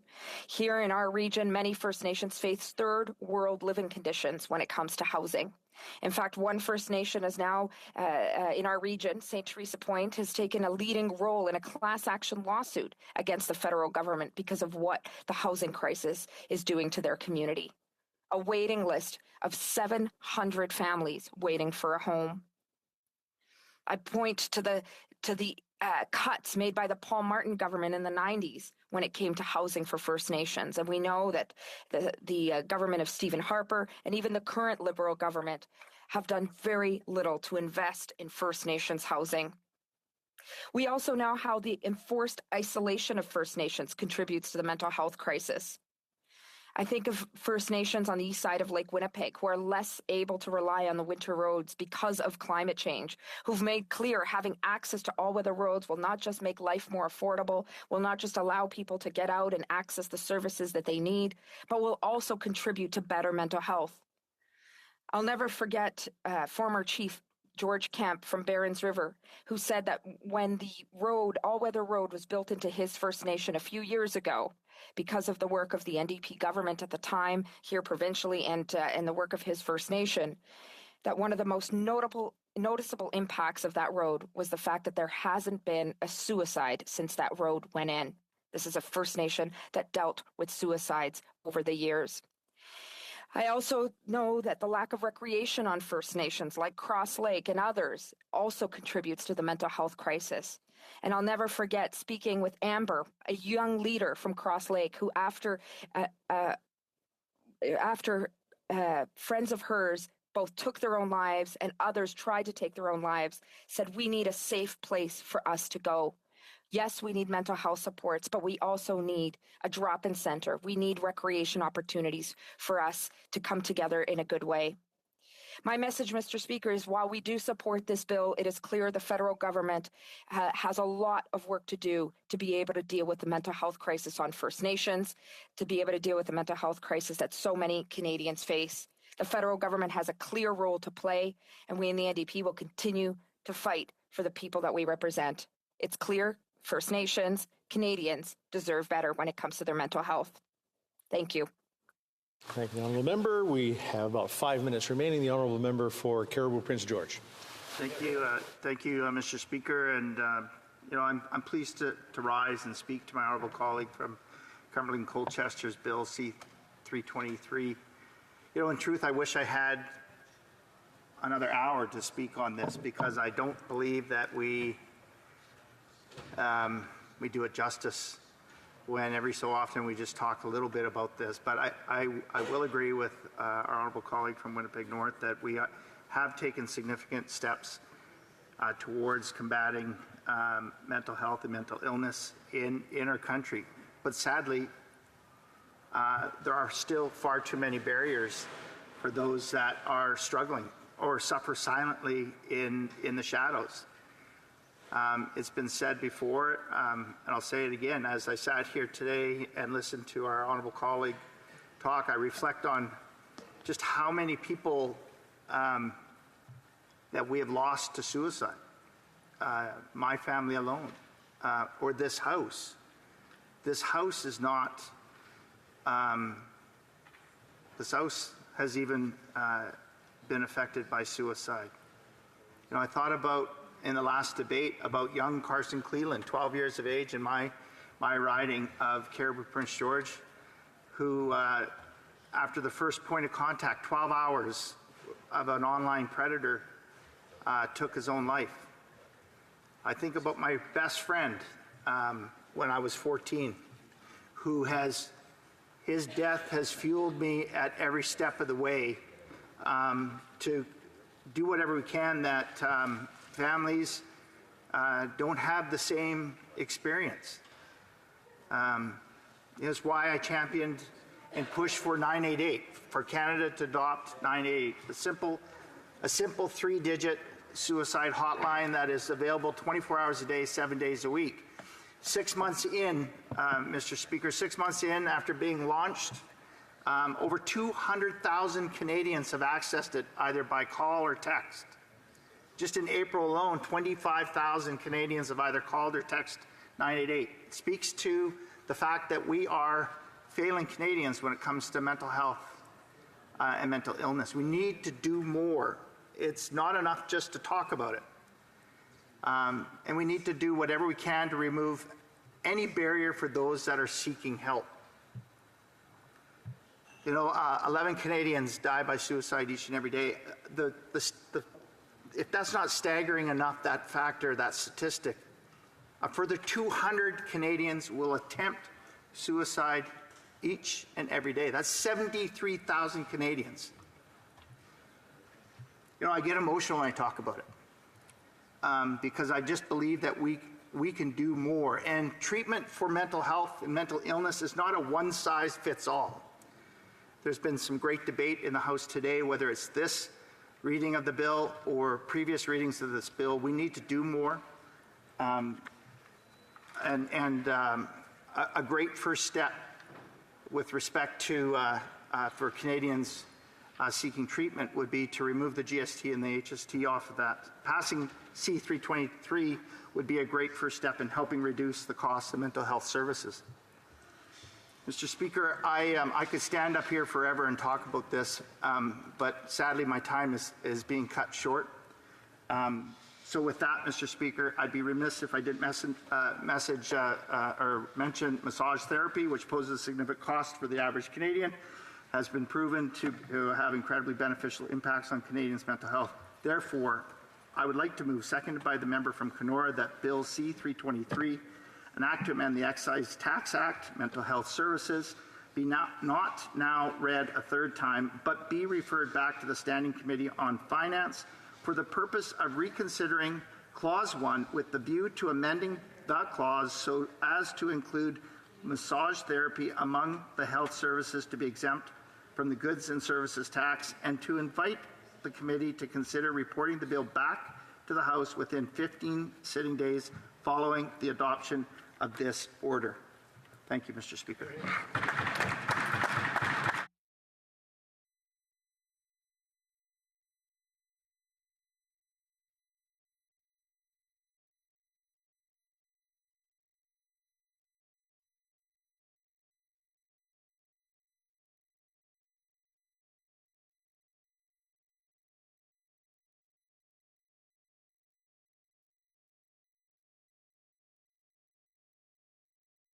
Mr. Doherty, seconded by Mr. Melello, moves the following amendment. That Bill C-323, an act to amend the Excise Tax Mental Health Services, be not now read a third time, but be referred back to the Standing Committee on Finance for the purpose of reconsidering Clause 1 with the view to amending the clause so as to include massage therapy among the health services to be exempt from the goods and services tax, and invite the committee to consider reporting the bill back to the House within 15 sitting days following the adoption of this order. The amendment is in order. But the time provided for the consideration of private members' business has now expired, and the House has dropped to the bottom of the order of precedence on the order paper. It being 2:31, the House now stands adjourned until Monday at 11 a.m., pursuant to Standing Order 24-1.